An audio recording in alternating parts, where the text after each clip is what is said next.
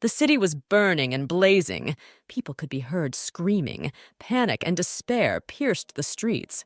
Nothing was visible because of the smoke. Meanwhile, in the old castle, one of the servants' rooms was fragrant with the aroma of a delicious dinner. The food was bubbling on the stove. Meanwhile, the soldiers ran up the wooden stairs, furiously bursting into every room. The pretty girl brought the food to her mouth when the door swung open, and soldiers burst into the room shouting that they wanted the princess. The young lady shuddered, almost dropping the bowl, and replied that yes, she was a princess, but she would like to finish it. The young man pointed his finger at her and asked if she was the sixth princess named Lana. The girl nodded and tried to say as clearly as possible that yes, she was the same Lana, but due to her stuffed mouth, it came out as an indistinct moo. The head knight of the squad coldly ordered his soldiers to grab Lana, who in surprise dropped her bowl of food as two soldiers grabbed her by the arms and dragged her out of the room like a criminal. At this very time, in the square in front of the palace, a formidable man stood in front of the servants and subjects of the kingdom. The owners of the castle sat in the front row. The king and queen bowed their heads with a look of defeat. Only one fair-haired girl of extraordinary beauty stood straight and majestic. While the stranger who had taken over the palace announced that power was passing to him, Lana awkwardly made her way through the crowd to the members of the royal family. Finally, the girl exhaled and sat down next to the deposed royal family, dirty in a wrinkled dress with the look of a person who does not understand why he is here at all. The blonde beauty, the eldest of the princesses named Ingrid, asked Lana who she was and why she sat with them. Lana looked at her in surprise and replied that, in fact, she was also a member of the royal family. The red-haired girl sitting nearby chuckled with an arrogant look, looking at her poor relative with contempt, and as if trying to remember something, noted with a derogatory smile that she had completely forgotten about her existence. She smiled evilly and continued to mock Lana. The forgotten relative felt so embarrassed because all the courtiers were whispering with pity, looking at her, and some were surprised that she was still alive. Lana answered the red-haired girl with a simple-minded look that she could laugh at her as much as she wanted if it made her feel better, because they all only had a short time to live. The girl knew everything in advance, because she was reborn in the novel after she died in a past life reading this novel. Before her current life, she read a fantasy novel about this very kingdom, and the main character was Princess Ingrid. And the emperor was a hero who dreamed of conquering the entire continent and taking Ingrid with him. And Lana herself was not even presented in the novel, but after being reborn, she turned out to be the illegitimate child of a king and a maid, so to speak, a disgrace to the family. So she lived all her life in an abandoned palace. Instead of shedding tears, the forgotten princess enjoyed every minute of her life. Since she was a great gourmet of food, she decided to eat whenever she wanted, savoring every bite. While everyone was waiting for her deathbed, Lana thought that it would be ideal to enjoy her favorite dishes before dying. At this time, the loud stomping of boots interrupted the roar of those gathered. The tall man, with an expressionless, cold gaze, looked first at the royal family, then at the rest of the crowd. The king and queen bowed their heads to the invader, recognizing his power and hoping for pardon. The red-haired girl who ridiculed Lana was shaking like a leaf, having lost her mind from fear. And Lana herself looked at the executioner and noted his chocolate-colored shape. I reasoned that he looks very tasty. Our heroine tried to remember what nickname they gave to this legion. They called him either the Emperor's dog or the Emperor's sword, but both seemed to the princess more like an insult than a nickname. Her thoughts were interrupted by the voice of her relative Ingrid, who scornfully asked the invader what he was going to do with them. To her question, the legion replied that what happens to them is what happens to the captured family of the ruling kingdom. After these words, the king lost his composure and shouted that he would give whatever the invading knight wanted, just let him spare their lives. Lana, looking at all this, thought about what he could give. When the kingdom fell, there was nothing left to give. Suddenly, Legion fixed his gaze on her. Something about this girl aroused his suspicion. A couple of seconds later, the enraged executioner who had conquered the kingdom stood in front of Princess Lana with such an expression that it seemed that in just a second he would kill her. Our heroine looked at him in disbelief, blinking her eyes, when suddenly, with an equally furious look, her older sister Ingrid closed her off, screaming to leave her sister alone, citing the fact that she was still a child and also a princess. The knight looked coldly at Ingrid and said that he didn't care at all about her opinion or her relatives. Everyone didn't have much time left. Then he slowly approached the king's eldest daughter, who was kneeling, and offered to take her instead of her younger sister. At this moment, the knight should have developed an interest in the beautiful princess, as was the case in the story of the novel in which Lana now lives. But instead, the knight calmly walked around the eldest heiress and approached Lana. Our heroine stared at the conqueror in bewilderment, not understanding anything. The only thing she understood from all this was that the Legion did not pay any attention to her beautiful sister, which means the scenario has changed. Then the girl put her thumbs forward, letting him know that everything was okay. The knight looked at her suspiciously and asked what her gestures meant. He had never seen anything like this before, to which the young princess replied that this gesture meant that he was super cool. The knight still looked at the girl suspiciously and finally called his soldiers with a signal and ordered them to search Lana. She tried to show her hands, saying that they were just mosquito bites, but the soldiers began to rummage through the pockets of her dress, bringing the princess to hysterical laughter due to the tickling.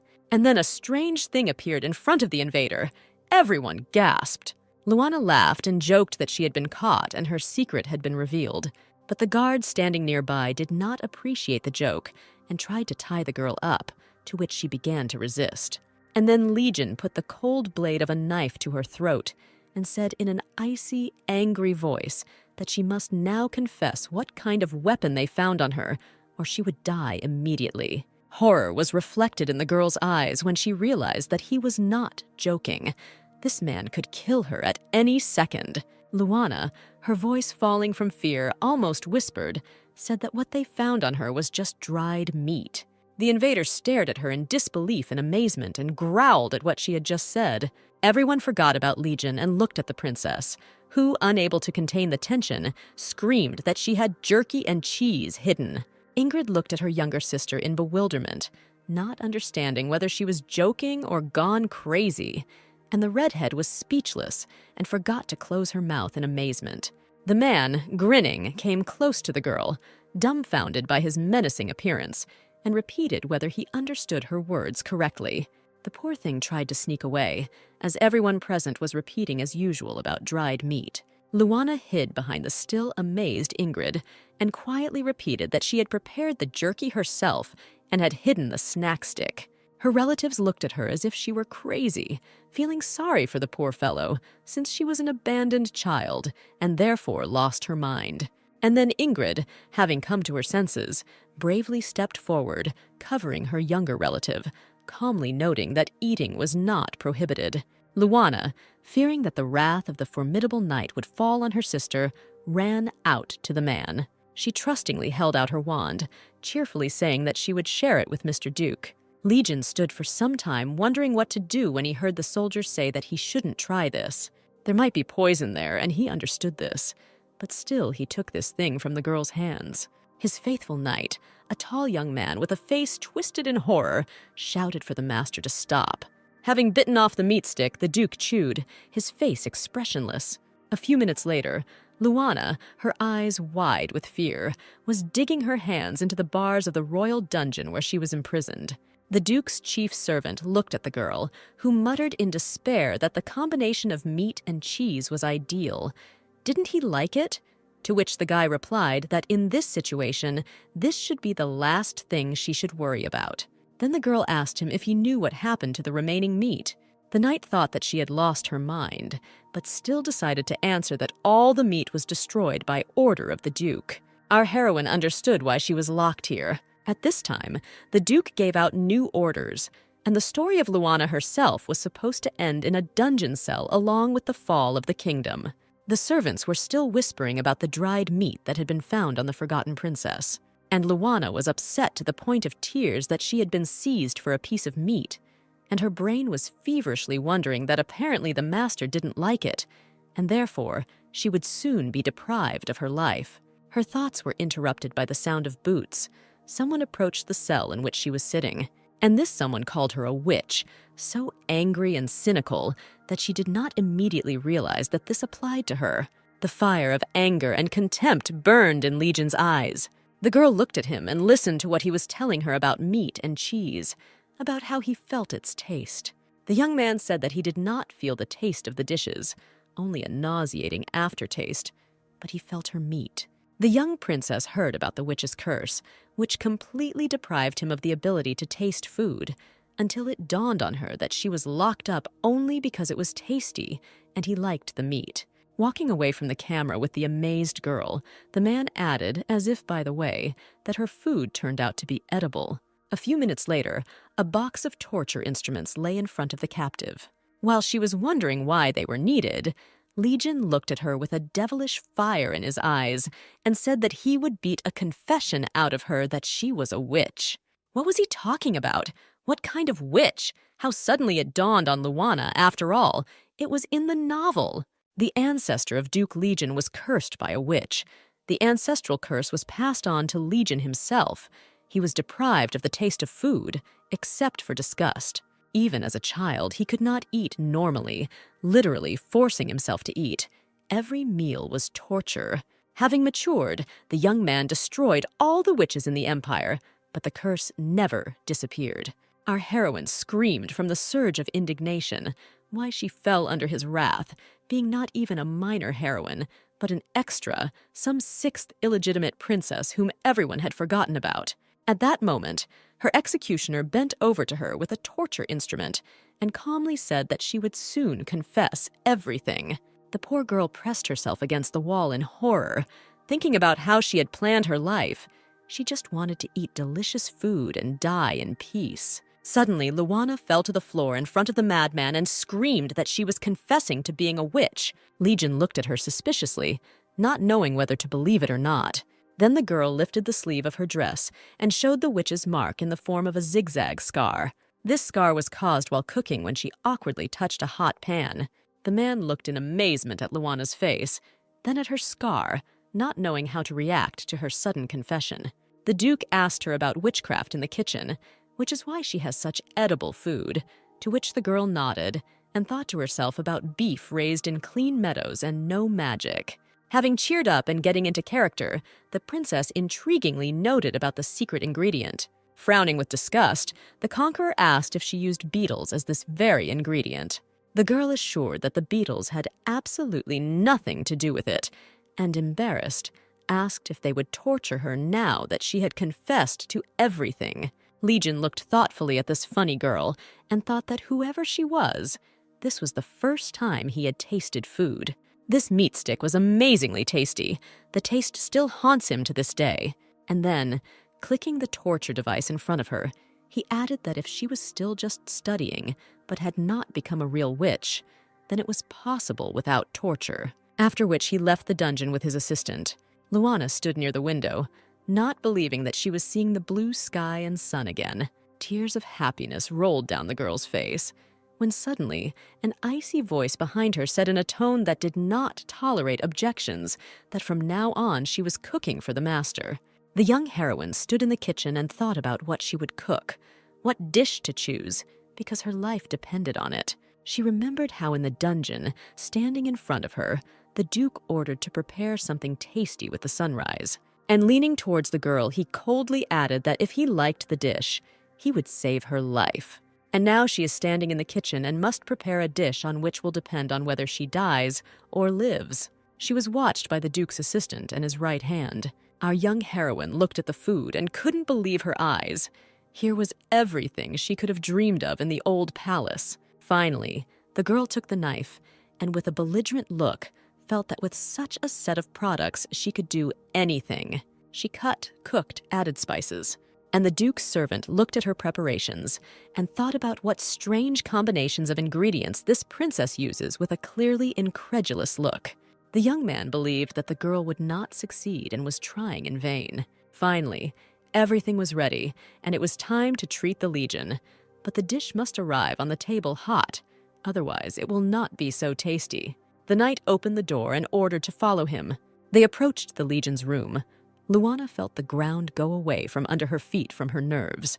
When they entered, the Duke looked at the girl and his assistant, ordering everything to be placed on the table for him. The girl brought the dish to the master's table. Lana opened the lid with a confident look, thinking that she had prepared this dish many times, and it would definitely please her new owner. When the girl opened the lid, Legion stared in surprise at what lay there. He looked at this strange food incredulously, doubting its edibility, and asked what kind of dish it was. A minute later, the Duke regretted asking, as Lana began to talk in a stream about all the tricks of this dish, how she prepared it, that he felt like a child not understanding anything of what she was telling. Finally, the princess triumphantly concluded that this dish was her personal improvisation. To this, the man replied that how self-confident you have to be to improvise when your life is at stake. The combination of fresh meat and vegetables, as well as nut sauce, cannot remain indifferent. Suddenly, the Duke ordered Lana to try the dish first in case she poisoned him. The girl calmly took wooden chopsticks and scooped up food, thinking that she would never poison such beauty out of respect for the food. Lana picked up the meat and vegetables with chopsticks and dipped them into the peanut sauce. And with great pleasure, she brought it to her mouth. The princess chewed her culinary creation so appetizingly, expressing with all her unearthly pleasure from this process. Seeing wooden sticks in the hands of our heroine, the young man became interested in this mysterious object for him.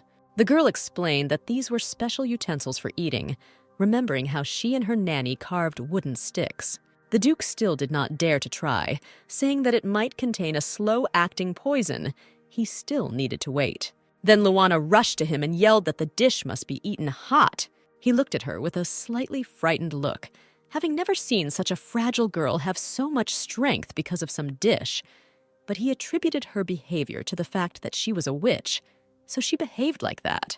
He hesitantly took a fork and twirled what he had prepared, thinking that it was unlikely that the girl was bluffing. And so he slowly brought everything to his mouth. He chewed and swallowed without saying a word, just remained silent. The princess, nervously fiddling with her hands, did not take her eyes off him, trying to guess by his reaction whether he was pleased or not. Finally, with a furious look, he growled at what she had just served to him. Then his face became somehow detached. No one could understand what was happening. Then the girl listed the products from which she cooked.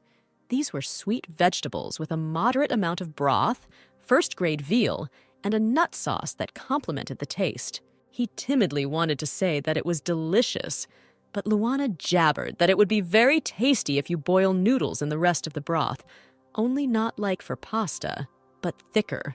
Her cheerful retelling of the menu was interrupted by Legion suddenly jumping up from his seat, who told her that she would go with him to the Empire. That was the order. Then he added more calmly that the king gave him permission to take whatever he wanted from the conquered kingdom, and he chose her. When the king signed such an order, the Duke could not even think that someone or something would interest him in the small kingdom. And coming close to the frightened Lana, he said more quietly that he had changed his mind. How can this be? Everything didn't go according to the script.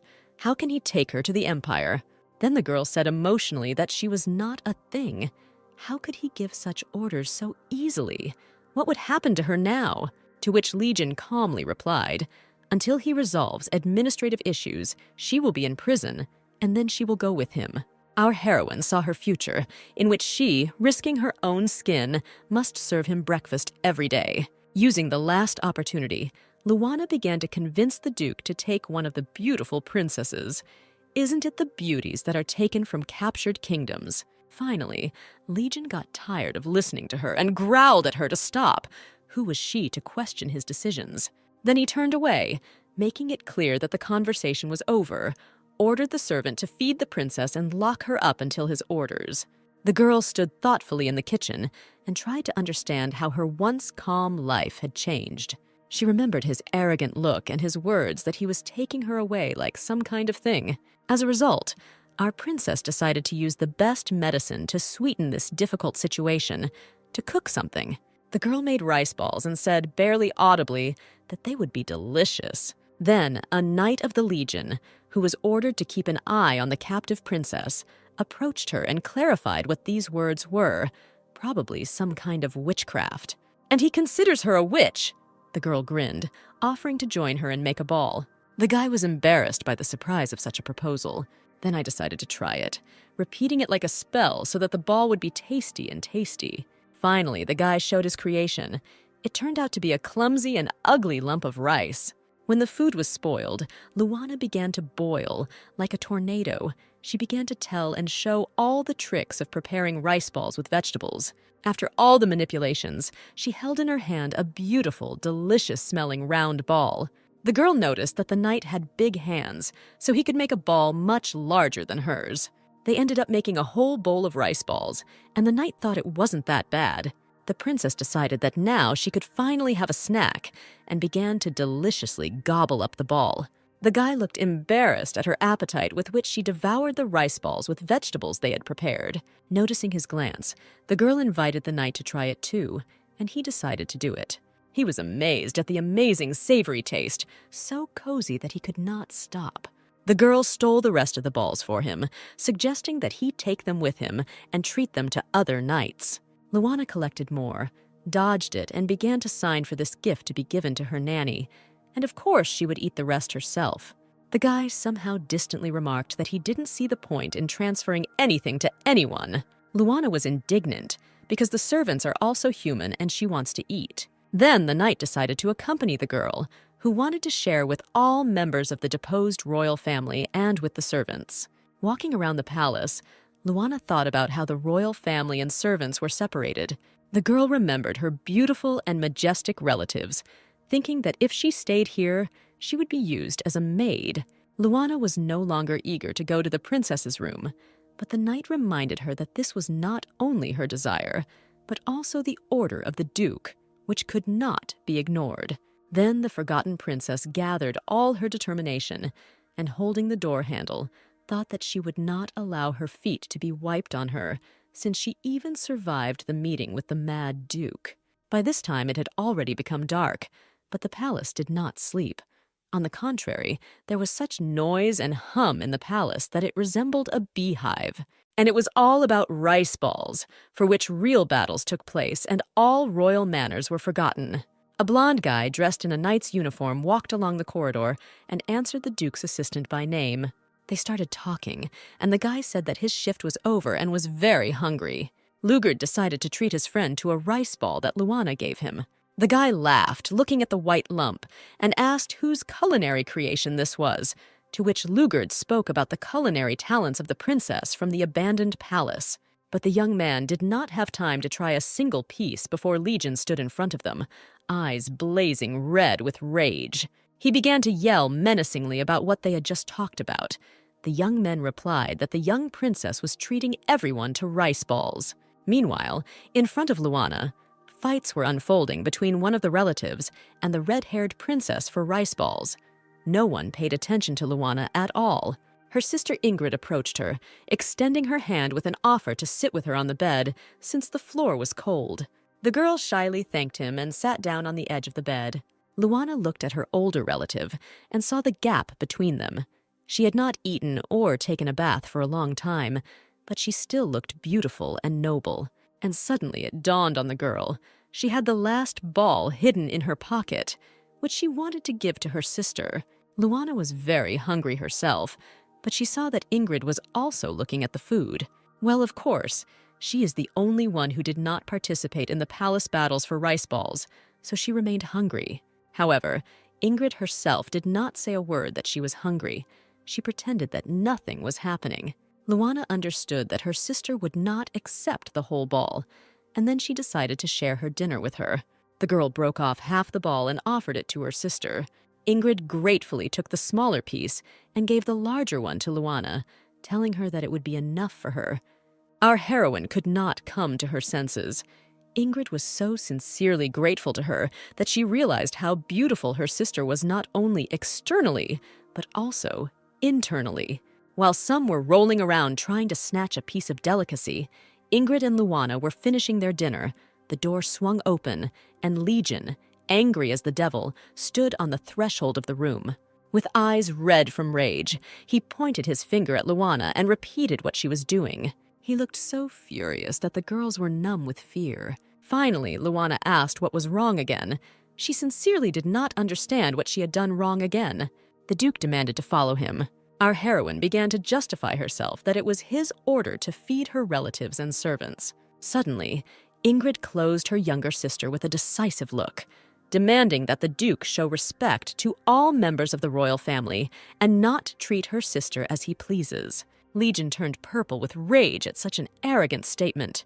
He ordered the guards to grab the girl and take her to prison. One of the guards grabbed the struggling Luana and was about to drag her to the door. The Duke sighed and looked at the clueless servant and explained that he meant the eldest girl.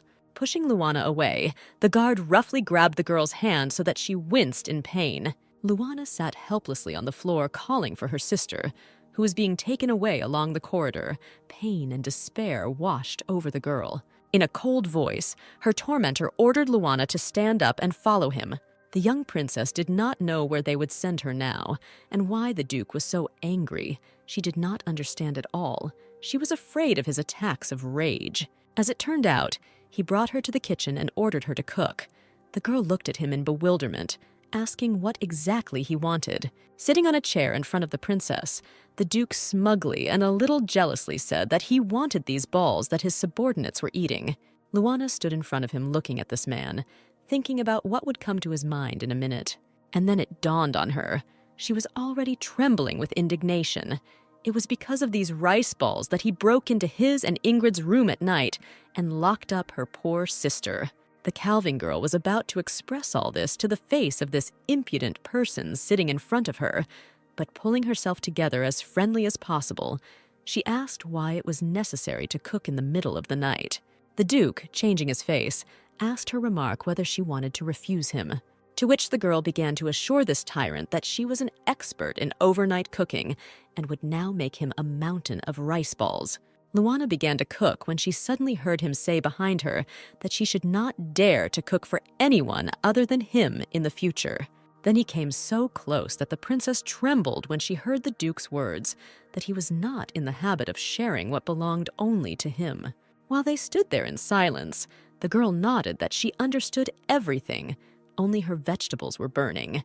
When he came out, our heroine grabbed her heart and began to calm herself down. How he scared her.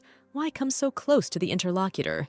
The young princess began to prepare, and finally, tired, invited the master to try her creation. He took the round piece and brought it to his mouth. Having taken a bite, he chewed for a long time, savoring every bite. At that moment, it was as if he was somewhere far away. He ate ball after ball, enjoying the fact that he could not just feel the food, but enjoy a sensation previously unknown to him. Finally, the Duke tiredly leaned back in his chair, noticing that he had eaten too much. Luana thought it was putting it mildly, eating 6 servings in the middle of the night. When the man came to his senses a little, he told the princess that it was time to sleep. Luana, beaming, wanted to go to her room, but an authoritative voice told the girl to follow him to his room. She would sleep there. When Luana, trembling, asked again, he was already walking out the door, still coldly and indifferently, repeating that she would sleep with him. The girl still couldn't get over the shock and stammered, why should she spend the night with him in his room? Then her master replied that this was necessary so that she would not run away at night. And so our heroine in the Legion's room doesn't know what to do, how to behave. She sat like a bundle of nerves. He began to undress with a calm expression, not at all embarrassed by the sitting girl. It seemed as if the Duke had forgotten that he was not alone. Luana shouted that she wouldn't look at him and turned away, thinking how the Duke could drag her here, where there was only one room. The girl turned red as a tomato, thinking that she would rather serve the princesses. This went on for several minutes, which seemed like an eternity. She huddled on the sofa, and he calmly undressed in his room. She wanted to ask him, but did not have time. He took off his shirt and stood in front of her with a naked torso, striking the girl with his thinness. She was so lost in thought, simply not taking her eyes off him, that it was his turn to be surprised. Something like embarrassment even flashed through her. Luana sat and thought how hard it must have been for him to eat all these years, just so as not to starve and feel disgusted with food. The princess was brought out of her thoughts by the Duke's question why she was sitting with such a thoughtful look. The girl turned around embarrassedly and saw a man in home clothes. Thinking that he was handsome, moreover, without his uniform he was not at all scary. But when she saw that he was sitting like a statue, motionless, hugging the sword, she thought that she had exaggerated. He still looked terrifying. Legion closed his eyes and sat like this, not intending to lie down on the bed. When Luana asked why he was going to sleep sitting up, the man replied that he still doesn't sleep well because of the curse. They started talking. Luana really wanted to know if he really couldn't taste food at all, except for the one she cooked. At some moments, looking at him, she even began to sympathize with him. The Duke, smiling grimly, remarked that it was strange for a witch to ask him about the curse and began to boil with anger. The girl realized that she was the only one thanks to whom he felt the taste of food. She remembered the mountain of rice balls he had eaten, which was why he couldn't stop. Suddenly, he jumped up and again turned into a blazing conqueror who began to suspect that the witch princess was going to send some other curse while he slept. In order not to tempt fate, Luana slipped under the blanket on a small sofa and decided that she needed to fall asleep. It was a dark night. The moon was bright and flooded the trees with moonlight. Luana did not sleep. She recalled the plot of the novel. When they captured the palace and killed everyone, a few were taken into custody. She understood that she should not have survived, but she was alive. She even managed to eat. She was not lying underground or on the cold floor of a dungeon, but in a bed, even if it was just a sofa. The Duke stood in front of her, giving orders. How much had happened and how much had changed in her life. Our heroine thought that he needs her. Only she can cook him something that he can eat, and he likes her food. So maybe it's worth turning this to her advantage. The girl did not notice how she fell asleep. In the dream, she ran without stopping. She was scared. She sobbed and called her nanny, to whom she was so attached. And then she sees her sweet face and rushes to hug the woman who replaced her mother. She pressed herself to her chest, sobbing and telling her sorrows. But something was wrong in this dream. The nanny had such hard breasts. The girl stood up a little and tried to understand whether she was sleeping or not, and what was happening in general. Opening her eyes, she heard a familiar voice quietly calling her a witch, but not evil. But with a smile, she saw that she was lying in bed with the Duke, clinging to his chest. The Duke said with a smile that she was brave for coming to his bed, immobilizing him and clutching his chest with her hands. Luana blushed and screamed from the horror of what was happening. She had never been so scared and ashamed. But the Duke was apparently amused by all this. When she asked why he didn't throw her off, he laughed and said that he was a knight. How could he throw a lady out of his bed? Then he put on a serious face and said that she needed to prepare to answer for this recklessness. The girl began to bow and apologize. What should she do so that he would forgive her? He sat down and said that he needed to think, then noted that he would like to have a snack. Luana jumped up like a bullet and jumped out of bed, screaming, and ran to the kitchen, shouting that she would prepare everything. The girl stood in front of the stove like a zombie. Her body had failed her at such a difficult hour. Then she got angry at the Duke and his whim for her to sleep in the same room with him. Then she simply burst into tears from resentment. And so she coded in the kitchen, mixing milk with pieces of bread, seasoned with spices, adding tomato paste, chopped onions and cheese to enhance the taste, and put it in the oven to bake. The Duke's assistant entered the kitchen and advised the girl to hurry up. The Duke was waiting and polishing his sword. Luana took the finished dish and, hoping for a better outcome, went to treat her master. Entering his office, she saw Legion in his usual uniform, perfectly fitting his figure with an absolutely calm look. The girl served the food on the table. Luana said that the dish she prepared is called meatloaf and can be eaten with potato salad. Suddenly, the Duke ordered to take another plate and sit down at his table. Luana obediently sat down, feeling awkward. She would have sat there if Legion had not given the order to start eating. The girl was sitting opposite her owner and didn't understand why he invited her. Then she decided to clarify. She needed to try the food to exclude the possibility of poisoning. After being ordered to eat, she decided to enjoy every bite, wondering if the Duke liked her dishes. Then she saw the Duke's empty plates and wondered how he could eat so much so quickly. The men finished their meal, and looking at her surprised face, noticed that while she was chewing the salad, he had finished breakfast. The girl asked if he liked the dishes and what about atonement for the night incident. The Duke calmly noted that it was worth a try. He could punish her by cutting off the brush, but then she would not be able to cook. Our heroine could not believe in her happiness and began to thank the ruler. The Duke, as if remembering something, snapped his fingers and called the servants, citing the fact that there was one more issue that needed to be dealt with. The maids arrived and began to take the frightened Lana away from the Duke's office. He looked at her with some kind of contempt, as if wondering what to do next. Lana walked with the air of someone who had been sentenced to death, and the maids silently led her through the rooms. And now the girl is sitting in a fragrant bath. 2 maids are washing her. Probably after the bath she will be interrogated, the princess thought. One of the maids looked at the young lady in surprise and answered in surprise that they were only ordered to bathe and change Miss Lana. And the second calmly added that the Duke would never harm the one with whom he spent the night. Lana flared up at such a statement and screamed that nothing like that had happened. It was just a misunderstanding. And here she stands, clean, well-groomed, in a beautiful dress, like a real princess from the royal family, not believing that it's really her. From behind, she was interrupted by the Duke's words that she looked better now. He also added that now she is pleasant to look at, since she is clean and well-dressed, to which Lana flared up with indignation. But when she saw herself again in the mirror, she thought, what difference did it make why he did it? Because she really always dressed like a maid. She never had beautiful outfits. The girl thought about how to say thank you to him, how to start a conversation. He approached her and asked what was wrong with her, and then Lana quietly and submissively thanked him. At that moment, he touched her face and said that this was nonsense for him. At that moment, he shook off the fallen leaf from her head. At this awkward moment, a guard came in and said that Princess Ingrid wanted to meet him. Lana remembered her poor relative, who was sitting hungry in prison. Ingrid sat gloomy, but with full dignity, in her prison cell. The Duke and Lana went to the dungeon. The princess tried not to look at the camera and her sister sitting there. She was embarrassed that her sister was there partly because of her. When the Duke asked what Ingrid wanted from him, she asked with full dignity what his intentions were and what he wanted from her by locking her in this dungeon. The royal heiress angrily continued to demand that the invader say directly why she was isolated and assured him that this would not break her will.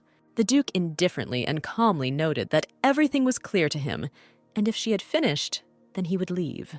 Having ordered the dumbfounded Lana to follow him, he advised Ingrid, furious at such impudent behavior, to confess to the guards next time. Ingrid looked so brave in that squalid cell that Lana couldn't help but admire her sister once again. The girl thought that she was ready to do anything, even admitted that she was a witch just to survive. But her sister was not like that. Finally, Ingrid asked her younger sister if everything was okay with her, and if this monster had done anything to her. The younger princess confidently reassured her sister that everything was fine with her, once again admiring the nobility of Ingrid, who in such a situation was not thinking about herself, but about Lana. Unable to hold back her tears, Lana shouted to her sister to take care of herself. She simply could not bear to see her behind these bars anymore. The Duke scolded her for talking with her relative, reminding her that she had no right to decide anything without him. Having handed over the lamp to the girl, they went back to the palace chambers, walking along the endlessly long staircase of the dungeon. Lana walked behind Legion, and all her thoughts were occupied with her sister and how she could be helped. There must be some way. The girl tried to speak to the man as softly as possible so as not to provoke an attack of rage. He turned around at her words that she couldn't bear to see what they were doing to her relatives and whether he himself was hungry. The princess offered to cook something very tasty. It was a beautiful sunny day outside, illuminating the royal palace with its rays, penetrating through the windows. The girl did not notice this beauty. All her thoughts were that she could cook something so incredibly tasty from the ingredients she had. The princess was wondering in her mind how much she would need and what to choose as the masterpiece that would conquer the Duke. There on the stairs, Lana asked the Duke to have mercy on her relatives if she prepared such a dish that the Duke would take for a masterpiece. If everything was so, then she made him promise to feed her relatives. He was very surprised by her request for the others, considering that many of them would soon be executed, so why transfer food to them? Lana never ceases to be amazed at his cynicism. And suddenly he added, hadn't she been abandoned all these years by her own relatives? The girl, with downcast eyes, replied that yes, she grew up as an abandoned child, not knowing or seeing her father, but now it doesn't matter. And then the princess added that no matter who these people are, it is always sad when someone is hungry. Somehow, without even expecting it from himself, the Duke agreed on the condition that he said that it was delicious himself. She looked at this formidable man so trustingly, trying to understand whether what he just said was true. Then Lana added that she herself has a motto in life: how to eat well even if there is no tomorrow. She was unable to move, holding the lamp in her hands. Then the girl smiled with such a pleased look. Legion was amazed at her state and thoughts in such a situation. He even hesitated, not knowing how to react to it. In the end, he began to lose his temper when the girl assured him that it was not necessary to feed her family with delicacies. The simplest food was enough. Unexpectedly, he gave a firm answer that he accepted her conditions. And so Lana flutters around the kitchen with a determined look, choosing a dish that the Duke cannot resist. She decided to cook the chicken by cutting it into portions, marinating it in milk, adding salt, pepper, garlic, and chili, and frying it all in oil. In this century, oil is very expensive. Unlike the time she lived in her previous life, she often prepared this dish for herself. The girl fried the chicken pieces until crispy. At this very time, Duke Legion was sitting in his office and writing reports to the emperor that affairs in the small kingdom were almost completed, and he would soon return. Soon he needed to choose the prisoners who would go with him, and then he remembered Lana and her proposal. The man was extremely dissatisfied with himself. This was the first time in his life that he accepted someone's proposal, let alone a captive. It seemed like nothing special, but he shouldn't have followed her lead. The invader realized that he had shown weakness. At this very time, Princess Lana rushed to the Duke with her culinary masterpiece. The chicken pieces fried in oil looked very appetizing, and there were potatoes and a glass of beer nearby. The girl cheerfully began to name the ingredients of this dish and how it should be eaten, and recommended trying it with beer. The Duke looked at her stained dress, which she did not change, thinking that she really tried. Legion picked up his fork and prepared to start with the golden chicken pieces. Lana looked at him timidly with her hands folded. How nervous she was at that moment. He told her that he only drinks wine, but the princess persuaded her to try at least a sip of beer, as it goes perfectly with chicken. Imagine her joy when the Duke took the beer and took a sip. Suddenly, he was overcome by strange sensations. He saw a barley field, and he just saw it, but found himself in it. Then he saw people who were harvesting barley. The Duke held the fork and knife detachedly, not moving. He was there, and she stood in front of him, not understanding what was happening. The girl got worried and began to call him. When the man came to his senses, he asked the name. Lana asked whether to tell him this dish and its name. Once in his reality, Legion explained that he wanted to find out the girl's name. The princess timidly said her name, adding that he already knew her last name. The Duke was completely different now, calm, even said that he would remember her name. Meanwhile, his faithful servant and assistant was indignant about how she returned alive from his bedroom. Moreover, they became close. Why this girl when other princesses were imprisoned? By order of the Duke, food was served to all prisoners. Yes, it was simple, but it was ordered to feed everyone from the servants to the king and queen. The king and queen, who had not eaten for several days, did not understand anything at first. They no longer hoped to eat anything. The knight noticed that his grace gave the order to give food 2 times a day and let them be grateful to him. The king did not understand how this could be, why the invaders suddenly decided to feed them. But then it dawned on the queen. She heard rumors circulating around the palace that the Duke had become close to the abandoned princess, and this was probably her work. At that moment, the queen grinned unkindly, deciding to use this child for her own purposes. Lana stood in a new, elegant dress, not believing in her happiness. Her family was fed, and the servants too. The girl kept repeating, "Is it really true?" when the Duke lost his temper and asked not to ask the same questions.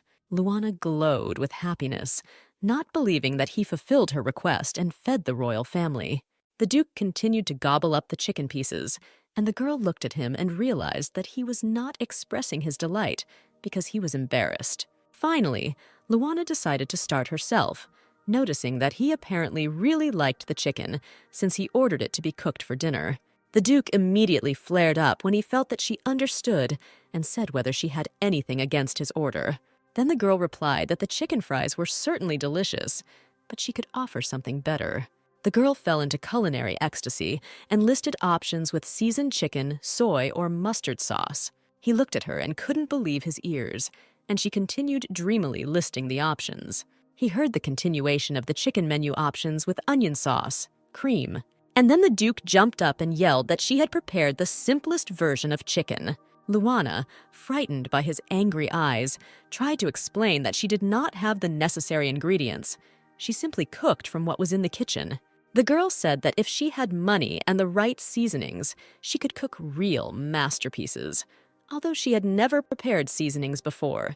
Then the Legion called an assistant and gave the order to bring gold coins. A couple of minutes later, sparkling gold coins lay in front of Luana. That was all for the necessary products. The Duke ordered Knight Lone to help Luana buy the necessary products and ordered her not to spend money on dubious things. Luana looked at the Duke offended. What does he mean by dubious things, and who does he take her for? Legion looked at the princess's shining face, seeing her delight at so much money.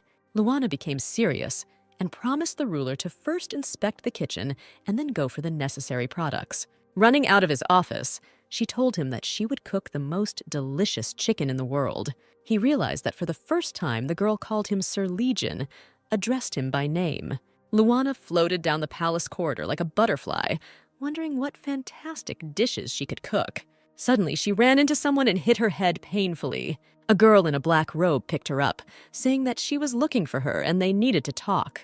Luana was unfamiliar with being addressed by Miss Luana and who this stranger was, whom she had never met before. The stranger took the girl by the hand and said that she knew her.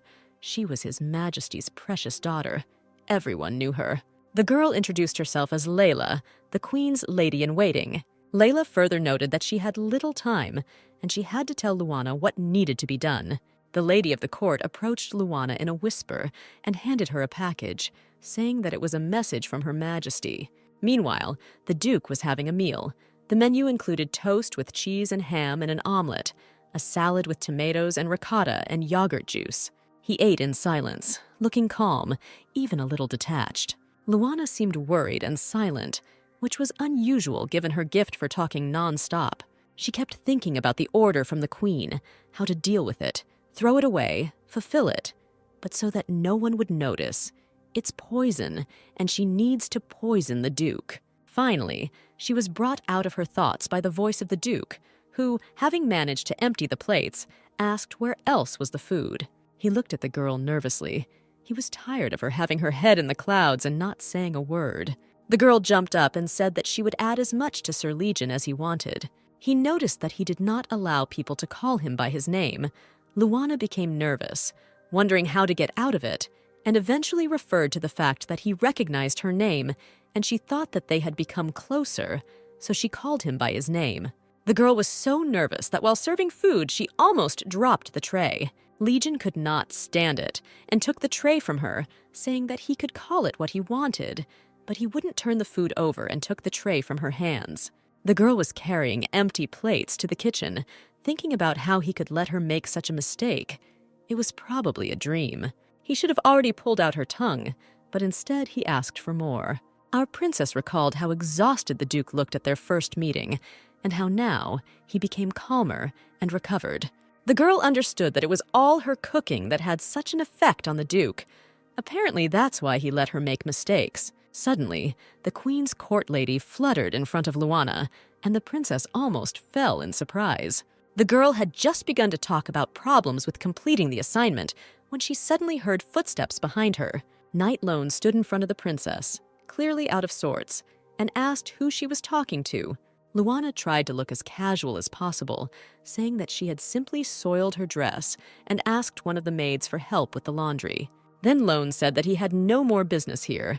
He just came to convey the Duke's order to serve chicken for dinner. Luana promised to do everything in the best possible way and breathed out a sigh of relief, which means he didn't hear her conversation. Entering the kitchen and closing the door, the girl began to frantically think about what was happening and what she should do. The Queen's assistant handed over a note and a bottle of some kind of purple liquid. The note said to mix the liquid into the food. The girl reread the message again and turned the bottle over in her hands. It must be poison. Suddenly, there was a knock on the door and Lone entered, reminding the princess that she was forbidden to close the door. Luana justified that it was just a habit. The girl was washing the dishes and thinking that she should ruin such wonderful dishes with poison as much as possible. Remembering Legion, she thought that she couldn't do this. He was the main character. She would simply throw out the poison while there was no one there. Our heroine made a decision. No one cared about her fate. She was an abandoned princess whose fate was not interested, and now she doesn't care what happens to them. And the girl began to prepare dinner. It didn't feel like a heavy weight had been lifted from her shoulders. She didn't need to kill the Duke. And here she lies in his Duke. There is silence all around, and again dark thoughts. She could not throw away the bottle. Then the knight is watching in the kitchen. Then the maid is nearby. Legion also did not sleep and thought about the hanging tension. She does not chat. She looks like a bundle of nerves. He asked why she was so quiet, because she was so nervous about herself in the situation with the dried meat. And now she shudders at his every word. The Duke then added that they would soon go to the Empire. She would go as a prisoner to lure other witches. And after that, he would allow her to stay on his estate. And also he promised to show her to the Emperor, whom the girl imagined as a monster. The princess broke out in a cold sweat from this horror and from what she had stored right here, in this bed. Luana quipped in a trembling voice that this was his way of trying to make her relax, or that he wanted her to talk. She heard him put his feet into his slippers and get out of his bed. He roughly grabbed her blanket, into which the princess, trembling with fear, pressed herself and demanded to look into her eyes when he spoke. He reminded her that not long ago, she crawled into his bed and was braver. The girl tried to justify that she turned around because the blanket was pulled tight. He jerked the blanket off her, in which Luana was clinging, and a vial of purple liquid rolled out. Legion walked up with an evil grin and picked up the bottle. Luana was pale as a sheet. He turned purple with anger and said that she was planning to poison him. That's why she was behaving this way. He derogatorily told her that he spoke generous words to her while she planned to treat him with poison. He opened the bottle, casually adding what to expect from a witch. But the princess was truly horrified when Legion drank the poison with such calmness, as if it were ordinary juice. She rushed towards him. The girl screamed why he did it, and the man calmly noted that it would not kill him. After he said that he was immune to poisons, Luana, with tears in her eyes, grabbed him by the shirt and screamed how he could be so careless about his life. The Duke was confused and did not know how to react. His potential poisoner was sobbing and looking at him in horror. At that moment, a knight came running to the noise and caught the whole picture. Only his eyes saw a romantic idyll, in contrast to the hurricane that was raging here. The assistant quickly jumped out and wished them a good time, leaving them in such an awkward state. They understood what he was thinking. Luan felt so ashamed, and Legion felt like a complete fool. Luana, in a stuttering voice, justified herself that she had gotten a little carried away, to which he ordered her to stop. Legion said that what he drank was not poison. Then, roughly pushing the girl away, he ordered her to go out the door and leave his bedroom. Luana felt ashamed and humiliated after being told that the discussion would come later. But now he didn't want to see her. He turned away, making it clear that the conversation was over. The girl hurried out. The princess, wearing only a nightgown with a blanket in her hands, stood in the corridor under the door of his room, wondering what to do next. At this awkward moment, she was caught by a fair-haired knight who cheerfully said that he heard interesting things were happening here. At this time, Lugard arrived in time, saying that the Duke ordered Luana to be given another room and ordered to follow him, to which the fair-haired man burst out laughing and remarked that she shouldn't sleep in the corridor. Our heroine wanted to know how Sir Legion was feeling, whether everything was okay with him. Meanwhile, Legion was standing in his room, realizing that the bottle was not poison. but a strong drug.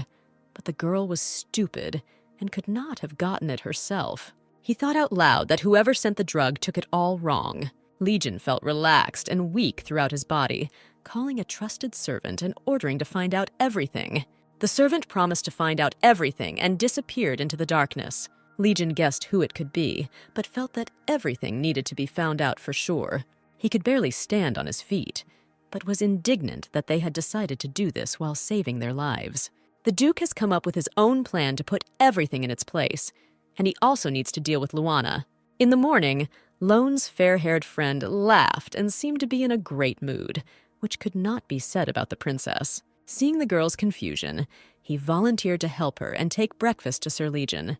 The girl looked at the guy in surprise as to why he decided to make her morning easier. She thought that it was probably because she was the youngest princess of the kingdom, whose parents died. The girl was moved by such attention as the guy clarified what he would get for his service. Lana offered to feed the knight after he took the Duke's breakfast, to which the merry fellow laughed and eagerly accepted the offer. The girl understood why he stuck around and offered his services. Left alone in the kitchen, the young princess thought that it was so quiet around. She heard that the king and queen would be executed and realized that she did not feel anything about this. Lana recalled that they crossed her out of their lives, and they weren't her parents, so it's not surprising that now this is the end. While washing the beans, the girl thought about her sister Ingrid. She worried about her more than about herself. She is now sitting in a cold dungeon, and all because of a damn letter that became fatal. A polite refusal of unwanted advances the eldest heiress herself wrote and sent. Because of one single refusal, a war began and the kingdom was captured. Her sisters became prisoners, and her parents will die, and not only them, but many people will be executed. The girl imagined Ingrid sitting, how she was sobbing, how hard and bad she felt from all this news. When, instead of Lana, the Duke saw a knight bringing him breakfast, he asked where the girl was and why she didn't come.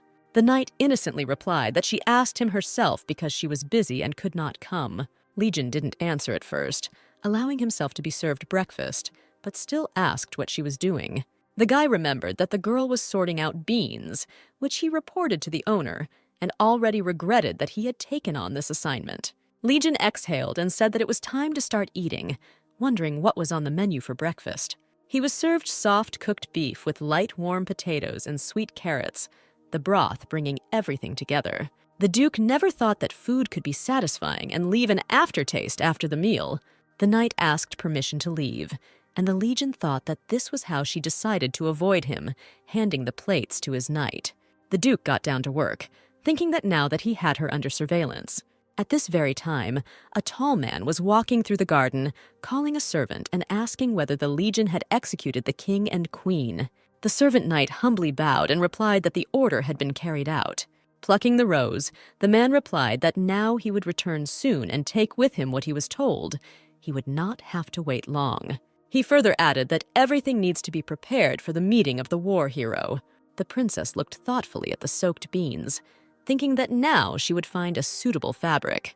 The sharp question of Legion, who appeared in the kitchen asking what she was doing, made the girl shudder. The bowl of beans almost fell to the floor. Lana answered evasively that she was busy with kitchen chores, trying not to look at him. Legion said that he did not like the person who served him breakfast today. The girl looked at him in nervous tension. Then she bowed, apologizing for what had happened and promising to fix the table setting. The Duke told her to pack her things. Since they were leaving for the Empire, all his business was completed here. Lana feverishly looked around the kitchen and nervously pointed to a shelf with seasonings and oils and asked in various jars if she could take it with her. Legion exhaled, never ceasing to be surprised by her, and allowed her to take whatever she wanted from this. Lana beamed. When the Duke was leaving, she thought that if they were leaving, then Ingrid should go with them.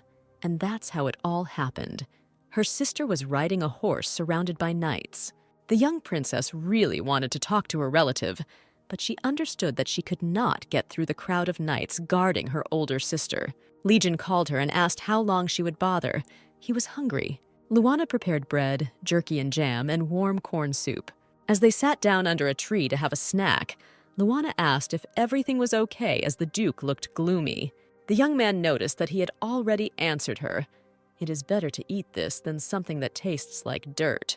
Lana decided to defuse the situation and started talking about where she would live when they arrived in the Empire. Legion wearily replied that she would go with him to the Duke's palace, because he would have to introduce her to him. Well, yes, to report on the prisoners, and she is his prey, a slave, how could she forget? Lana looked down and sadly said that she hoped to avoid meeting the Emperor. And then, as if by chance, the Duke told her not to dare to fall in love with the Emperor.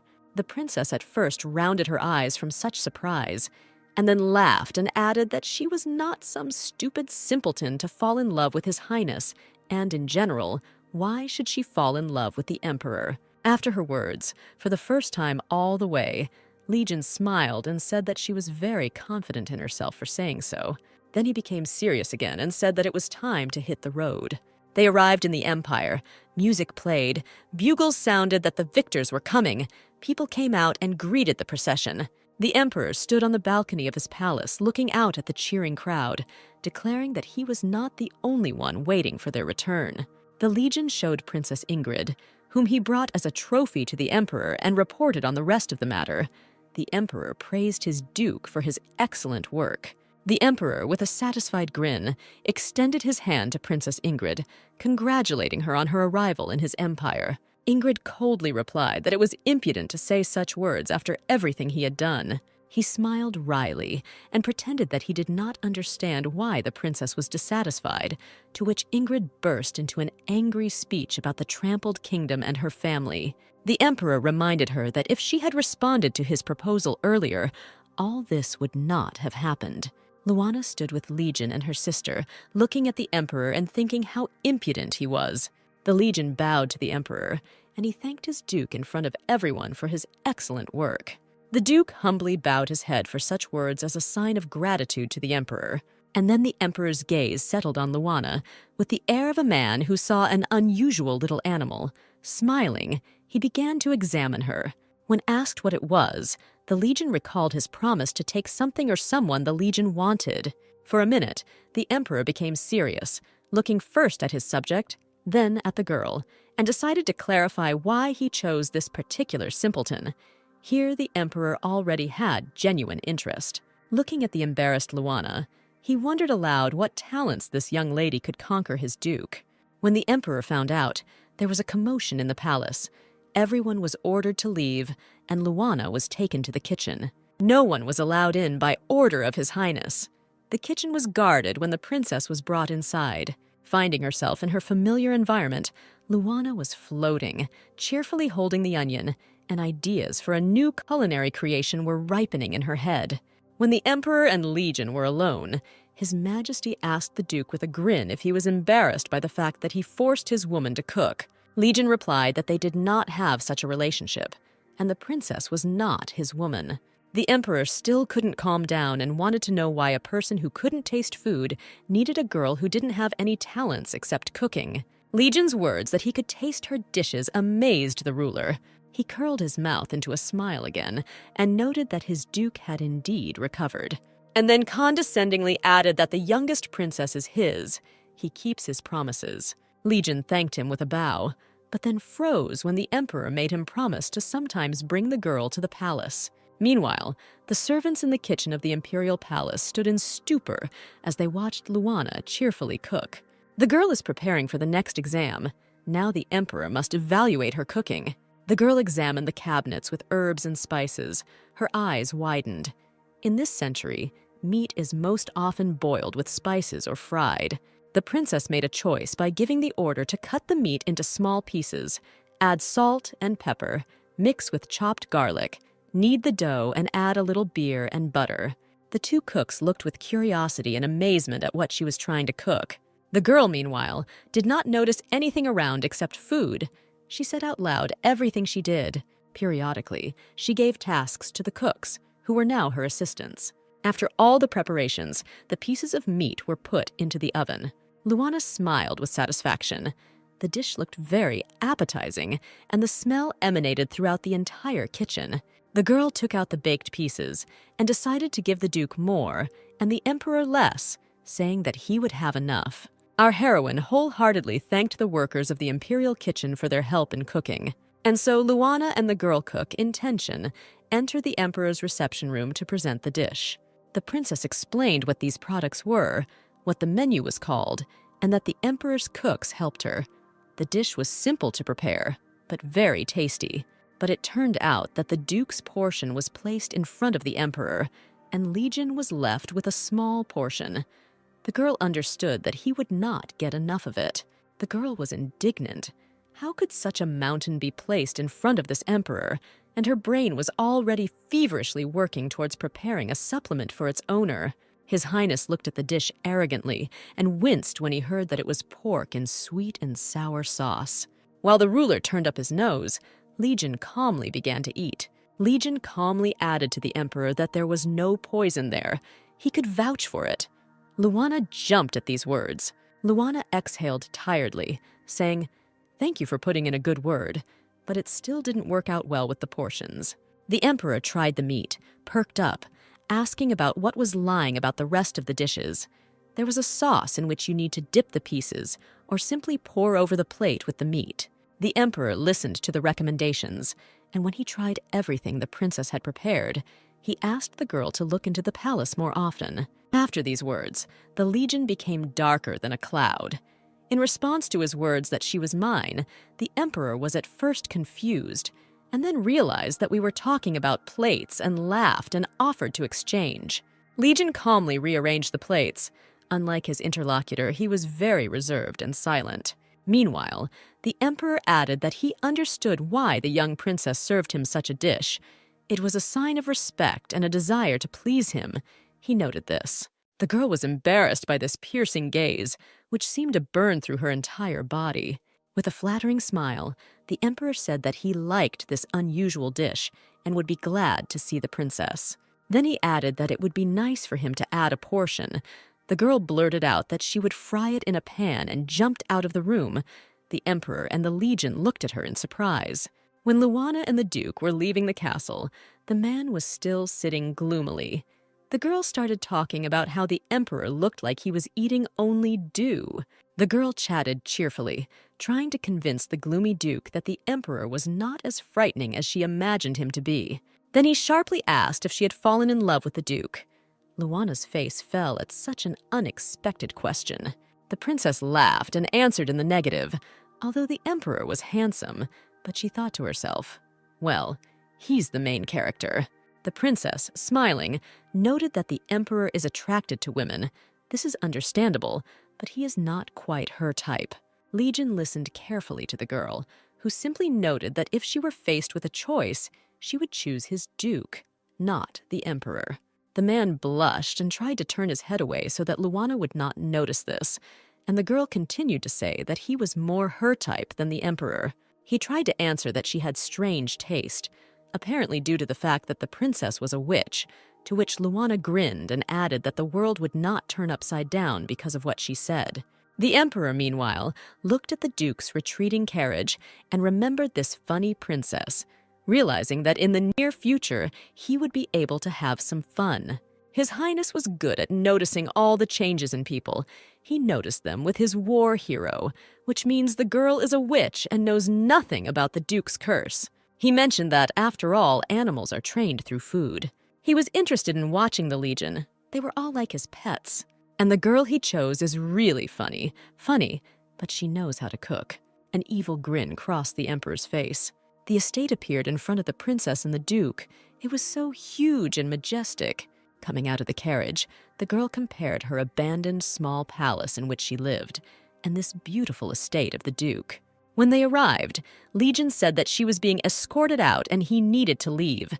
When asked where he was going, the duke did not bother to answer. A friendly, smiling butler appeared in front of the girl, who took the guests' things and said that he would show everything. The butler's name was Kane, and when he took the girl's suitcase, she was terribly embarrassed that the elderly man was dragging her things. When Kane brought the princess into the room, at first she thought it was a dream. It was so beautiful, light, and spacious. While the girl looked around her room in admiration, the butler looked at her with such a joyful look. After his words that the Duke, although he looks cold, has deep feelings hidden inside him, made Luana flare up with indignation. The girl tried to make it clear that there was no relationship between them, but the butler kept talking about his title, wealth, and in general he was a nice guy. Luana collapsed on the bed. But why doesn't anyone hear her? What a couple. She's actually his prisoner. Moreover, she knows how events will develop. The Duke will fall in love with Ingrid, and Luana should not even exist at this stage of events. With these thoughts, the girl fell asleep with these thoughts. The fatigue of a hard day made itself felt. Waking up in the middle of the night, the princess felt that she was very hungry. Realizing that she would die of hunger before the morning, she decided to sneak into the kitchen. Quietly looking out into the dark corridor, she saw no one and decided to head to the kitchen as quietly as possible without waking anyone up. Luana, arriving at the kitchen, began rummaging through the shelves in search of products and realized that with such a composition, there was no way to get around. A picture appeared in front of her in the form of a loaf of bread, an onion, and a couple of bottles of milk. The girl decided to cook from what she had. She fried the breadcrumbs until golden brown, chopped the onion, and put a pan of water on the fire. The result was a fragrant soup made from croutons, to which milk, salt, and pepper were added. Having tried the spoon, the girl was satisfied, but decided to take the pan and go out into the fresh air. It seemed to her that someone was closely watching her. Having settled down on a bench in the courtyard of the estate, the princess, looking contentedly anticipating the meal, took a spoon and began to eat. When the legions suddenly appeared in front of her, Luana almost choked in surprise. He asked her what prompted her to go out at such an hour, when the girl replied that she was very hungry and did not want to wake anyone. The Duke had just returned to the palace and noticed that in any case it was unsafe to go out alone like this. Then he was attracted by the appetizing aroma emanating from the pan. Noticing this, the princess asked the gentleman if he had had dinner. Having received a negative answer, the girl offered to try the soup. His eyes sparkled for a minute. Then, looking down awkwardly, he said that she hadn't prepared it for herself.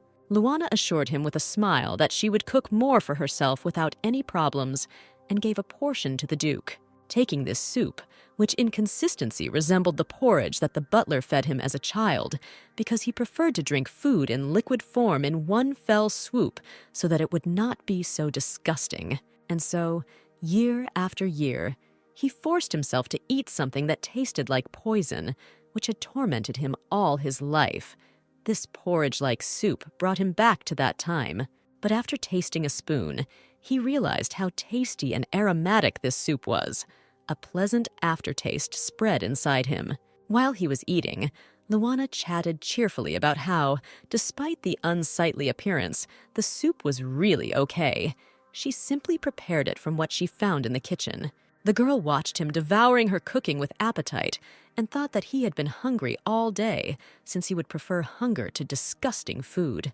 And then she really wanted to please the Duke, and the princess said that next time he would not try to starve himself, she would cook him something tasty. She said that she would do everything to make him gain weight, to which Legion grinned and added that that's what witches say when they want to fatten him up and eat him. Then Luana, in all seriousness, proposed a bet and promised that she would not eat Sir Legion. They pressed their little fingers to each other as a sign of an oath. Then the Duke became embarrassed and muttered that she should not grab people like that. Luana pulled back and thought that she had actually gone overboard with the handshake. Legion suddenly replied that since she had kept her word about the Emperor, and since she had not fallen in love with him, he had prepared a gift. The Duke gives her a separate kitchen in the annex in which the girl can cook for herself. Our heroine's eyes sparkled with tears of happiness. Unable to say anything, she simply whispered words of gratitude. So they sat together under the bright light of the moon. It was so cozy and joyful. Meanwhile, someone was watching them from behind a tree. The next morning, out of indignation, Sir Legion's cook broke the plate after hearing the maid's words that he would not cook for the master anymore. Wei, that was the cook's name, was even more infuriated that some girl would cook instead of him. Wei burst into curses and turned purple with anger. Meanwhile, our heroine was happily preparing breakfast. The girl was cheerful and was preparing to take breakfast to Sir. The butler entered and invited the girl to serve Sir Duke breakfast. Although, as the servant noted, the gentleman never eats breakfast. Luana looked at him in surprise and said how strange he was. Meanwhile, the enraged chief cook was walking down the corridor like a hurricane, followed by a knight who was trying to convince Wei to stop. He was beside himself with anger. Who was she? An upstart from nowhere who was now preparing breakfast for His Majesty. He spent 5 years of his life preparing food for the Duke, and now he is left out of work. At this time, the butler was carrying breakfast with Luana. The princess was waiting to see what the owner's reaction would be. There was tense anticipation. At this time, the butler knocked on the door. Legion was changing clothes at that time and allowed entry into the room. Luana and the butler entered. With an embarrassed apology, the girl saw the Duke without a shirt and covered her eyes with her palms. The old servant said that he knew that the master did not have breakfast, yet Luana prepared breakfast. The menu included soufflé pancakes with fried sausages and bacon, a fresh salad with cranberries and cheese, and hot tea with milk. The Duke said that he would have breakfast, took the cutlery, and prepared for the meal. A beaming Luana reported that these are soufflé pancakes. The dough literally melts in your mouth due to its consistency. She and the butler watched as their master brought the first piece to his mouth and stood waiting. Meanwhile, the butler thought that he understood that there was something between his master and this girl. But for love to work wonders like this. Luana poured tea for the Duke and carefully made sure that Sir ate everything. Everything went great. Legion ate every last bite. The girl soared with pleasure as she took the dishes to the kitchen. Wei, gloomy as a cloud, was watching her. He blocked her path, introduced himself, and said that he was the chief cook of this palace. The cook honestly admitted that he heard how the Duke ate her breakfast and liked it, but he cannot come to terms with the fact that he no longer cooks for the master. And therefore, Luana proposes a fair culinary duel. He and she will cook, and whose dish turns out to be tastier, he wins. While the girl did not know what to answer, a blonde knight entered and, as always, in a good mood, added that something interesting was planned. He dragged his friend Lugard and said that they would be judges. Everything was decided quite quickly. At this time, a guy approached the girl and introduced himself as assistant cook Guard and suggested not to pay attention to all this. But Guard still noted that everyone wants to know what kind of dish it was that touched the Duke's heart. Then the assistant cook bowed teacherly and said that she didn't have to answer if she didn't want to. Guard began to lead Wei away, explaining that the girl was here on the orders of the Duke, when Luana stopped them. The girl boldly replied that she accepted the challenge and would prove that she could cook well. At the same time, in another wing of the castle, the servants were whispering about how their Duke had become prettier. Legion even began to examine himself in the mirror, wondering if he really looked that bad before. At this time, Luana and Wei began the competition, but the princess noted that there must be a third judge for a fair evaluation. Wei thought it was an unwise thing to do. If the girl lost, the Duke would have to send her away. But she put forward the condition that they prepare one best dish each, and the judges evaluate them. The butler was called as the third judge. Wei glanced sideways at Luan and was sure that she became a cook only because of her close relationship with the Duke. The assistant chef reported to Luana that Wei was preparing Chateaubriand. When the princess asked what kind of dish this was, the head chef explained that it was a high-quality steak made from thick beef tenderloin. Wei's dish was almost ready, and the assistant chef asked Luana what she was cooking. Luana replied that this was a special dish that no one had cooked here before. Wei believed that victory was in his pocket, but increasingly began to look at what his opponent was preparing. When he saw the dish prepared, he asked Luana for permission to try it after the competition. Luana happily told me what she had prepared.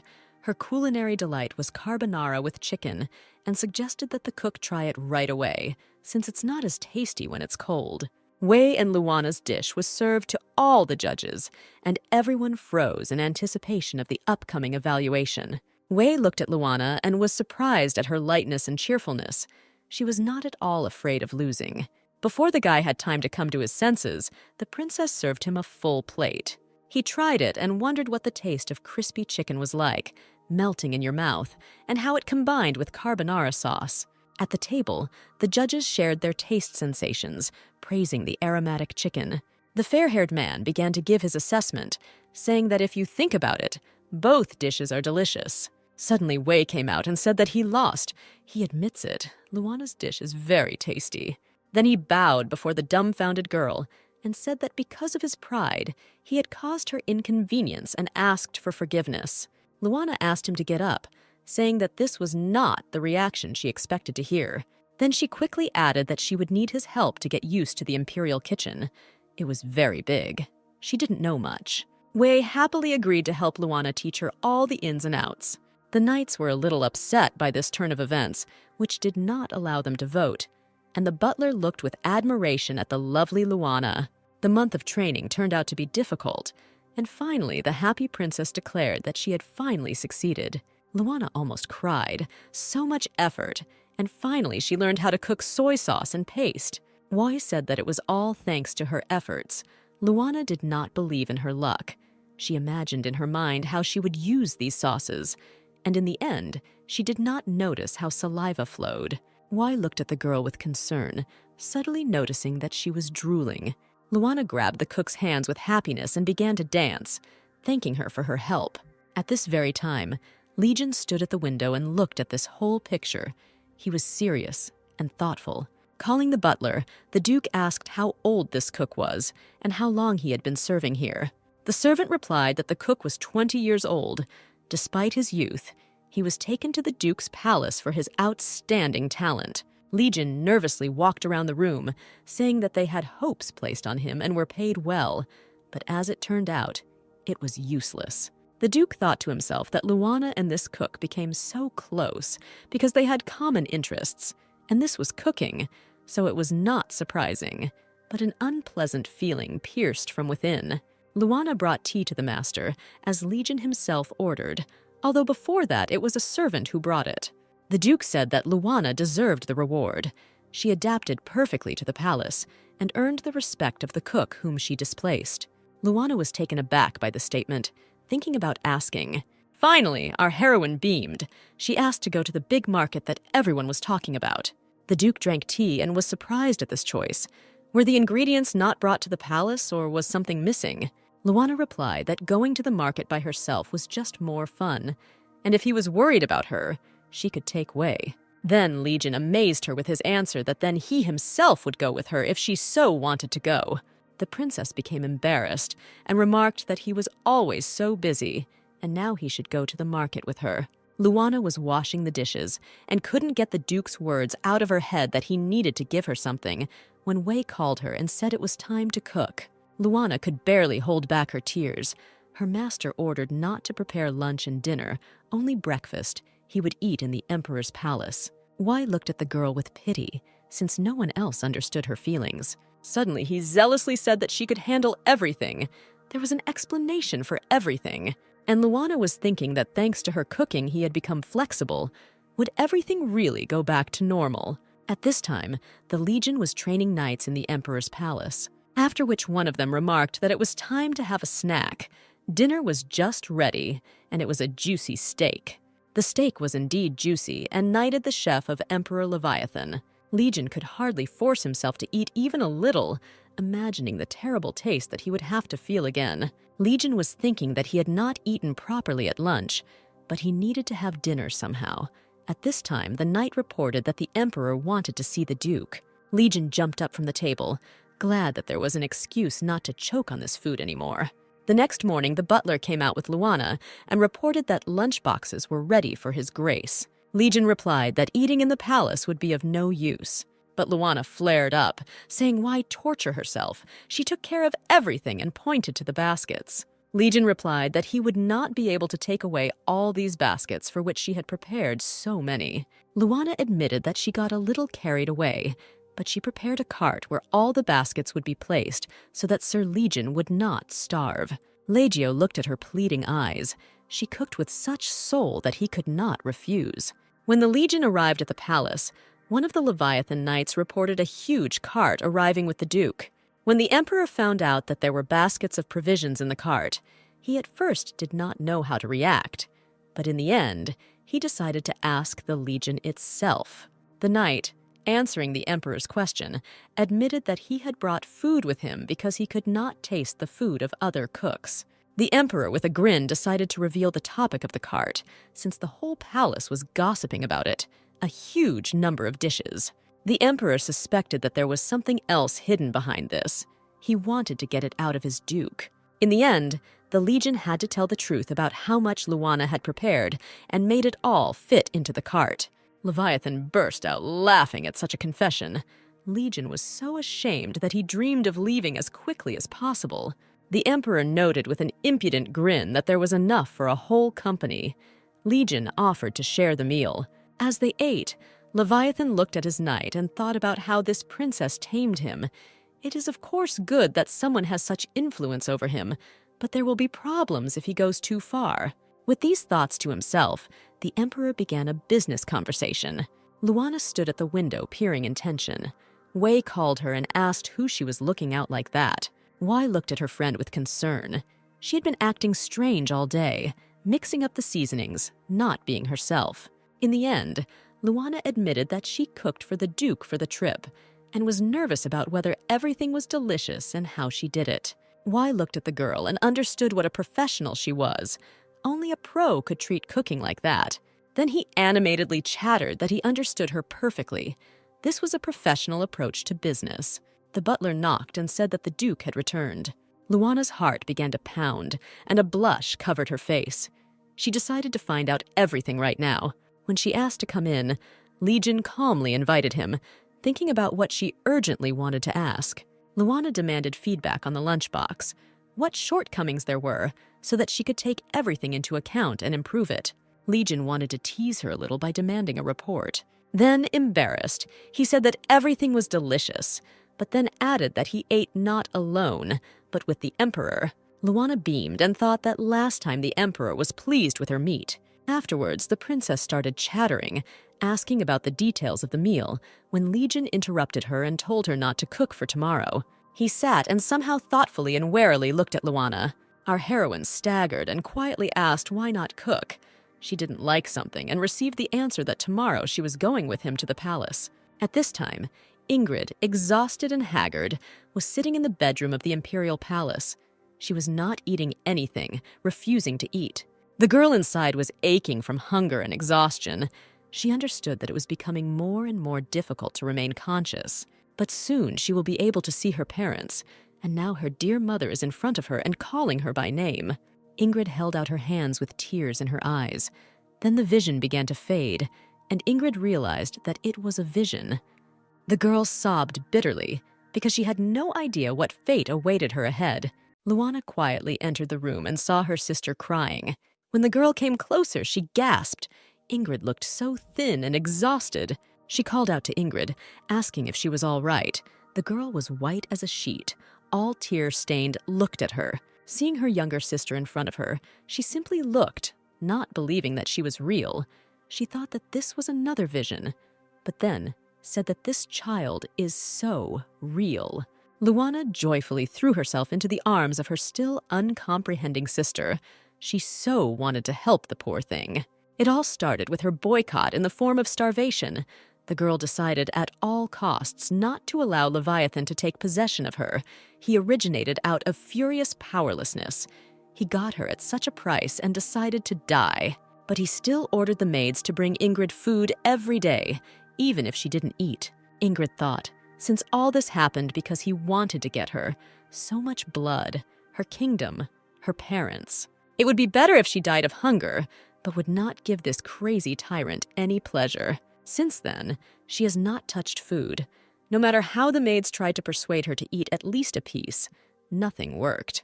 Luana placed a bowl of porridge in front of her sister when Ingrid asked if her sister was surprised. The girl replied that she had heard rumors, but she didn't think it was that bad. Ingrid hesitantly took the spoon. The younger sister reassured her, saying that it was porridge, small grinding. In its condition, it will suit best. Ingrid peered into Luana's face, trying to understand either she's trying to be cheerful, if she really feels good. She couldn't bear it, and asked Heron Order whether her younger sister. At first, she didn't understand what she was talking about, but Ingrid, surprised by Luana's liveliness, explained that she too had lost her palace, her parents, her subjects, her country, everything. She couldn't understand how Luana acted so cheerfully and at ease. After thinking, the youngest princess replied that she behaved this way because their losses were different. She lost the old, forgotten palace in which she spent her childhood, worn-out clothes, a father whose face she doesn't even remember, and who crossed her out of his life. And she added with a smile that apart from this, she had lost nothing else. She was an abandoned princess. Then it began to dawn on Ingrid how Luana perceived this situation. She sighed heavily and said that she hadn't thought about it. Luana tried to reassure her sister, assuring her that this did not mean that she did not understand her pain. On the contrary. Then sadness lay like a shadow on the girl's face, and she quietly continued that there was a time when it also seemed to her that there was nothing left. But then, she thought not about what she had lost, but about what was left. Living here and now, she thought about what she could do if she stayed alive and gave me strength not to give up.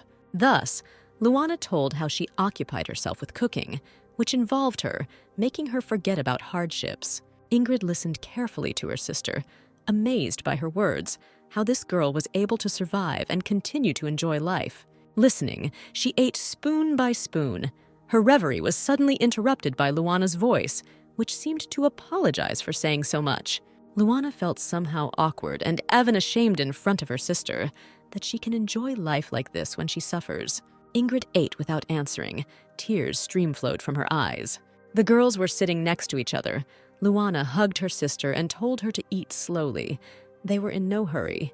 Ingrid said that she would eat everything. When she finally finished everything, Luana sighed with relief. The sister was sleeping and looked like a baby. The girl thought that not only did she not eat, but she also could not sleep normally. Suddenly, Legion entered the room with the Emperor. Luana flinched in surprise.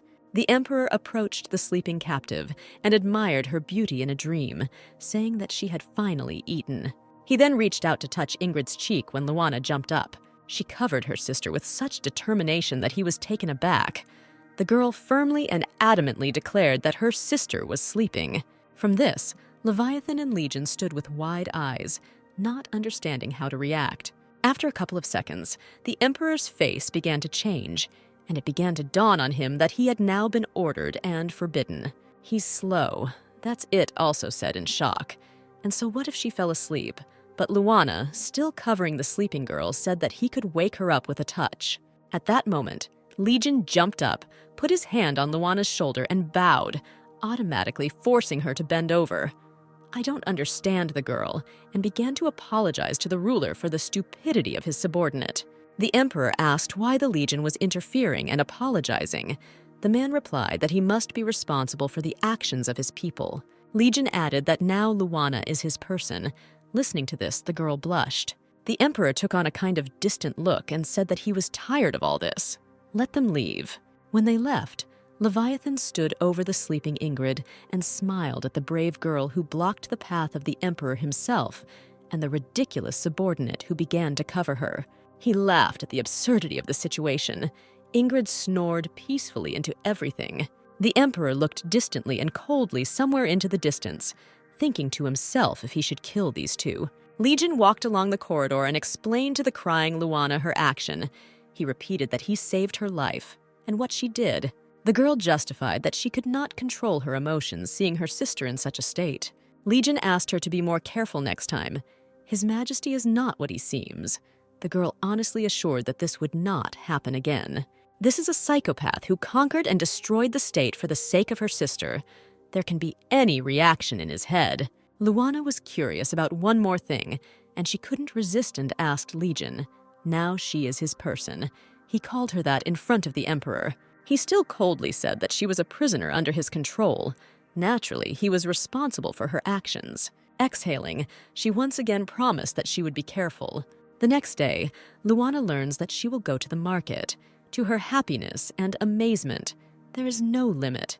Besides, the butler said that there is no need to take bags. The food will be delivered to the palace by a porter. That's it. Then we need to go out quickly. It will finally hit the market. But what an even greater surprise there was when a carriage and a duke were waiting for her, who would also go with her to the market. At the market, Luana had a real rush of emotions. She had never seen such a large market and range of products. Luana did not stop talking to the Duke for a minute about the scale of the market. It was not even close to the small one in her village. Here, indeed, she can find anything. But as if approaching the counters, then she pushed. Then they stepped on their foot. Luana seemed to be carried away into the crowd like a wave. She was confused and did not know how to get out. She stretched out her hand, expecting some kind of help, when suddenly a strong and confident hand squeezed her hand. He pulled her out of the crowd, and with a jerk, she pressed herself against his chest. She felt so good at that moment. She felt support and strength protecting her. Looking at her embarrassed and confused face, he said that he understood her excitement, but there was no need to leave him. Luana looked at him with wide eyes and muttered that she wouldn't. They stood in the middle of the market. The girl instinctively did not let Ghost leave his shirts. They walked on. Legion glanced sideways at her, thinking that now, by letting go of his hand, she could easily escape, getting lost in the crowd. But seeing how she stuck to him, he couldn't understand whether this was her plan, either. She doesn't even think about escaping, when suddenly she screams. He asked what happened. The girl was shaking with excitement and pointing at the product. The seller noted its sharp side, and when asked how much to put in, she answered that as much as possible. Legion looked in bewilderment at the strange fruit with which he had his first meeting. He asked Luana where she was going to use this strange fruit, to which the girl, still trembling from an excess of emotions, said that she wouldn't cook it right away. She needed to study the recipes. She already saw chocolate in her thoughts, and enthusiastically added that with the help of this fruit, she would prepare an amazing dessert. Legion understood little, but never ceased to be amazed at her simple-minded joy. What kind of girl she was. Seeing how she buys this fruit and other goods, her genuine delight, he thought that she would never have been able to calculate the escape. When they returned, the girl sincerely thanked him for the purchases. They were so expensive. Legion said that he could even buy the entire market. He's also the Duke.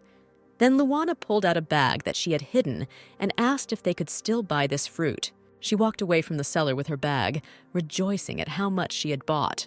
Legion has so much to do, and he found the time to go to the market with her. It would be too presumptuous to think that he did it for her sake. Suddenly, her internal dialogue was interrupted, and she realized that she was standing alone. The Legion was not nearby. She stood in the middle of the crowd, turning her head in all directions. She hesitantly called to him. Suddenly, she was overcome by fear. She was lost. He told her not to leave him, what to do. She was pushed from all sides. She thought that this time she would definitely fall, when someone's hand held her. Looking at her savior, she saw a young man in black robe with very beautiful eyes. The stranger, still smiling, asked if everything was okay with her, if she was hurt. Luana, embarrassed, could not tear herself away from his jewel-colored eyes and muttered that she was fine. He called her name. The girl understood this only a minute later, thanking her for her help. She asked in surprise how he knew her name and herself, to which the stranger replied, "How could he not know? Everyone knows her.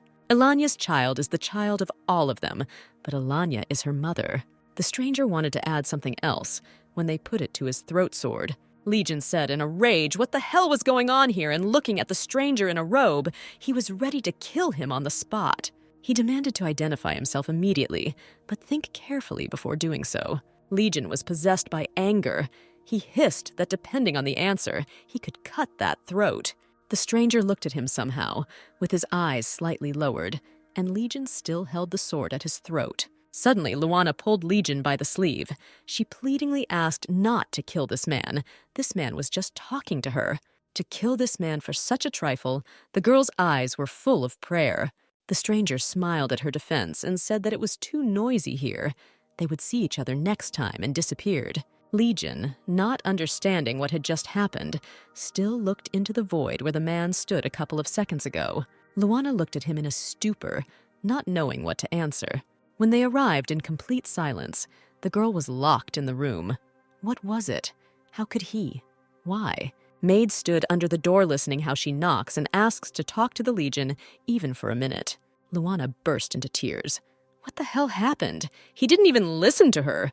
Then she screamed in rage in the middle of the room. She was locked up again as a hostage. What is this all about? She remembered an unfamiliar man. Violet, captivating eyes, white hair. It was impossible to forget him. Luana wondered why, heck knows, but she doesn't have it. She remembered how he called her Elania's child, and of all people, he knew her mother. Luana's mother was a maid in the royal palace, where the king took notice of her, but her luck ran out when she died giving birth to a child.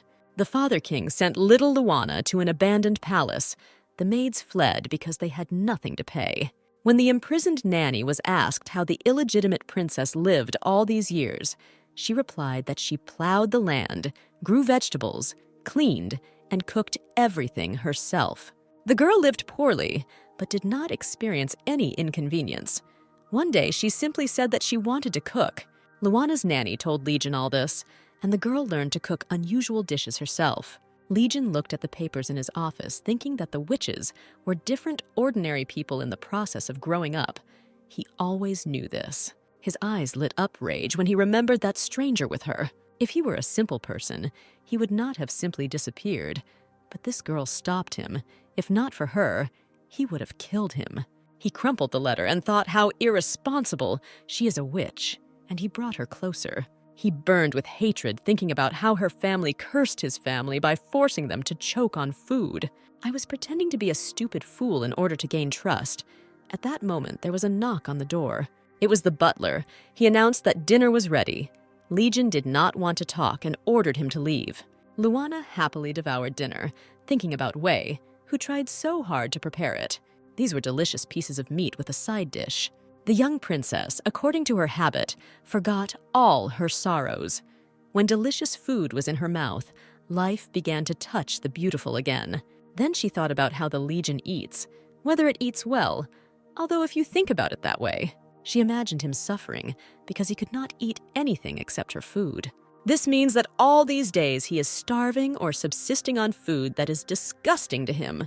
And then Luana got angry with herself. And why should she, locked in a room by the Legion, worry about him? As she put another piece into her mouth, she thought that whether he was hungry or not was not her problem. But still, no matter how hard she tried, she was worried about him. The girl thought sadly that he still didn't trust her. What a terrible character. Luana was furious again. What a fool, paranoid, complete idiot. Her gloomy thoughts were interrupted by a knock on the door, and she jumped in surprise. A sad butler stood outside the door and said that she needed to come with him. They walked along a dark corridor. The gentleman ordered her to move. Where to move? Did not let her out of the room. And now he wants to move her somewhere. The butler answered in monosyllables, despite the girl, who was pouring out questions about why she couldn't pick up her things. Luana understood how strange this all was. She had a bad feeling. Then the princess began to realize where they were going. She asked the servant if it was possible that where they were going was the basement. He meekly apologized, which means it's true, she didn't imagine it. All only because he misunderstood her actions in the market. Last time everything was somehow resolved, but now everything is different. He thought that that man and Luana were accomplices, but she wanted to talk honestly. They went into the basement room.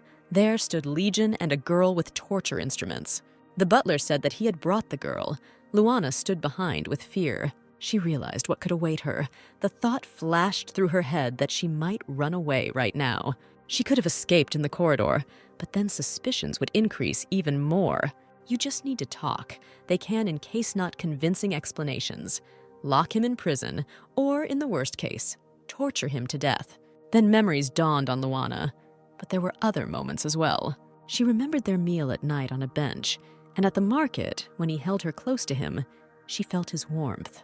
And when they chatted so sweetly in the market, it was as if they had known each other all their lives. Luana got angry and defiantly replied that here she is. What does he want from her? His eyes, full of hatred, malice, so demonic, made her tremble with fear. He grabbed her hand, realizing where they wanted to take her. She begged his listen. He said in an icy voice that this should have been done from the very beginning. Now she will tell everything about the other witches. Luana looked at him, thinking that during the time they had not seen each other, he had lost a lot of weight. This is a chance! She grabbed his hand, asking him to listen to her, just talk. He stood and looked as if past her, as if hypnotized. Then it was as if he woke up, came to his senses. His gaze became more meaningful and human. He pulled his hand back and asked what she wanted to say. Luana had tears in her eyes and asked why he had lost so much weight. He struggled with himself. Her words touched him, but he convinced himself that this was a witch, and witches care about their relatives. He will torture her even if she doesn't say anything. This will help lure other witches. The butler tried to intervene, but Legion sent him out of the room. This girl dared to lead him by the nose, and now he shows concern on his disgusting face. He heard her say, "You lost weight because I was locked up. You didn't eat anything." He involuntarily put his hand on his heart. It beat faster. A girl standing nearby and awaiting torture asked him if it was okay to start. Legion turned sharply and said that no, he had urgent business. Luan was ordered to be locked up. The butler stood in amazement at this change in behavior. Besides, Legion ordered nothing to be done without his knowledge. "What urgent matter are we talking about?" the butler asked. But the Duke hurried out and ordered a doctor to be sent to him. Legion covered his mouth with his hand and blushed, frantically thinking that something was wrong with him. At this time, in the pub, young people were loudly talking about the disappearance of a person, about a young witch locked in prison in the Duke's palace. A stranger with lilac eyes and a robe sat with a mug of foaming drink and listened to the young people. The hostess yelled at them to stop making noise, otherwise they would scare away all the customers. And in general, what kind of witches are? They don't exist. She just wanted to put in a second mug, but the visitor disappeared, leaving money for the order. Luana was shaking from cold sitting in the cell, thinking that if I had known, I would have dressed warmer. She remembered that moment. Legion's face changed. He looked so lost. She thought maybe he had an epiphany. At that moment, the lights went out. "What a horror!" the girl shivered. It was cold and also scary. At that moment, someone put a hand on her shoulder and called her by name. In the dark outlines, she saw someone's silhouette. She screamed in fear. It was the butler who lit a match so that she could see him. His kind face looked at Luana with love. The girl was so happy to see him. He handed her food, saying that she had not eaten since last evening. It was cream soup with croutons and a croissant from the chef. Luana was amazed, saying that he and Wei might have a relationship because of her. Troubles, but the butler reassured her. The girl happily began the meal, sincerely thanking for the food. And really, I was very hungry. Suddenly, the butler asked her while she was eating why she didn't run away. The old servant said that such an outcome was quite predictable. Did she really not even think about escaping? Luana jumped, which means he also expected this escape from her. The princess pretended that she was only now beginning to understand what he had in mind. It's true, she had such thoughts. The butler reminded her of opportunities for escape, such as when she was changing while he waited outside, or the perfect opportunity was in the hallway. He slightly narrowed his eyes and peered at Luana, trying to understand whether she really hadn't even thought about it. The girl replied that if she ran away, the Legion would only be convinced of their suspicions. Yes, of course she understood that she could do anything. Badly will end, because the scene in the market that Legion saw was suspicious. But to resolve everything, all she needed was to talk face to face. She didn't think that he would immediately want to torture her. The butler asked if she meant the suspicious scene at the market. She confirmed. Luana explained that she had no intention of hiding anything, and nothing serious had happened. At this time, Legion in his office listened to the doctor's diagnosis that the witch's curses did not add up. Doctor explained that this became known at that moment while the Duke was away. He continued with the air of a schoolteacher. What if a curse has already been cast? Then other witches cannot curse him. Legion asked, "Then what is this rapid heartbeat if it is not a disease or a curse?" Doctor smiled slightly and replied that this symptom often occurs in young people. Many people are frightened by these symptoms when they encounter them, but then they go away. He hinted at romantic love. The doctor said that at such moments you need to listen to your heart. Legion didn't understand anything from the hints, and it made him angry. The doctor didn't finish speaking. Someone came. Doctor asked the Duke if he could talk to the so-called witch himself. Legion said that if he wanted it so much, then let him talk. In any case, he himself wanted her show. Well, then there is no need to waste time. The doctor is out. It was already dark. The sky was strewn with stars. The crescent moon was shining. The butler returned to his master. He told the Duke that he had talked to the girl, which helped better than any torture. Well, how did she explain that situation on the market? Legion asked. The servant told the words of the prisoner that she was so happy that day that they and the Duke got out of the palace. The girl told about her cooking plans, how many interesting things she saw at the market. It was so pleasant to walk with the Duke. Well, she didn't want to darken such a day with bloodshed. After all, if it had happened, the Legion would have completely stopped wanting to go out for walks. That's why she stopped him, which only made him angry. While she was telling this, she asked for more food. Regarding the extra portion of dinner, these were her last words. The servant tried to convey to the young master as calmly as possible that the girl was not lying and had no idea about that man in the market. Legion thought, so she just didn't want to lose the opportunity to go on walks with him. He then asked if she had said anything else, but the butler nervously asked if she could take some more. Legion tried not to show embarrassment, adding that he hadn't minded the girl ask for anything else other than more. The young Duke sat flushed with embarrassment. The butler gasped, seeing his master in such a state. The cell in which Lana was sitting was transformed. A table, a bed, and bed linen were installed. They brought a variety of food with beautiful presentation. Lana opened and closed her eyes, not believing that this was reality, but no, all this really happened. The girl asked the maid who brought all this how to understand all this. She only shrugged, asked, "Does Miss want anything else?" Lana, dressed, combed, and invigorated, sat at the table getting ready to eat and answered, "What more could you ask for here?" Still not ceasing to be surprised, she asked, "She was a prisoner? Why they fed her like that?" The maid explained that she did not know this. She was simply following orders. The maid really didn't know anything, but no one was particularly surprised, knowing the disposition of their master. Lana got nervous, damn it. They brought her in to torture her, then they locked her up, then they arranged the room and brought her delicious food. But when she saw the food, the girl decided that she could think about it after starting the meal. As the maid took away the empty plates, a thought occurred to Lana.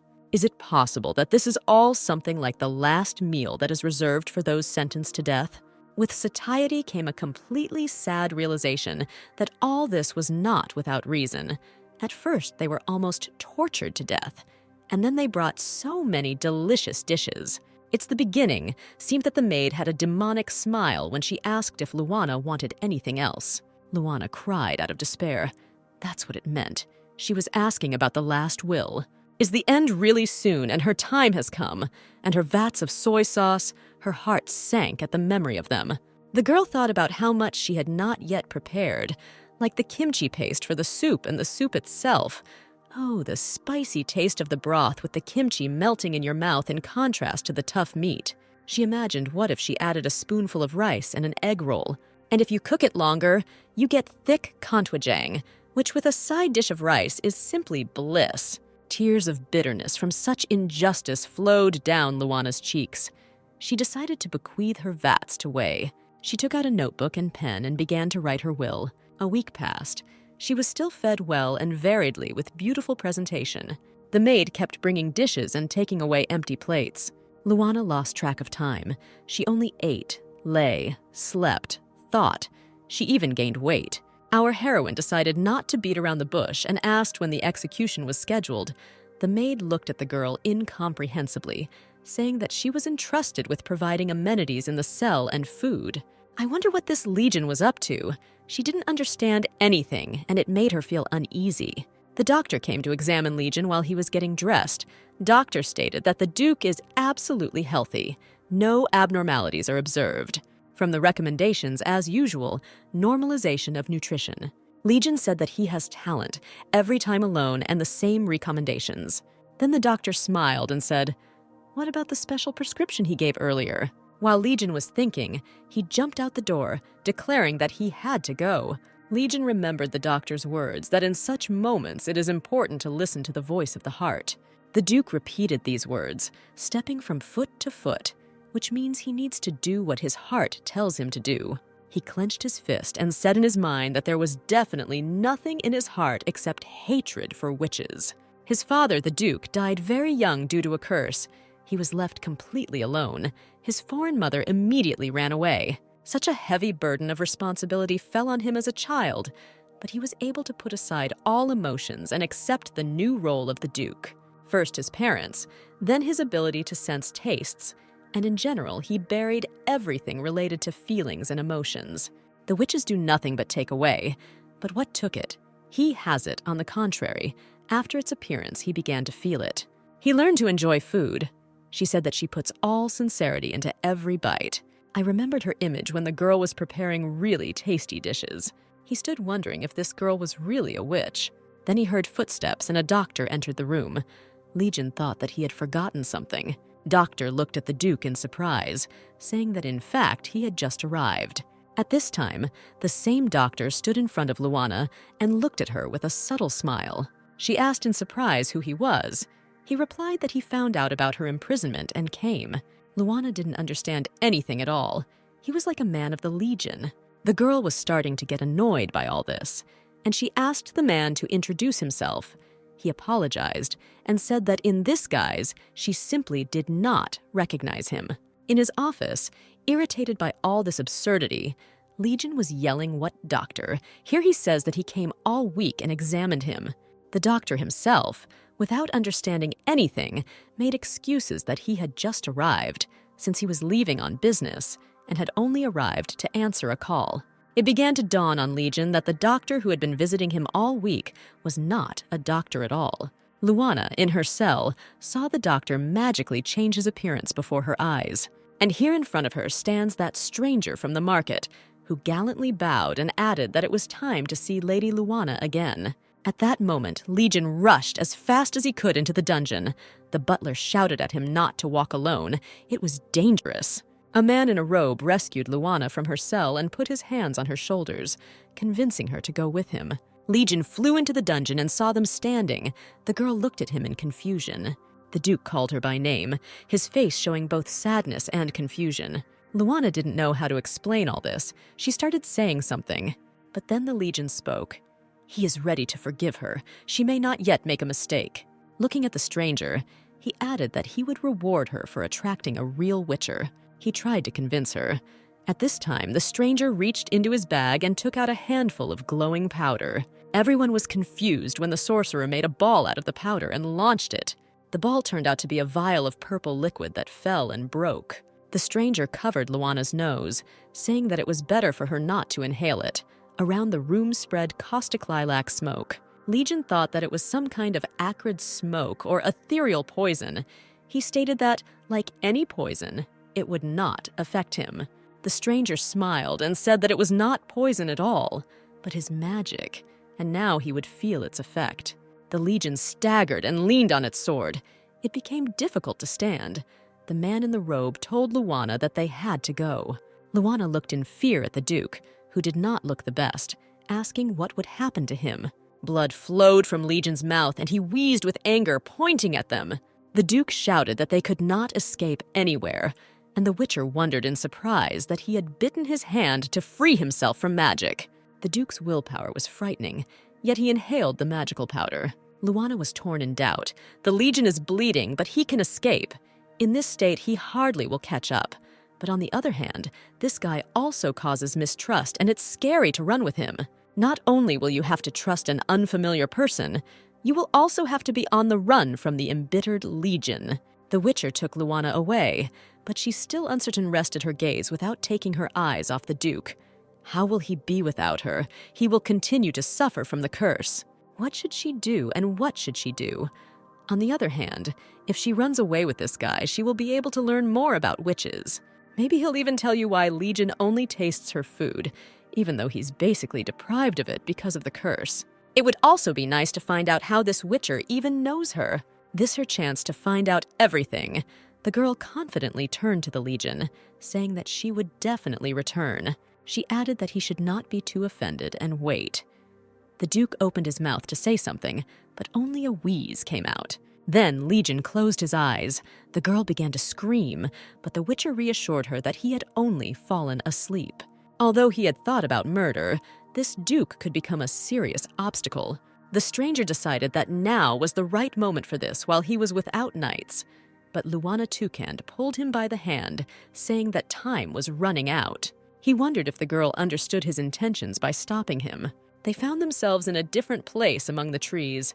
It seems there was no pursuit, the girl noticed, to which the Witcher replied that the knights had no time for them now. Luana Scordalamande began to interrogate her new companion whether there would be negative consequences from the powder, to which he reassured and reminded him that he had already said that he was just sleepy powder. The man introduced himself as the Witcher potion master Kellod, whom manufactures only high-quality ingredients. Luana studied the Witcher, replaying his name in her head, and he really could do magic. Each Witcher or witch has his own specialization, hence the nickname, yes. And here is his house. He pushed aside the branches. He suggested continuing the conversation inside. Entering the house, Luana was amazed at how spacious it was, although it seemed small from the outside.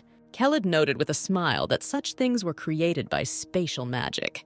The girl wanted to ask, but he understood everything from her face or read her thoughts, whether she wanted to know what her mother could do. The girl nodded happily. She really wants to, but first she wanted to find out who put the curse on Legion. Kellod sincerely, I didn't understand why she cared so much about this dork, asking her directly. Luana thought for a minute, and then explained that it's very sad when you can't feel the taste of food, but only disgust. This affects your attitude towards people. The girl continued her thoughts that Legion did not deserve this. It was passed down to him from his ancestor. Kellod, in turn, asked with a smile, in her opinion, couldn't there be a connection between the sin of parents and descendants? Luana agreed, but he had already suffered enough. He could at least lessen the impact of the curse. Kellod clearly did not understand her enthusiasm for helping the tyrant Duke. He chuckled and wanted to say something, but decided to give her her mother's diary instead. He handed her the book, saying that it was Elani's diary. Luana beamed, her mother's diary. But where did he get it from? The girl took it intending to study it. The Duke told her that since she was here, she should know that her mother, the witch Elania, had cursed the Duke's family. This was clearly an unexpected turn. Luana could have expected anything, but not this. So it was Mom who cursed Legion, the girl screamed. She stood on wobbly legs. This information still did not fit into her head. But how could her mother impose a curse several generations before the Legion was born?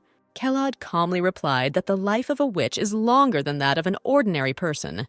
It turns out that the Duke was right in calling her a witch, locking her in prison and intending to torture her absolutely deservedly.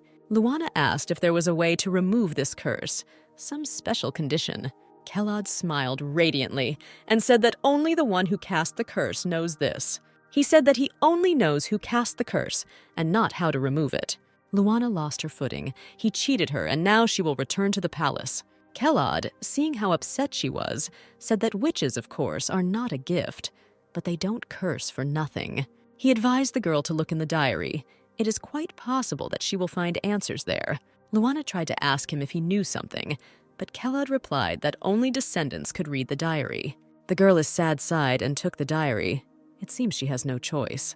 There may be answers in this diary of her mother. Everything needs to be carefully studied. In the morning, Luana, angry and sleep-deprived, came out to Kellod, asking him what he decided to prank her. He incomprehensibly asked what she meant. The girl threw an open diary in front of him and asked how to understand this. Luana showed him a recording of her mother sharing cooking recipes. The girl screamed hysterically that she had been reading all night, but it was just a recipe book. Then, powerless, she sat down at the table and put her head in her hands, accusing him of deceiving him. Kellod calmly said that he didn't meaningly to the younger witch. Well, since she read all night, it means it was interesting. To which Luana replied that she learned how to make chocolate. Kellod approached Rack with books. Noticing how much she looked like her mother, she could also study recipes for days. She was a witch after all viands. She had no equal in cooking. By the way, he handed Luana the second diary. The girl freaked out that he didn't give both away at once, but Kellod still calmly stated that he couldn't read the diary, so he didn't immediately understand which one he gave. Luana grabbed it and quickly ran to the second floor to study it. Our heroine opened the diary. On the main page, it was written that Elania bequeathed the diary to her descendants, and she began to describe what happened in the north during her search for recipes. She saw a little boy crying. The child was sobbing bitterly and she could not pass by. She asked the baby why he was crying. The child, with eyes full of tears, looked trustingly at the stranger. The boy did not immediately say that he couldn't make a bun no matter how hard he tried. She asked to show him exactly what kind of bun he wanted to cook. Taking the flatbread in her hands, she asked if he wanted to make potato bread. Everything looked okay, but the taste was fine. The woman took a bite of the flatbread. It tasted like common yucca. She immediately realized that the problem was in the dough. The child sobbed and said that it was not tasty. Elania tried to find the words to somehow soften verdict. In the end, she squeezed out that it was generally edible. But the boy understood everything and became even more upset. He couldn't do anything, not even bake a cake. Then the child admitted that he overheard his parents' conversation, and he needed bread to help them. Late in the evening, father and mother were talking about how the land now had a new owner and would probably raise taxes again. They talked about Patty, how they could survive this winter. The child was growing. He needed to eat well. Nobody cares about ordinary peasants, and the boy also learned that the new owner is starting to walk around the territories. And so Patty decided to appease the new owner with a small gift. Of course, bread is prepared for such a person from potatoes and flour is simply ridiculous. It's stupid that he can do it with just bread, but Elania interrupts him, saying that there's more to cooking than just ingredients. This is some kind of magic, and she will teach the boy this, right now offering to cook the most delicious bread. The boy looked at the stranger in confusion and asked if she was the cook. The woman shook her head and said that she was more than a cook. The boy beamed. He began to believe that in front of him was a kind sorceress who would help him. The boy said that everything was clear to him when Elania dictated the recipe for potato bread. Patty was very determined. He boiled the potatoes and mashed them with a fork. Add milk, flour, 1 egg, salt, and sugar to taste to the potatoes and mix well. He remembered that as soon as lumps appeared, he needed to add melted butter. Afterwards, pour in some beer for fermentation and start kneading the dough. The boy left the finished dough in a warm place so that it could rise after the first fermentation. The dough becomes 3 times more. Next, we knock it down and leave it to rise again. After the second fermentation, sprinkle with flour and form into balls. To keep the loaf in shape, make cuts with a knife and bake. And we get fluffy potato bread. Yes, it didn't turn out quite as expected. The bread was overbaked and the dough left much to be desired. Patty burst into tears. He said that everything was hopeless. Even with her help, there was nothing for him. Elania felt very sorry for the child. At first, she herself was confused, not knowing what to answer. But after that, she approached the boy and gently said that there was no need to be upset. This was only the second attempt. She tied his apron and reminded him that he still had time. Patty, sniffling, did not immediately get his bearings when Elania said that there was still plenty of time and they would study. She, like a real teacher, dictated that potatoes first need to cook it well so that there are no lumps in the dough. The boy obediently and diligently did everything. The dough cannot just be left to rise. You need to monitor its size and condition when making cuts on the dough and not pressing too hard. The result of the training was amazing. Elania, with the air of an expert, appreciated the bread, which turned out to be very tasty. Boy, not believing, looked into her teacher's face to make sure that she is praising her in all seriousness. The bread turned out to be soft in texture and aromatic. Today, the tour of the territories should take place. Patty bowed to the woman and thanked her wholeheartedly for her help. She replied that this was nothing. The main thing for the future was to understand and take into account the most important ingredient. Patting the boy on the head, she said that cooking is not just a skill or expensive ingredients. If you don't put your soul into cooking, nothing will work out. Just at this time, the new duke arrived to inspect the property. He was extremely dissatisfied with this outback. He was irritated by these poor peasants. To him, with a bag containing bread broke through Patty, he remembered the words of his mentor that you need to put your soul into cooking, even if you cook for yourself. And he cooked for the new landowner for the sake of his parents, and even he, putting his soul into it, will be able to please someone with his food. The boy turned to the master and presented him with bread into which so much effort had been invested. And this truly priceless, Elania's words rang in his head. The boy let go of his shyness, and with a confident look held out a loaf of bread on a white napkin. The duke contemptuously extended his hand to the bread, barely touching it with his finger. Then he contemptuously knocked the bread out of the boy's hands, which rolled on the ground. The landowner's face was distorted with rage that he, the Lord, was served this pitiful bread. The Duke shouted that he was sure that this was completely tasteless. Even the appearance of this cake was disgusting. The boy stood in complete confusion and confusion. The parents ran up and began to apologize for the stupid child who didn't know what he was doing. The father told his son not to stand there like a pillar, but to apologize. The boy saw the result of his labors, into which he had put so much effort, lying on the ground. The child's eyes filled with tears, and he burst into tears trying to apologize. Suddenly a voice said, "Well, no. And this child has nothing to apologize for. How can you judge the taste without even trying it?" It was Lana who saw the scene. She picked up the bread, and the Duke shouted who else she was. She was angry at such an insult. She replied that apparently the taste of ordinary food was alien to his tongue. In this case, neither he nor his family will be able to taste food for the rest of their days. So Luana's mother placed a curse on the Duke's family. Khaled calmly drank tea, and Luana laid her head on the table from fatigue and desire to sleep. She sat up all night again, reading the diary.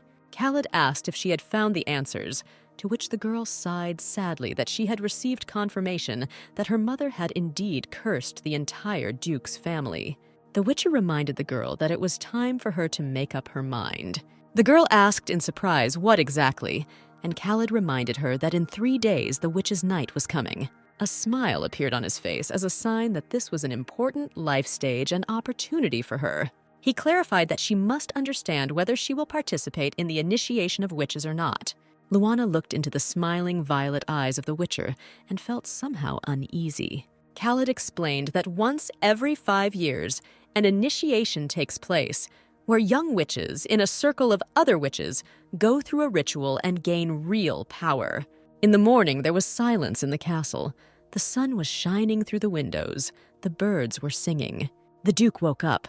His head ached wildly from a hangover. The light falling on him hurt his eyes. There were dark circles under his eyes. He looked around the room, realizing that it was already morning. Legion lay in bed all day. In the evening, when it became a little easier, he thought about everything that had happened and fell asleep again. He saw Luana, who said that she was very cold. He did not see her face clearly. She shrank in the cell, trembling from the cold, saying that it was scary and uncomfortable here, and he said that he would order more torches to be placed here. He suggested giving her a feather bed and assigning a person. She said why he cares about her so much. The girl stood with her back, and he could not see her face. Then she turned around, and they stood so close to each other. He put his arm around her and looked into her huge blue eyes. He replied that he was not sure that she was a witch. How could there be a witch with such pure eyes? Perhaps he misunderstood everything, and she was just a good cook. The girl stood pressed against him. And her witch mark is just a scar from a burn. Suddenly the girl began to be carried away somewhere. A veil appeared, absorbing her. She tried to say something, but he could not hear. And then she appeared in the guise of a disgusting witch with an evil grin, stretching out her hand to him. He looked in fear and heard a voice that everything had been clear for a long time. His mother had married calculation. As soon as her husband died, she left him and her only child to deal with the curse on her own and grabbed the money. He remembered the fear he felt when he found out that he was left completely alone. Then he heard a voice, either his ancestor, that he devoted his whole life to searching for witches, and they are all lying creatures. And this princess, a witch like everyone else, escaped with first same possibilities. After which he saw the emperor, who smiled evilly and triumphantly, and Legion stood with him at the age when he lost his parents. Legion woke up in a cold sweat, horror in his eyes. The butler entered and worriedly asked if everything was all right. The Duke replied that, in order. "I just had a nightmare." The servant handed him the sheet and said that everything was ready. The Duke looked at the contents. The man, trying to change something else, reminded the owner that Luana promised to return. Legion looked at him and asked if he really believed her. On the piece of paper was a portrait of Luana and a wanted notice that needed to be posted in public places. The butler said that Luana had been put on Way's wanted list, considering vats of soy sauce. In addition, he added, "If she returns, it is unlikely that everything will be as before. The Duke has already begun to skip meals, and if she does not show up in the near future, then anything can happen. The servant told the guy that even though he believed Luana, he would have to go for it. The cook looked at him. He stood with a decisive and imperturbable look, as if announcing that they are now in a conspiracy. Meanwhile, Luana asked Khaled what he meant by the fact that at the initiation, they become real witches. Khaled, like a teacher at the blackboard, tried to talk in simple language about the initiation ceremony, after which they gain the power to remove and send curses. They also receive special nicknames. Seeing the girl's blank look, he explained that this is a type of witcher potion maker, a spatial witch. She will most likely receive the same nickname as Alania, since they are of the same blood. Elaine was a witch vians. If Luana passes the initiation, she will be able to use her mother's recipes. Absolutely all the recipes are certainly tempting, the girl thought. She once again clarified when this very night would be. The man replied that in 3 days. 3 days is very soon, and she needs to make a choice. And if she doesn't decide when the next ceremony will be. Khaled said the next one will be in 5 years, which isn't that long. 5 years, Luana already has a fever. Then she has to wait 5 whole years until the next one ceremonies. The Witcher reminded that witches live longer than ordinary people, so let him think about it calmly. 5 years will fly by in the blink of an eye. Luana was rocking in her chair from nervous tension. 3 days have passed and she still hasn't decided. All this time she tried to convince Legion, but in the end he was right. There is no other way to become a full-fledged witch. Luana put her head on the table. Why is everything so complicated? She just wanted to cook food for her own pleasure. The girl flipped through her mother's recipe book and saw the meatloaf that she had previously cooked. The recipe calls for special magic to be used to maintain the temperature for perfect cooking. That is, it turns out that with magic, she will cook even better. And then Luana made a decision. She wanted to see the Legion's face when she started cooking even more deliciously than now. Luana no longer wanted to just cook when she was surrounded by the Legion. Everyone looked at her with disbelief, even the servants.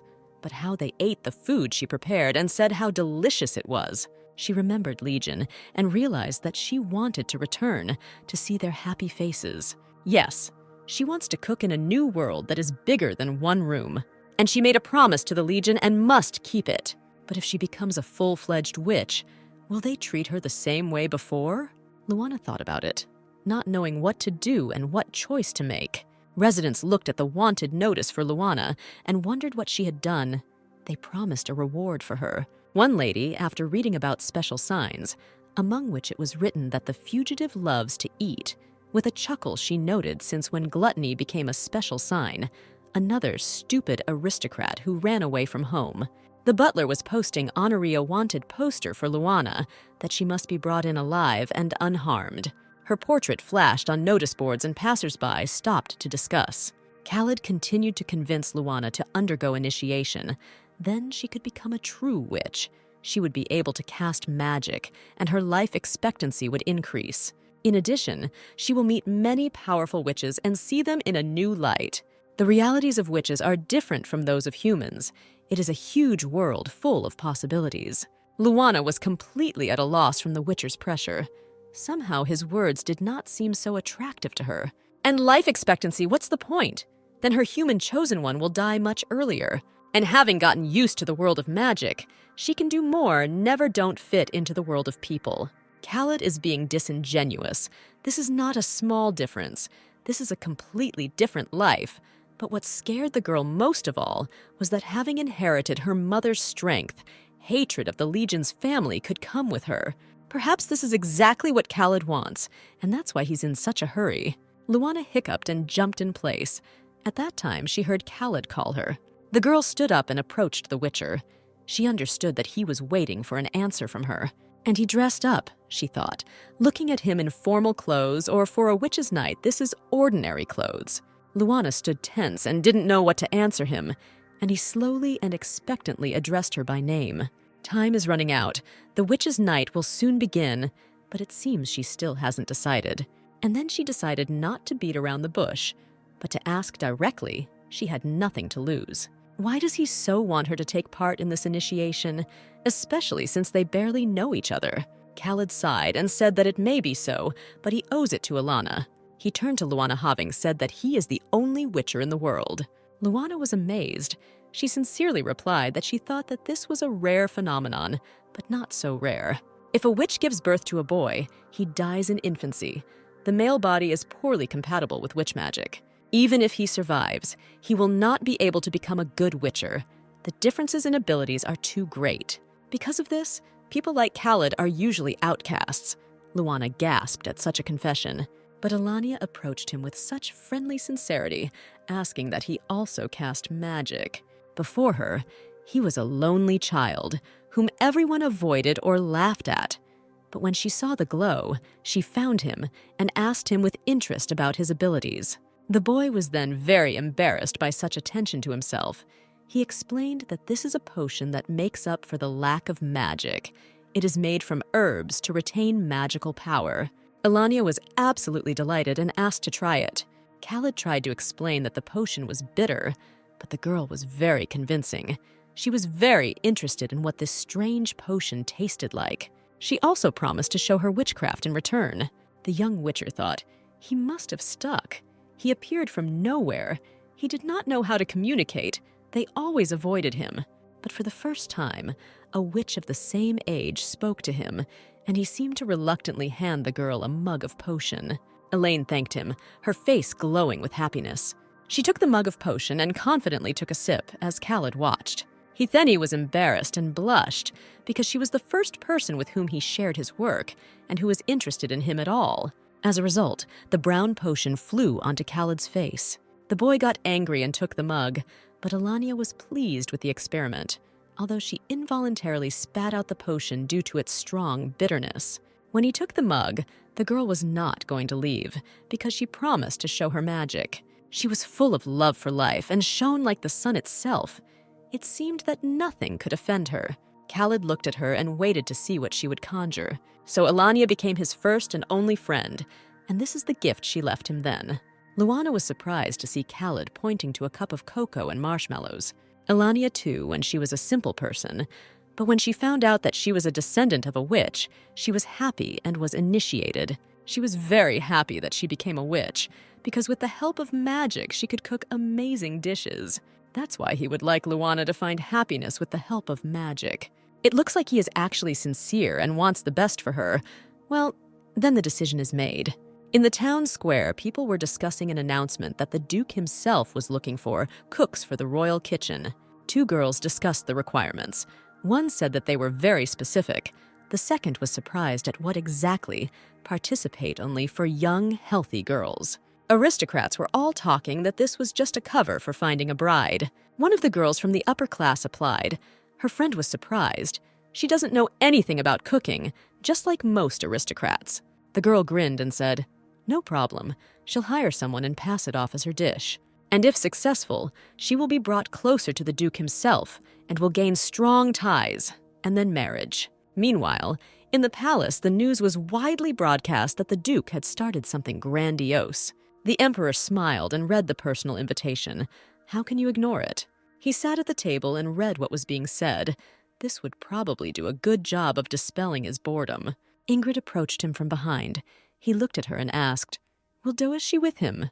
The girl humbly hugged him, saying that of course she would go with His Majesty. She looked at him enchanted, without taking her eyes off, as if she were looking at the most precious thing she had. The Emperor blushed with pride after her words. He has everything. Everything belongs to him. Everything you could want. Wai really didn't like all this, no matter how much he thought about it. The butler convinced him that this was a necessity and he would have to agree. He suggested using the competition to find a new love for the Duke. The guy agreed that the Legion only opened up to Luana, but love may have nothing to do with it. There was something special about her cooking. It was irreplaceable. Suddenly his eyes fell on the vats of soy sauce. He shouted, "Who dared to touch Mrs. Luana's vats?" and went to look for the thief. Legion, reading the invitations to the culinary competition, asked the butler how he could do this behind his back. The butler tried to explain, but Legion barked that whatever culinary competitions there could be, he was cursed. And only Luana could bypass the curse. And if they didn't find her, he didn't have time to finish. He staggered and felt dizzy. holding his head, he ordered the servant not to think of wasting budget money on such nonsense. The butler said that it was impossible to cancel. The gentleman himself approved everything. The servant, without blinking an eye, reminded the master how he signed everything. In fact, he deliberately slipped the document to the Duke to sign while he was recovering from a hangover. Legion felt like a child who doesn't understand anything. But yes, he was signing something. He didn't remember what, because his head was pounding. Yes, the method is vile, but all for the sake of the master, thought the butler. Then he reminded in the most serious tone that what is written with a pen cannot be cut out with an axe. They have no choice but to hold this competition. Legion had lost weight and was pale from weakness. The servant said that if he continued to refuse food, it would not lead to any good. Legion chuckled that the best chef works for him. If he can't cook edible food, then what's the point of hiring someone else? But then the butler snapped his fingers. The maid came in and placed a plate of soup with croutons in front of him.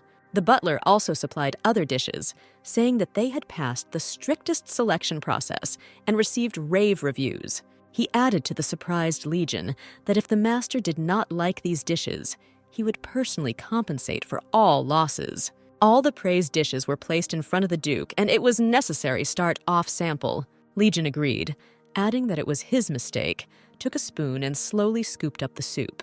Adding that this was his punishment for his carelessness, he scooped up the soup, took it into his mouth, and swallowed.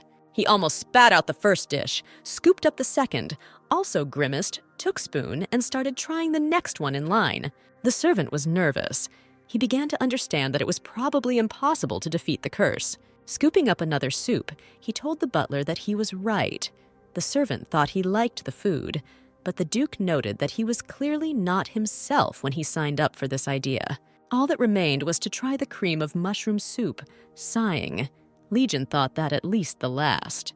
The Duke thought how he got to this point. Well, the butler couldn't do it himself. He's too old for that. Not believing in anything positive from a new portion of another masterpiece, the man brings a spoon of soup to his mouth. Suddenly his look changes. This taste, it is impossible to forget. This cream of mushroom soup is so richly flavorful. He rushes out of the office to find the cook who prepared this. He enters the kitchen. The butler heads for the master. There are more dishes in line in the kitchen. The servant demonstrates the second courses of the new round. He points to one of the plates. This dish was prepared by the author of Cream of Mushroom Soup. The Duke takes a spoon and wants to immediately try this dish. Chews silently without saying anything. He then asks the butler. He has tried these dishes himself. What can he say? He explains that the theme for the second course was steaks, and there were many other outstanding dishes. But there was nothing as unusual as this dish. The butler explained that the cook added specific seasonings to this dish, whether the Duke liked it. The Duke was sure that this was not a mistake. He felt the taste of this food, and only one person could cook this. He wished to meet with the author of this dish. The butler assured that they would meet anyway. This participant will perform in the final tomorrow. She was an ordinary young peasant girl, as far as the butler was able to describe her. The next day came the final round of the competition. There are no restrictions on the topic. 2 hours are given. The host was Guard. The judges were the butler and Chef Y. The emperor himself sat next to the Duke along with Ingrid, and residents came to watch the competition. Everyone was interested to see who would cook what dishes and who the lucky winner was. Leviathan, it was a lot of fun. He couldn't resist to don't poke fun at Legion, who's sitting with a stony face. The finalists began cooking, and the emperor asked if anyone's food was to their liking. Legion muttered that it's too early to say until you try, carefully peering at the participants. Leviathan said that he had heard rumors that a show was being held under the guise of a culinary competition. He could not miss this. Legion was already sweating, and with round eyes he asked the emperor what his majesty meant. But the emperor became interested in one of the participants who was preparing lobsters. He appreciated her ingenuity, since they are rarely seen in the empire. He commented on the participant's actions as she melted butter in a heated frying pan, added onions, cream, white wine, and seafood broth. But this golden seasoning that she adds, is it really a secret? Ingredient: cleaned lobster meat coated in a fancy sauce is moved back into the shell and baked. A minute before it's ready, the girl sprinkles the dish with parmesan. It's so appetizing. The Rio participant prepared a dish called lobster thermidor, served with sauce. Judges leisurely tried the dish. The butler noted that he did not know that lobster could be cooked in any other way besides steaming, but here it had such a soft and at the same time spicy taste. Wai also appreciated the girl's dish, adding that the most difficult part was choosing the right heat in the oven and preparing the sauce, but she did it well. The Emperor and Ingrid tasted the dish. He noted that if the girl did not win, he would take her to the palace. Guard appealed to the Duke. The majority of the judges responded positively. What would the Duke say? He indifferently added that he would go, although he did not feel anything, the highest praise from the Duke. Guard turned to another participant, adding that such words were from Duke. They say that the next participants will have to sweat. A participant came out with her dish, declaring that she had a simple dish that did not require a lot of time. Guard asked if she would share the recipe. The girl opened the lid. The judges tried it, and the girl commented that chicken meat soaked in milk so that there is no smell. Then pepper, salt, and garlic are added. It is breaded twice in rice flour and starch, followed by frying in boiling oil. The Emperor enjoyed the taste, so incredible that it melted in his mouth. The dish is called fried chicken in a spicy sauce with a special sauce made from seasonings that are used in its homeland. The girl smiled. Everyone was delighted with her dish. The butler and Wei nodded approvingly. Such a simple dish and so tasty, and this sweet and sour sauce and no fat that remains when fried in oil. The Emperor beamed with delight and asked the author for more. The girl happily added a portion. Guard said that she was the new contender for victory. And what would the Duke say? At that moment, Legion rose from the table. He quickly walked towards the author of the dish, and everyone sitting froze. The girl the Duke was heading towards froze, staring at him. He came close to her. The stranger even crouched down from the gaze of the Duke, who leaned close to her. Guard called His Highness in a trembling voice, and silence reigned. The stranger turned pale and nervous. Legion looked straight into her eyes. In the end, he said that by the right given to him, he was appointing her to the position of a new cook. People were whispering that Duke Ai just appointed a new chef, but what about the other candidates? He hasn't tried their dishes yet. Leviathan, watching what was happening, also thought that all this was somehow strange. But then he announced that the winner had been announced, for which he congratulated him. In any case, they were looking for a cook. People applauded and rejoiced. The Duke, passing by the Emperor, thanked him and ordered the winner follow behind him. Leviathan said that if he was really grateful, he should look into the palace more often and grab a new cook. The Legion promised to come. The winning girl Verii was nervous and embarrassed. The Legion hurried the winner. They need to conclude a contract. As they walked along the corridor of the palace, the girl trailed behind. She muttered that she wanted to tell the Duke something. Then he turned around sharply and told her that Lana was again looking for an excuse, bending over her very face. The girl tried to deny it. Confusedly, she muttered that she didn't know any Lana. Her name was Maria. He said, "Stop pretending to be a fool." Wouldn't he recognize the taste of her food even from 1,000 dishes? The soup is seasoned with the same sauce as the meat. Maybe it was worth at least trying to cook something different. In addition, the cooked dishes emanated the same aroma as the sauce that Wei stores in vats. And recently he reported that he saw someone near them who quickly disappeared. The girl stood with a depressed and gloomy look, barely holding back tears. Leaning so close to her that his heartbeat could be heard, Legion touched her face and asked what she had done with her appearance. I thought of deceiving him by disguising my appearance.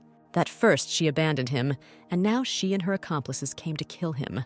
Lana had tears streaming from her eyes, and with the power of magic she pushed the Duke away. Ingrid was walking through the garden when she heard the Emperor say where she was going. He pointed out that she was walking along the road leading to the Legion mansion.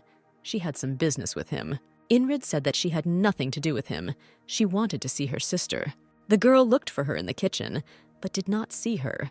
Then the Emperor said that apparently she did not know the news, since she did not leave the palace. Her younger sister was not in the palace. Lana was all emotional and screamed that he himself had put her on the wanted list. What should she do? The Legion stood, and in his head raced the thought, what? She pushed him away now. Lana stammered and said that she had promised to return to him, and she promised that she would find a way to lift the curse. But what was it like for her to see herself wanted? She told the Duke that she had been initiated and became a full-fledged witch. And because Khaled didn't like him, she ran away, and then found out about a competition to choose a new cook. The girl, all flushed with excitement, added that she was obliged to talk with him face to face. Legion put his hands on her shoulders, as if afraid that she would disappear again. He is not could believe she really ran away, betrayed her relative in order to return to him. She replied that this was not really a betrayal. It was just that everyone went their own way. Legion's face changed. It was not angry, stern. He blushed with embarrassment. He remembered the words of his father and that voice that told him that his mother had abandoned him, and then on his deathbed, it seemed his father was whispering that he died from the hand of a witch. They are all cunning and deceitful creatures. And now she said that she promised to return, and returned to him keeping her promise. Tears ran down Luana's face, and she repeated that she ran away from Khaled because he was against the Legion. The whole world turned upside down for the Legion. No one had ever done this for him, and this witch betrayed her kinsman for his sake. Had she really gone that far to keep her promise to him? She spoke about it so honestly and simply, not being afraid to come to this competition. Luana couldn't understand what was wrong with him now. He was probably angry. No, he was furious. She clearly overdid it. After all, she imagined a touching picture of the reunion, how she would say that she understood everything wrong. Goodbye, illusion, he said slowly, which means she has become a full-fledged witch and has been initiated. The girl explained that before she was simply at a transitional stage, but now, having become a full-fledged witch, she can use magic. He approached her very face and asked if she could remove the curse from him. Luana reassured him, saying that not yet. She was looking for a way, but even with the change in appearance, other witches helped her. It seemed to her that he now thinks that he has already crawled back, without even finding a way to help. You think you can come and go whenever you want. He asked why. Then she returned. Luana replied that she could not help but return knowing that he could not eat anything except her food. Legion was again overcome by a feeling that was incomprehensible to him. She was worried about him. Now she can cook even more different dishes. And yes, she asked to choose Rio as the winner. She is truly a master. Luana said that if it weren't for her, Rio would have won easily. She recalled that even Sir Legion recognized her dish. Legion answered in surprise why he needed a cook if she had returned. Luana said that in general he was right. And then she said that she couldn't cook for him forever. It seemed to pierce him. She began to reason that she would have to think about the future when the curse was lifted. Legion asked why she couldn't always cook for him. Luana blushed and said, "It's obvious." Then she said to herself, "Is he really does not understand?" She started talking about eternity. He interrupted her by saying that he understood that she wanted to give the prize to this Rio. Without allowing her to object, he turned and added that since this was her will, he also had a counter-condition. The next day, the maids happily helped the girl and were sincerely happy about her return. They bathed Luana and jabbered with each other that they were dumbfounded when she left without saying a word. Probably during this time I tried so many strange dishes abroad. The Legion set a condition for her. She had to study everything. The so-called winner Maria, for family reasons, was forced to return to her native land. And Luana herself supposedly left behind border to improve your culinary skills. And having studied with the best chefs, she returned. What an absurd legend, Luana thought. On the other hand, escaping and becoming a witch sounds much more ridiculous, so he has a counter-condition. And the counter-condition was to play a couple in love so that everyone would talk about it. When they got into the carriage, the maids whispered about their romance. But somehow it was all strange and unexpected. In the carriage, he told her to behave in public, more relaxed. Luana flared up, saying that she was actually trying, but he thought it was that simple. When he laid out this condition to her, the girl was shocked. It was so unexpected. Legion explained that there are rumors that the culinary competition is actually a secret show, so he uses this to keep an eye on her so that she doesn't run away again. Let everyone think that they are in a relationship. Then no one will be surprised that they are constantly together. Luana was angry. He himself said more than once that he didn't care about the opinions of others, so why organize this circus? He muttered that if he doesn't like it, he should quickly find a way to lift the curse. And on hair appeal, Mr. Legion, he corrected her to just call him Legion. He was embarrassed and turned away so as not to show it. Luana was generally on pins and needles. Luana said that rumors about a relationship with her could ruin his reputation. No one knows about her origin. Everyone thinks that she is a commoner. She stammered and again called him Mr. Legion and suggested leaving it and returning to the mansion. Legion said who cares about her origins anyway. Moreover, this is a temporary measure. He reproached her that it was such a burden for her that it was even difficult to go on a date with him. Luana got nervous and replied that he had understood everything wrong.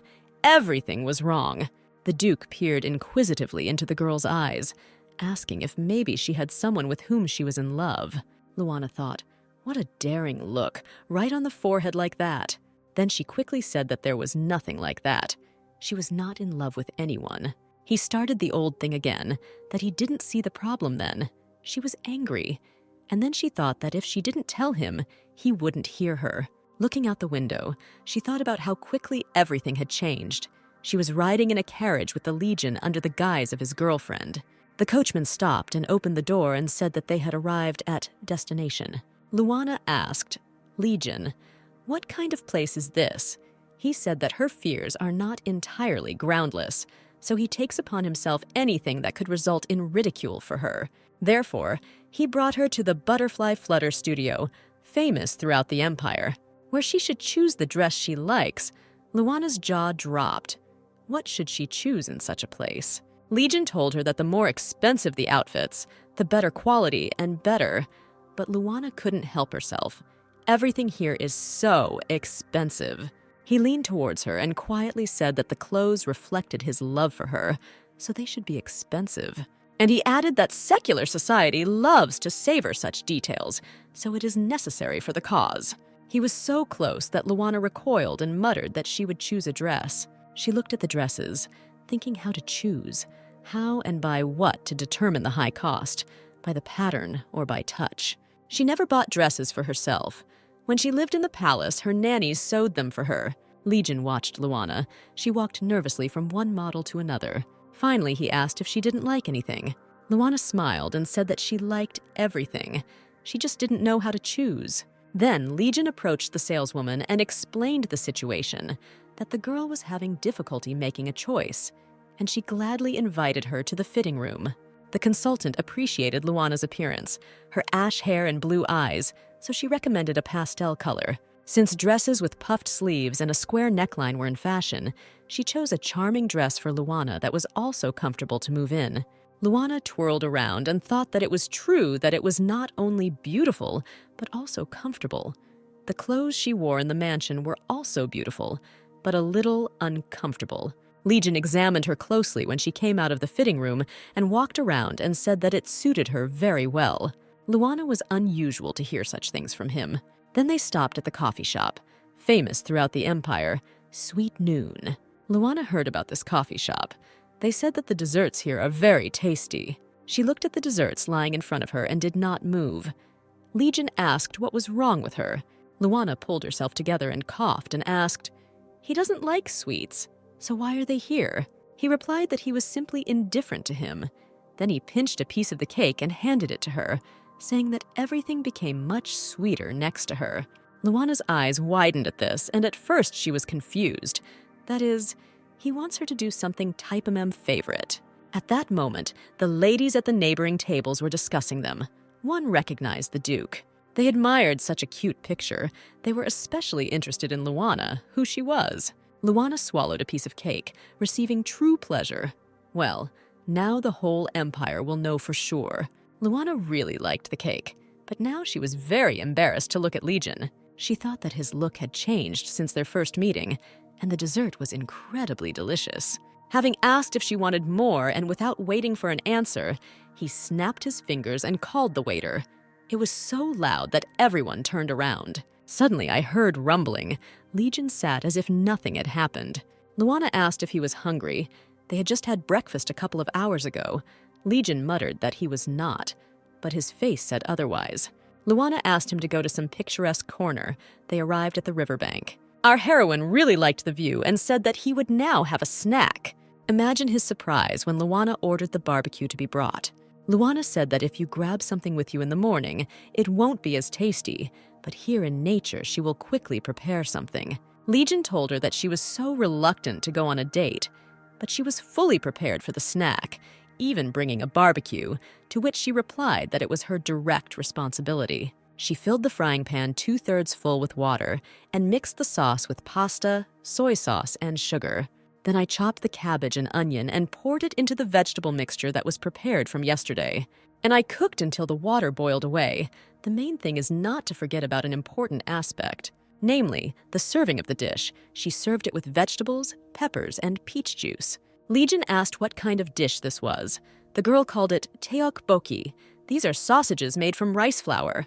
He asked what it was, pointing to a product that looked like wet paper. It turned out to be omuk, something like seafood cutlets. Legion looked at unfamiliar foods with disbelief. Luana encouraged him to try, assuring him that it was very tasty. He put a piece in his mouth. What an amazing taste it was. The texture was something between meat and bread. Then he pricked that same paper. It just soaked well in the sauce. Spicy aomuk goes well with bland tteokbokki. Even the familiar cabbage tastes completely different, and peach juice finishes. Luana suggested dipping the snacks in the sauce. It would be tastier. The girl was happy to see with what appetite he ate her dishes. She reminded him not to forget to thank Rio when he arrived home. He asked if she meant the cook he hired instead of her. Luana confirmed. Rio helped her with seafood. Without them, she would not have been able to make omuk. Still, it's much more difficult to cook alone, Luana noted. She shared that she actually wanted to make kimbap as it goes well with tteokbokki, but she hasn't been able to make it yet. She firmly and responsibly promised to wait for him. She would definitely learn soon. Legion calmly and even somehow affectionately said that he would be waiting impatiently. The girl looked at him without recognizing of that Legion, how flexible it is now. And fake relationships have a positive effect on him, Luana thought. It scared her at first, but seeing how caring he can be, he's definitely a pleasure to be around. Only if he continues to behave this way can it become a problem. Then she looked at his face. He was pleased, moreover. There was even a smile. Did he really fall in love with her? But she dismissed the thought as impossible. How could he fall in love with her? But if you remember how angry he got during their conversation in the carriage, and his sudden desire to start a fake relationship, supposedly in order to keep an eye on her, here certain suspicions creep in, he called her. But the girl was all in thought. But then she came to the conclusion that after taking good care of him and feeding him, he simply needed her like a newly hatched chicken needed its mother. Once the curse goes away and he can taste the food, he will lose interest in it. Suddenly he walked up to her, hugged her, and leaned down to kiss her. She didn't know how to behave. She blushed. He was so close. A kiss. What to do? In response to her question in his eyes, he quietly whispered that they were being watched, so he began to make them seem to be kissing. He told her not to turn around. There really was someone hiding behind the tree. Legion already reached for the sword and said that he would sort it out, but Luana stopped him. She said that she doesn't like bloodshed. Besides, they pretend to be in love, and what if some gossip decided to check if this is so? It will be strange if he leaves her and will run behind him, with them type love as a carrot. He stood there thoughtfully, and Luana said, "What if it's some kind of sorcerer again, like last time?" Oh, she shouldn't have reminded him about this. It's a sore subject. She smiled and asked not to do this. She put forward an alternative proposal.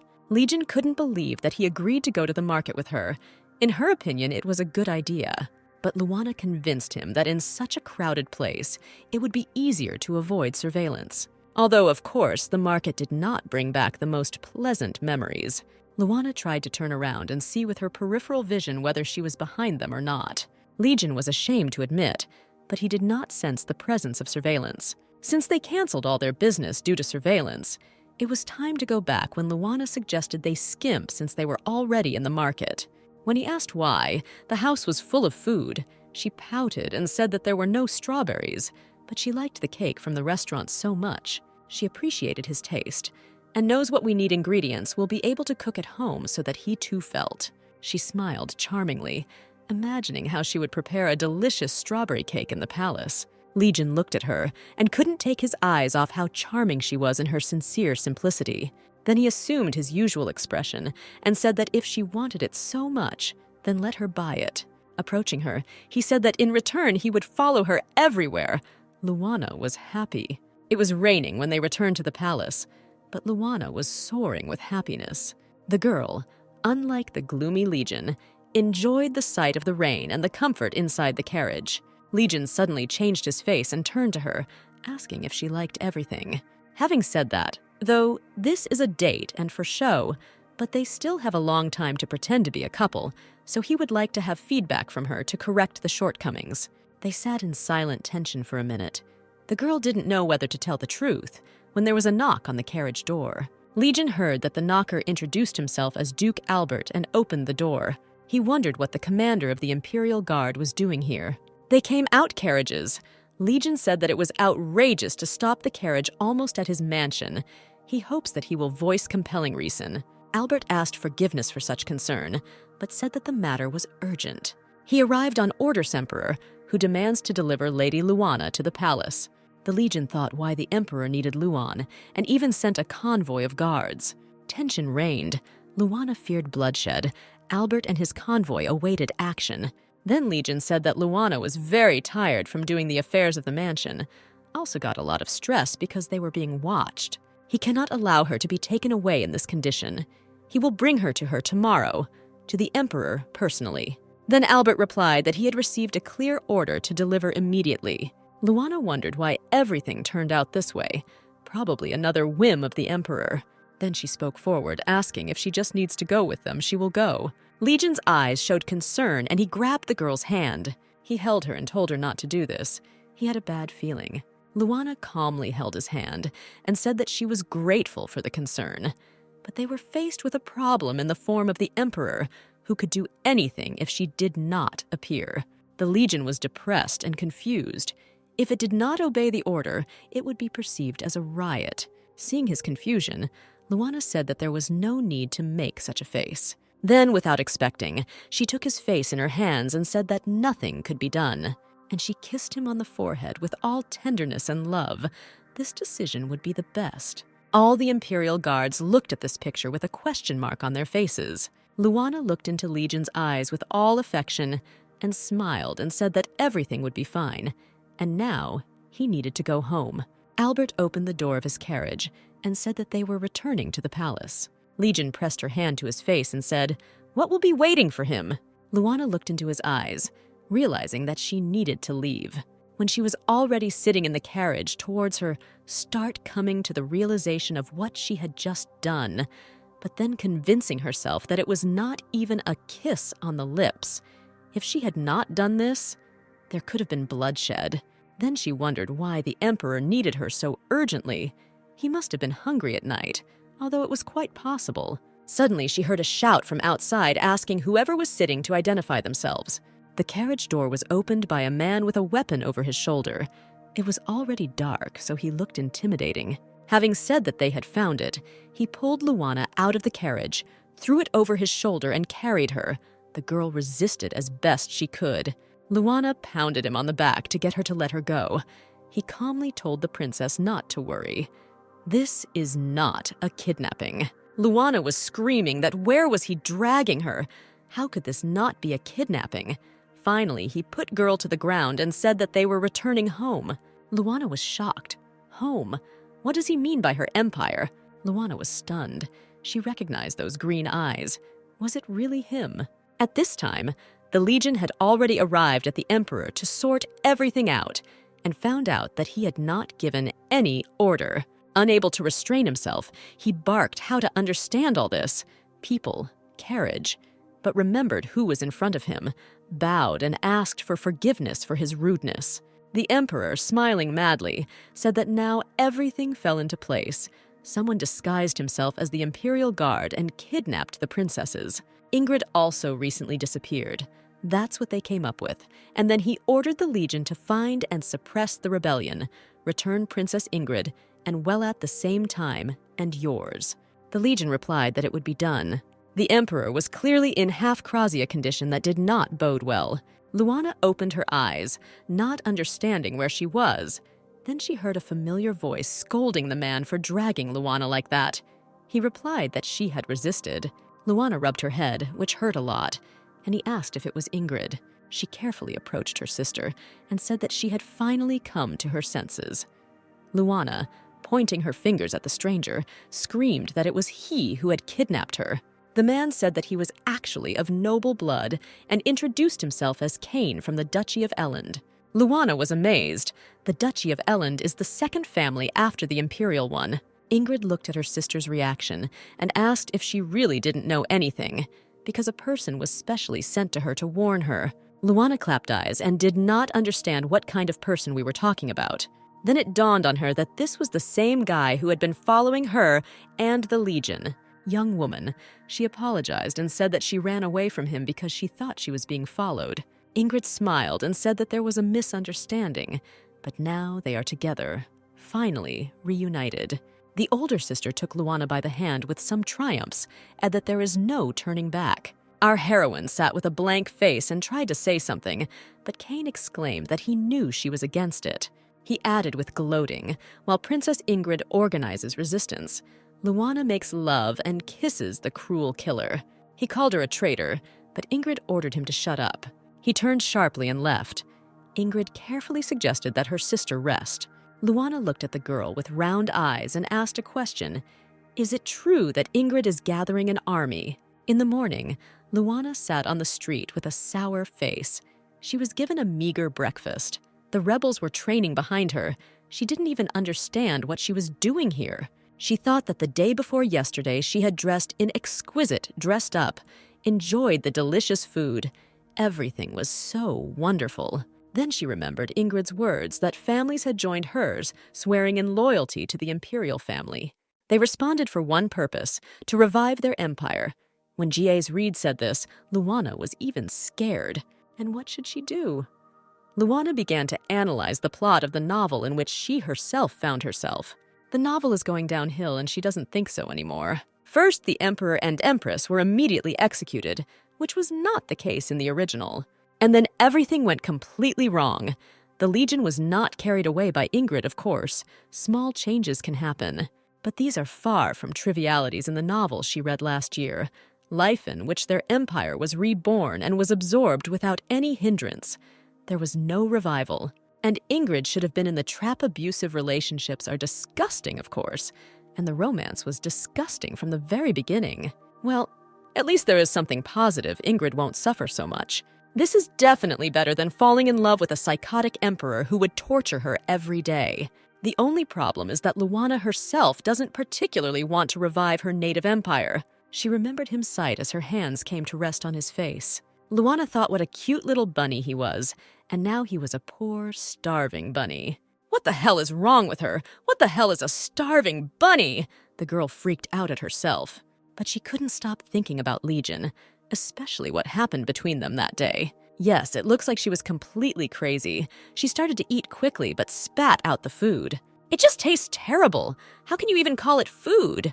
She looked at the faded soup in which pilaf carrots, some mushrooms and herbs, and a piece of bread.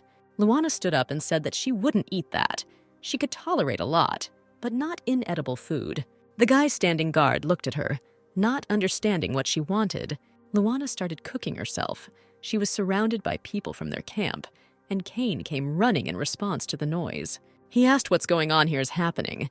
He was told that the princess decided to cook herself, and it turns out incredibly tasty. They also handed him a plate, offering to try such deliciousness, but he threw the plate on the ground. He said contemptuously that she might be a princess, but she was too allied with the enemy of their homeland. He wanted to continue by saying that she might have put something in the food when Luana shoved a spoon into his mouth. She said in all seriousness that she would never dare to desecrate sacred food. First, he should try to eat, and then start bubbling. Cain chewed what Luana gave him and couldn't believe he was eating something like that. Yummy. He was supported by others because it was delicious. Everyone ate it, and everything was fine with everyone in order. Cain then allowed Luana to use the kitchen, but only under his supervision.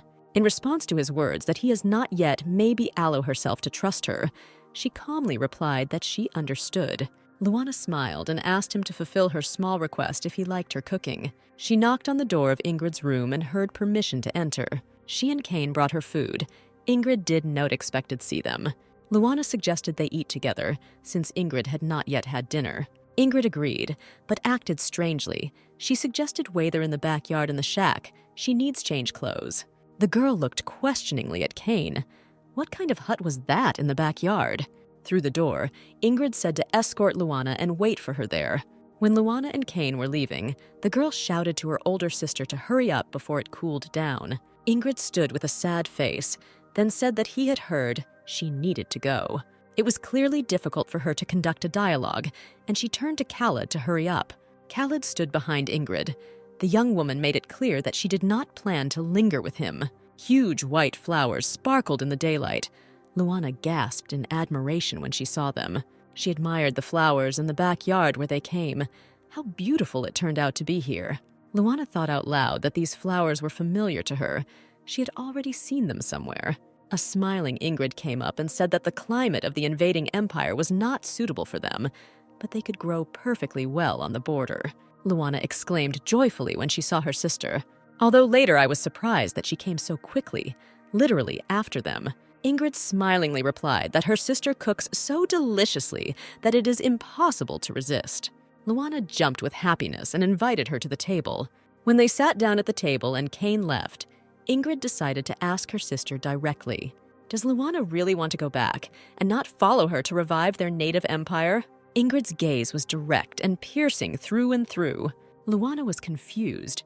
Ingrid simply asked her head-on and how to answer her in such a way as to not offend the truth and not offend her, our heroine. She replied that she didn't know, but felt that she didn't belong here. But Ingrid seriously said that she didn't take her in order to ask for a debt as a member of the imperial family. With resentment, she said that she had already understood that Lana wanted nothing to do with their empire. Lana was confused. Ingrid seemed to be reading her mind. The sister continued to say that she wanted to protect Lana since she could get into trouble because of her plans and the rebel army. Lana understood that her older sister's plans were larger and more serious than she thought. Then her sister replied that Lord Kane was partly right, but not because he called Lana a traitor, but because Duke Legion is cruel. He could easily harm Lana if he needed to take revenge for her actions. Lana had nothing to answer to this. Of course, her sister is right. Everything can be expected from the Legion. Lana also understood Kane's words. There was nothing to be offended by. He was right. She was playing at love, and in general she sympathized with the cruel killer. Not so long ago, everything was fine too. But due to a misunderstanding, he turned into a monster, was almost tortured to death, and thrown into a cell. And yet she understood that she could not turn away from the Legion. It seemed that instead of Ingrid and Inabusi, she got Ether Self. She has already begun to convince herself that despite everything there is good. Lana looked into Ingrid's eyes and said that she couldn't know for sure. Ingrid looked at her sister with some horror in her eyes, wondering if these rumors were true. Lana understood, but Ingrid asked if the rumors about their affair were true. The younger sister blushed and began to deny that these were just rumors and that they were not dating. But it sounded very unconvincing. Ingrid understood everything for herself. She looked at her sister with regret. She tried to explain why they were imitating lovers, but she said that was enough. She got up from the table, thanking her for the food for which there was almost no touched, and left. As she left, she turned around and said to forgive her. Lana remained sitting, watching Ingrid leave with a bunch of questions. Returning to her chambers, she found Khaled there. With irritation, she said that they had already discussed everything. Khaled, slyly squinting, said that another important news had appeared. They urgently need to change their shelter. The Emperor's desire to find them turned out to be stronger than he expected. Ingrid wanted to quickly go and warn the soldiers, but the Witcher put his hand on the door, asking what he and Lana were talking about. Lana wants to go back, that's all, Ingrid snapped. Khaled assumed such an outcome. He leaned over to Ingrid and told her to do everything to keep the youngest princess. After all, otherwise their agreement will collapse. She will not give the princess to the Legion in exchange for his help. Khaled's appearance took on an afterlife and gloomy look, but he slowly realized that in this case he would not kill the Emperor either.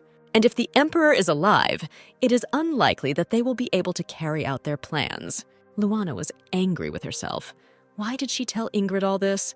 It looked like she was making excuses for Legion, but why did she rush to defend him so much?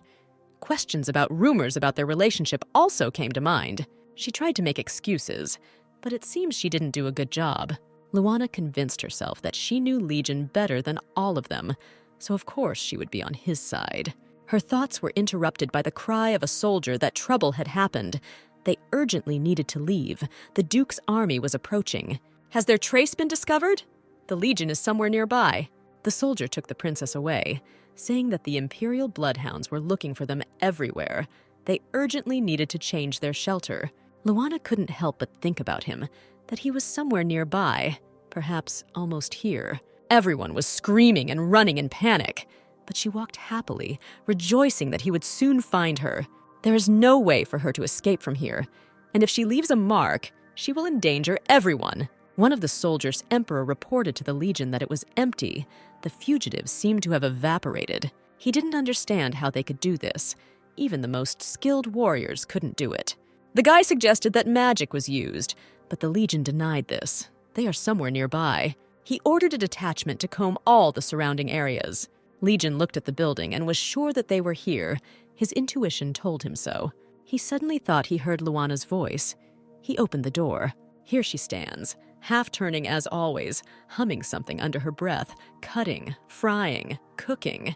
And then she saw him, a little frightened by surprise, asking how long he had been standing here.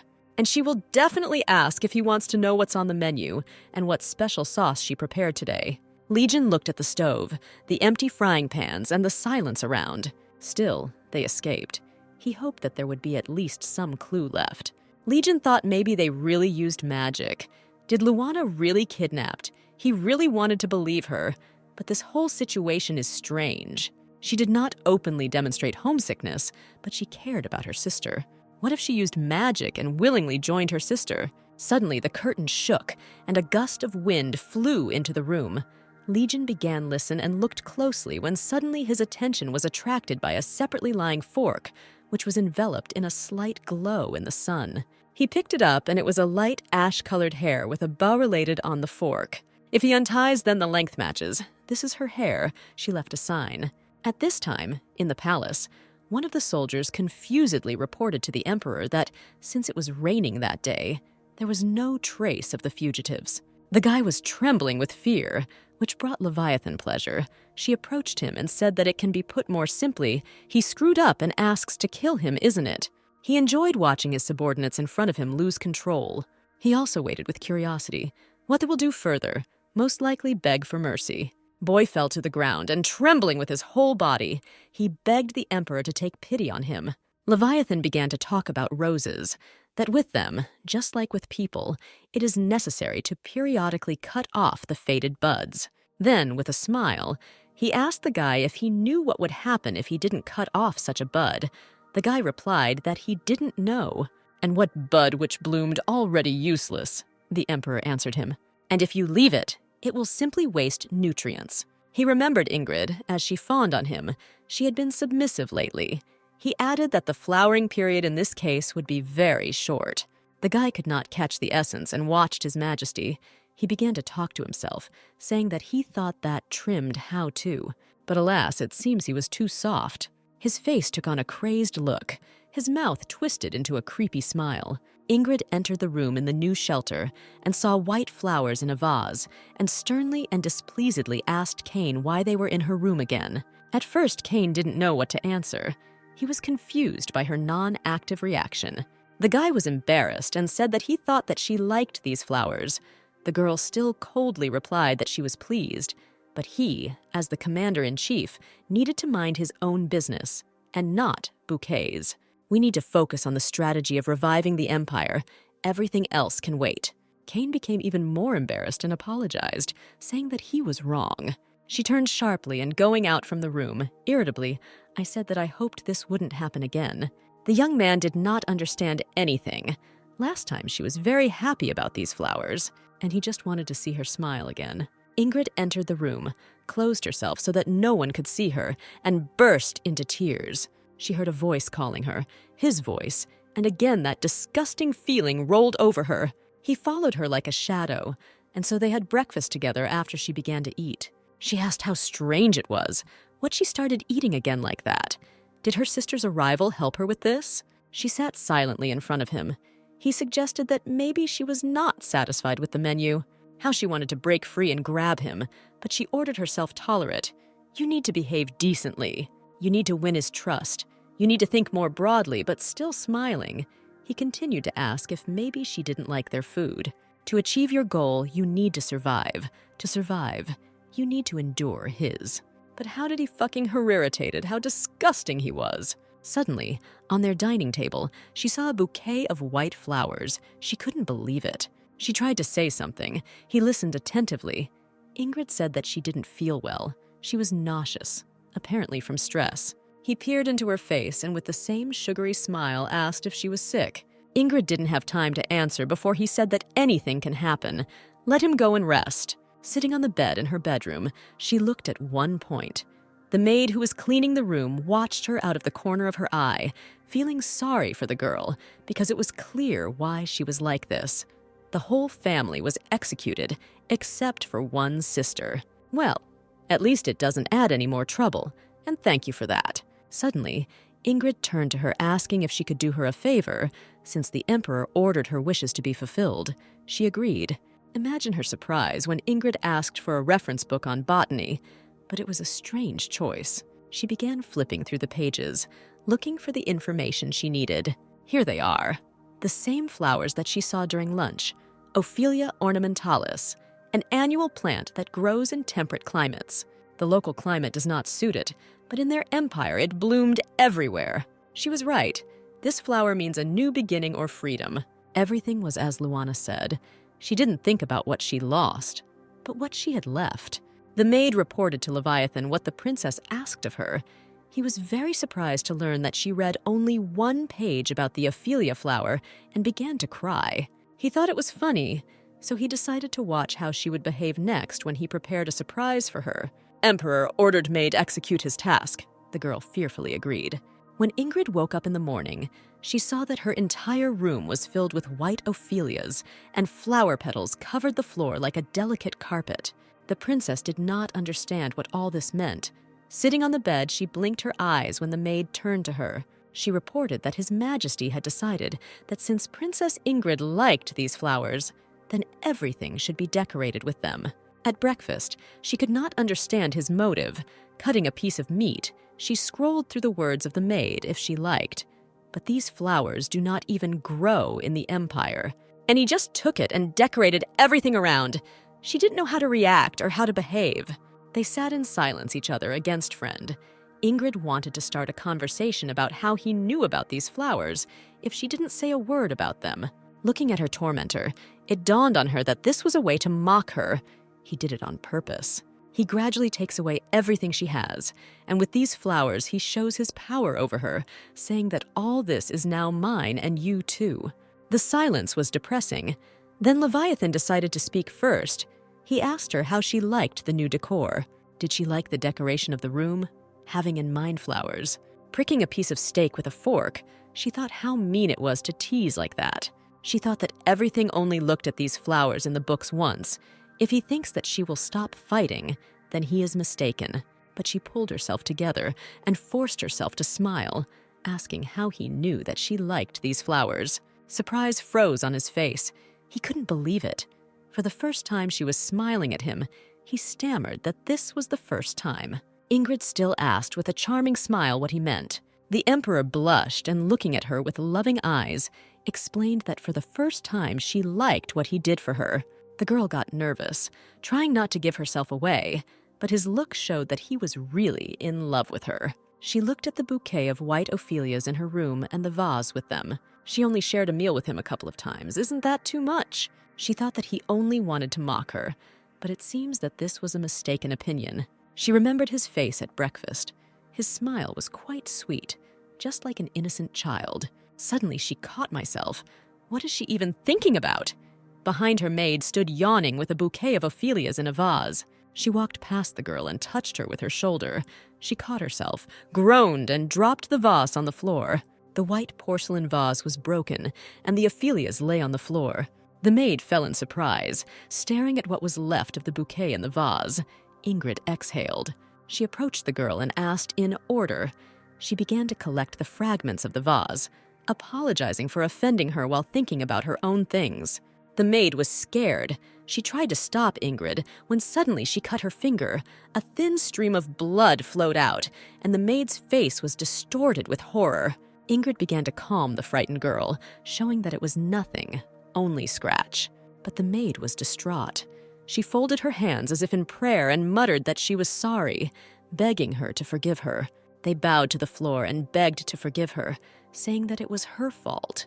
Then Ingrid felt uneasy. She thought that it was really her. The next morning, Ingrid woke up to the bright rays of the sun penetrating through her window. She was still getting some sleep while sitting on the bed, when she saw a chest of drawers, a closet without a single flower. Then the remnants of sleep flew away instantly. Not a single Ophelia was left in the room. The maid greeted her. The old girl was not there. Ingrid asked where all the colors went. She said with the stone face of a statue that the previous maid was no longer able to work, and now she was assigned to serve Mrs. Ingrid. She said that His Majesty was waiting for the princess for breakfast, and she would help her get dressed. Ingrid didn't hear anything about where all the flowers went, but she didn't ask again.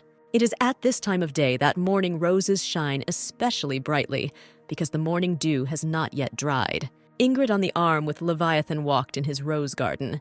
He looked at her with loving eyes, talking about his flowers, asking her if they weren't beautiful. The girl was charming, smiling agreed. The princess wondered to herself if he really dragged her out of bed to show off the flowers. Leviathan all of a sudden began to look at her thoughtfully, as if studying and understand whether she really likes it.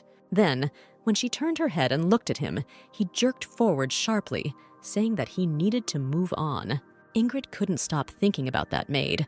Why she suddenly became incapacitated, she really didn't want to ask, but she had no choice. She turned to him carefully, asking that she had a new maid this morning and where the old one had gone. He suddenly caught fire and clarified that she was really interested in this.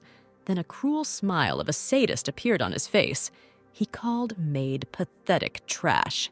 Then he calmly told Ingrid, who was numb with horror, that he had cut off that hand and kicked her out of the palace. The princess's eyes were filled with fear, amazement. She could not believe what she was hearing. He, in turn, asked the truth. Rightly so, although he usually chops off his head in such cases.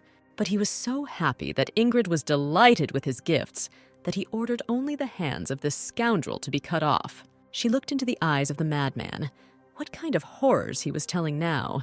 He then took her to a beautiful greenhouse and told her that he had prepared it especially for her. This greenhouse is all filled with her favorite flowers, and they don't grow anywhere else. Ingrid stood numbly behind and didn't say a word. He turned around and asked if she liked it. At that time, she was conducting an internal dialogue with him, you say, especially for me. But you just decided to stroke your pride that the idea with the flowers was a success. As soon as something doesn't go according to your plan, you get angry, even because of a small scratch on your property. Looking at him, the way he looks at flowers, she understood that this man did not care about anything except himself. Just think, her homeland was destroyed at the hands of this non-entity. How great was her hatred for this monster. A tear rolled down her face. Leviathan looked at her and called her, but she stood in a daze and thought that she herself was no different from these flowers behind the glass. Any willing can come up, pull it up by the roots, and take it for yourself. And when you get tired of it, just throw it away. They are helpless creatures, but she is alive, as her sister said here and now. More tears spilled down her cheeks. She could and should survive. She suddenly shuddered as he gently touched her cheek. The next second, shouting Mr. Leviathan, she rushed into his arms, which caused complete bewilderment. Emperor. With the words to forgive her, she pressed herself against his chest. He affectionately touched her head, and she had unfinished business, which she must finish while she was alive. She decided to play up the situation, and, looking with tear-stained eyes at the stunned Leviathan, asked to forgive her, as she could doubt the sincerity of his feelings. Continuing to repeat that she realized her love for him, inside she decided to play along. She needed to win his trust.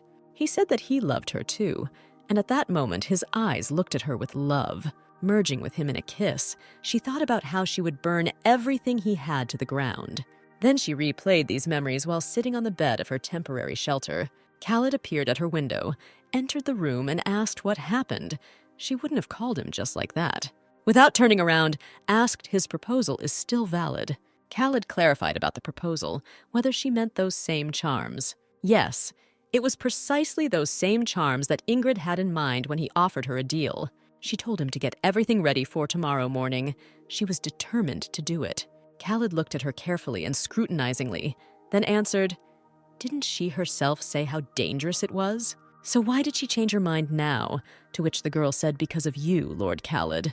He told her not to succumb to other people's influence. And now she herself wants to do exactly as she suggested. Khaled was a little surprised by this statement and the change in her decision. More here nothing was discussed. She made her decision. Luana was cooking in the kitchen in the shelter. Kane stood behind her, not leaving her for a minute. This began to irritate her greatly. At the end, she finally said that she didn't have to look behind her shoulders. She wouldn't put anything there. Khaled replied that he couldn't trust her. Then she quit.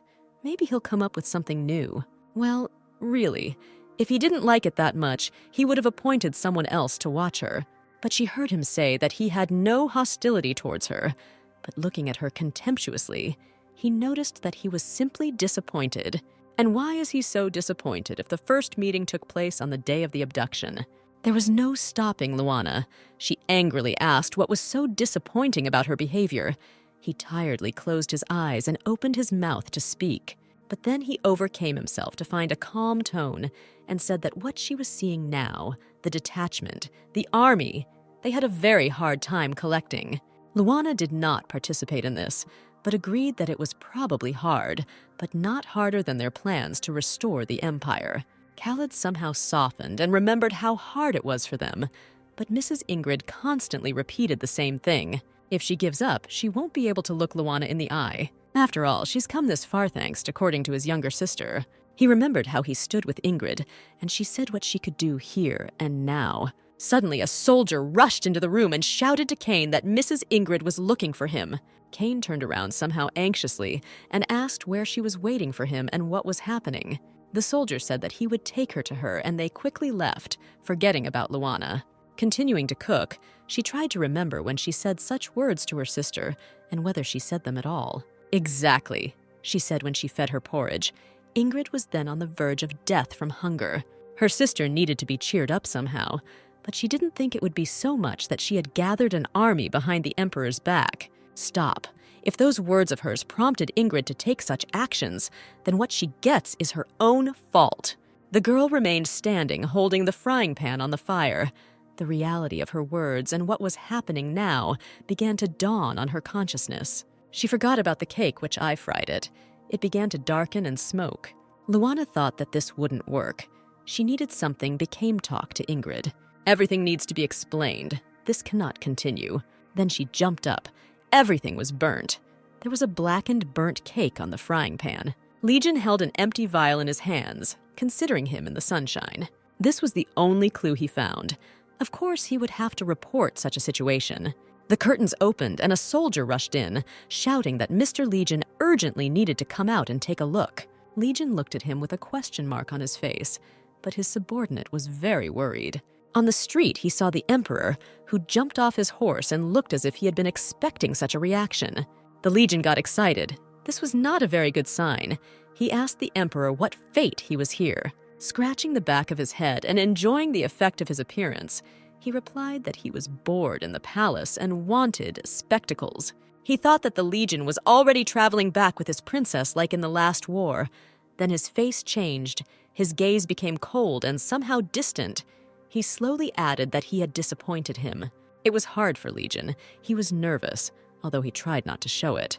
Then he said that he repents. He lacks skills and is not insightful enough. Leviathan interrupted him sharply. He ordered to gather all the soldiers. From now on, he will personally lead the chase. Legion did not expect to hear this, and a cold sweat broke out in him. The emperor and duke entered the tent. Legion stood in front of the map and once again asked the emperor about his intention. He answered irritably that he hadn't heard or something. They would capture Ingrid. And turning to Legion and looking into his eyes, he added, "And they will get rid of everyone else. They won't take any more prisoners because of this mercy. There are only problems." Legion looked at the Emperor with a challenge, a question. He saw slowly playing, he said. "We're the ones looking at that. Oh yes. You're worried about that little princess." Legion realized that the Emperor knew everything. He opened his mouth to speak. At that moment, a soldier rushed in again and shouted that some kind of madness was happening to the soldiers. When Legion went outside, he heard screams, curses, and sounds of blows. The soldiers beat each other. One accused the other of stealing his bride. Subordinate Legion said that it started after patrolling in the forest. Everyone in that forest is losing their minds. After the patrols, the Legion asked. The soldier answered that yes, especially in the eastern part of the forest. The guy was very worried. This behavior of his colleagues was very frightening. Lana walked through the forest. Almost nothing was visible where this devilish fog came from. She was told that Ingrid was walking here. She packed lunch and went to look for her.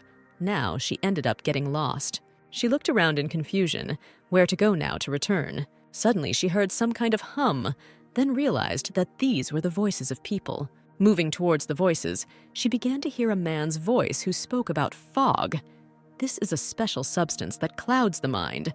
Looking out from behind a tree, Lana saw Khaled. He said that this substance evokes an animal nature that obeys only instincts. He demonstrated this fog causing it magical way. He told someone that he did this to stop the chase. What's it like? It was her surprise to see Ingrid next to him. Lana in fear perplexed as to why they began to back away together. Her foot stepped on a stone. In the end, she could not resist and slipped. Hearing the noise, Khaled and Ingrid stopped talking and froze. When they left, they saw Lana sitting on the ground. The lunch basket fell out of her hands, and rice balls rolled out onto the ground. The girl jumped up looking at her older sister in horror and started running. Ingrid asked her to stop. There was danger ahead. Khaled reached to the ground for a rice ball, saying that he expected that this would happen, but did not think that it would happen so quickly. But it will be better for them if they break all ties with each other. Moving through the forest, the Emperor smiled joyfully, saying that everything seemed not so bad. The fog was clearly magical and covered only part of the forest. His eyes lit up with crazy lights. The soldier tried to stop the Emperor, but he moved deeper, insisting that Ingrid was calling him. Before Leviathan spoke, Legion declared that he too would go with His Majesty. He looked harshly and coldly at the Duke, saying that he didn't want to go there. Legion nodded, but added that he would follow his will majesty. The safety of the Emperor comes first. At first, Leviathan looked somehow incredulous, without saying anything, then broke into a smile, revealing white teeth. Looking at his subordinate, he told him that he liked this behavior, ordering him not to disappoint him this time. Lana ran as fast as she could, breaking through the veil of fog. She tried to hold back the tears that were coming. Why was she running away? She remembered Ingrid's look and answered herself, probably because she couldn't stand that look. Lana convinced herself that she was not her real sister, but only a character from a novel. Then I remembered their dinner, when Ingrid said that she wanted to save her. Lana cried from resentment and the feeling that she was being used. Probably Legion itself also was also angry and upset. He thinks that she betrayed him, how now she understands him. She has never wanted to see him as much as she does now. In the end, she tripped, and the girl fell while sitting on the ground, rubbed bruised place. Suddenly, before someone was standing there, her eyes widened with fear. Ingrid made her way through a veil of fog. It was hard to breathe. She began to cough. She called her younger sister, worried about where she could run away. At least her sister understood that they were being followed, and besides, because of the fog, the soldiers had gone crazy. She can't go looking for her. She needs to deal with Khaled first. The girl heard some rustling. Because of the fog, she couldn't see, but heard someone's steps. Sharply, her hand grabbed someone's strong hand. They called Lana. She was still rubbing her bruise and looked, trying to understand who was in front of her. She exclaimed to Sir Kane, who also looked at Lana in surprise and a little suspiciously. A minute later, he indignantly scolded her for the danger to which she was exposing herself, Shastai alone in the forest. Lana was barely able to insert into his angry monologue that she was looking for Ingrid. He fell silent. After these words, he jumped up to her, grabbing her by the hand so that Lana winced in pain. He asked where Ingrid was. Kane, as possessed, asked, "Where is she?" Where did Lana see her, demanding an answer, not allowing the girl to get a word in? Somehow she managed to cry out that she was in pain, but he looked at her with some crazy eyes. Finally, he saw how he squeezed her hand like a vice. He apologized. Luana noticed that he was not himself today. He was on edge. Then he took a breath and said that Mrs. Ingrid went into the forest and ordered that under no circumstances should anyone follow her. But a lot of time has passed and she has not returned. He is very worried. Therefore, he had no choice but to go in search of knights. Of the 5 knights, only one returned. And even then, nothing I couldn't say clearly. This fog seemed to absorb my mind. He was very frightened and said that there was that same cruel killer in the forest in the fog. At this time, Legion was holding Ingrid's hand. She understood that he was this executioner, for her hardly will be able to escape. You can't imagine anything worse, but the process has started. Even if she is caught, others cannot be stopped. Legion asked why she was looking for Luana. He heard her calling her. Isn't she with her? Ingrid thought, yeah now, give him Luana. It's bad that there are no soldiers nearby. She looked at Surdana's hand, which was covered in blood. Even if they were nearby, then this Legion is a cruel killer. A couple of ordinary soldiers cannot stand up to him. It's scary to imagine what he will do to Luana. But Ingrid decided that she would protect her sister even at the cost of her life. She looked into his eyes and said that there was no point in talking about it. You were looking for me. You caught me. Take me to your commander and get your well-deserved reward. Then, lowering her voice, she said ultimately, he doesn't touch her sister. Ingrid barely held back tears of despair, telling him that Luana had lived almost her entire life in captivity, even thought how once in his life he will act according to his conscience. Legion was clearly surprised, but then replied that even in the dungeon she thought too much of herself. He noticed this even during their first conversation. And after these words, he abruptly released Ingrid's hand. Having told her at the same time not to be mistaken, Ingrid could not understand why he let her go. Legion further said that he was not here to capture her, while Luana was safer with her. Until then, he will not drag her to the Emperor. She can go. When the shock began to wear off, Ingrid asked him if it was true that he and Luana, but he cut her off and ordered her to leave. He began to leave, since Ingrid had not yet taken a single step. The Legion left as if dissolving in a lilac veil of fog. She heard him say that now only she is able to protect Luana. Ingrid stood still at a loss. She had not yet fully realized that this cruel killer had let her go and was worried about her younger sister. Khaled asked Luana to tell her in which direction she saw Mrs. Ingrid. She might be in danger. Luana showed which side she came from. Perhaps her sister followed her. Kane immediately ran in the direction Luana indicated, telling her to stay put. As soon as he found Mrs. Ingrid, he would come back for her. Luana was thinking about Khaled's words that the Legion was somewhere nearby. She was now worried about Ingrid. Kane was right. The Legion could be cruel. She felt that Ingrid wanted to take care of her when she said those words. But still, she couldn't shake the feeling that she was being used. You also need to take into account Khaled's hostility towards the Duke. Apparently, he promised her sister magical help, using her herself. Luana began to worry even more after Kane's words that Ingrid was in danger. She stood in confusion, not knowing which way to go. Ingrid also walked thinking about her sister. She really wanted hope what's up with that one in order. She looked up and saw someone sitting on the tree. It was Khaled. She looked at the Witcher and said that he had deceived her, hadn't he? That thought about it, and remembered his short history of acquaintance with Luana. He remembered how Luana cooked and used cooking charms, admiring the new and unusual taste of food. She had already made her first attempts at witchcraft and devoured the delicious treats with pleasure. She really liked to do magic. She spoke, that's so cool. He was pleased with how she was enjoying her first labors and said that this was just the beginning. But when she said that as soon as she helped the Duke get rid of the curse, she would share these recipes with the whole world, his hopes collapsed. He asked her to answer honestly because she was not trying for the sake of peace. He heard the words in his head that of course not, and then he heard Elaine's voice. She reminded that this girl was still her daughter. Ingrid's voice brought him out of these memories. She again repeated that he was lying to her, that the Duke hated witches, and that Luana was with him held hostage. Leisurely, soaring through the air from a high tree branch, he said that this was not lie. That's how it was. Almost standing on the ground, Khaled assumed that Ingrid had simply misunderstood everything. Young woman cut off him that let him not pretend the Duke and Lana actually love each other.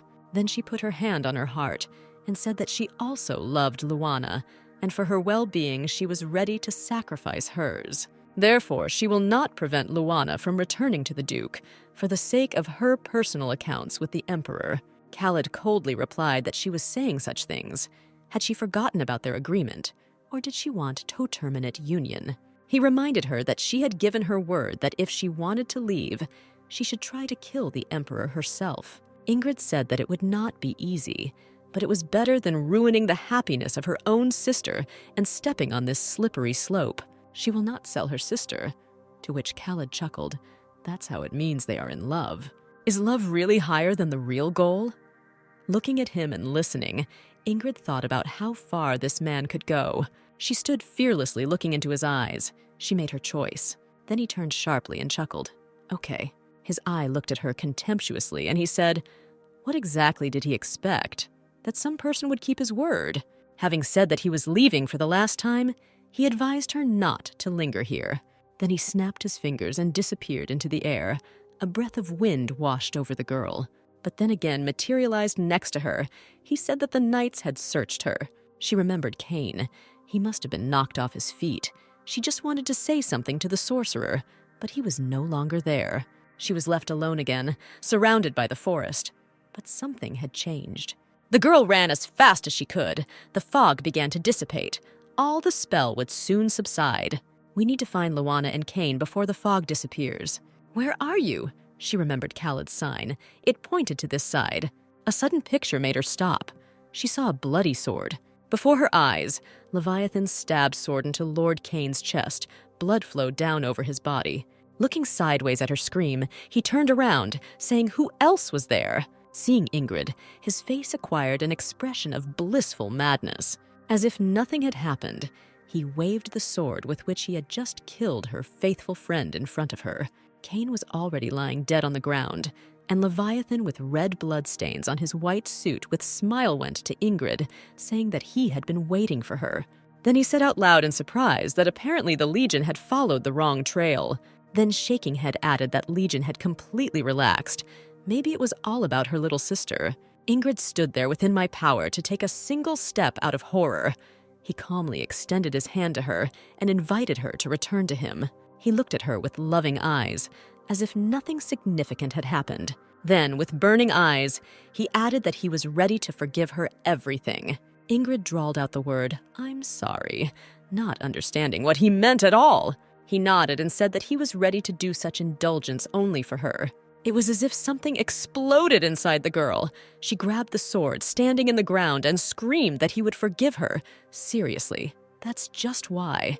He looked at her and saw the same Ingrid who smiled at him then at a joint meal. She is so beautiful and was so charming, repeating Mr. Leviathan, "I love you." She was his, only his. It was as if he held her in the palm of his hand. She submitted to him. "Your Majesty, I love you," is all he heard now. At this time, Ingrid, screaming in pain and anger, continued to scream at him. He extended his hand to her, as if inviting her to dance and asking why she was angry. Then he looked at the dead Cain and said, "And this is all because of this soldier. Well, don't worry. They will return to the palace and she will choose a new one." Ingrid said in a trembling voice how much more she needed to take away from her to calm down.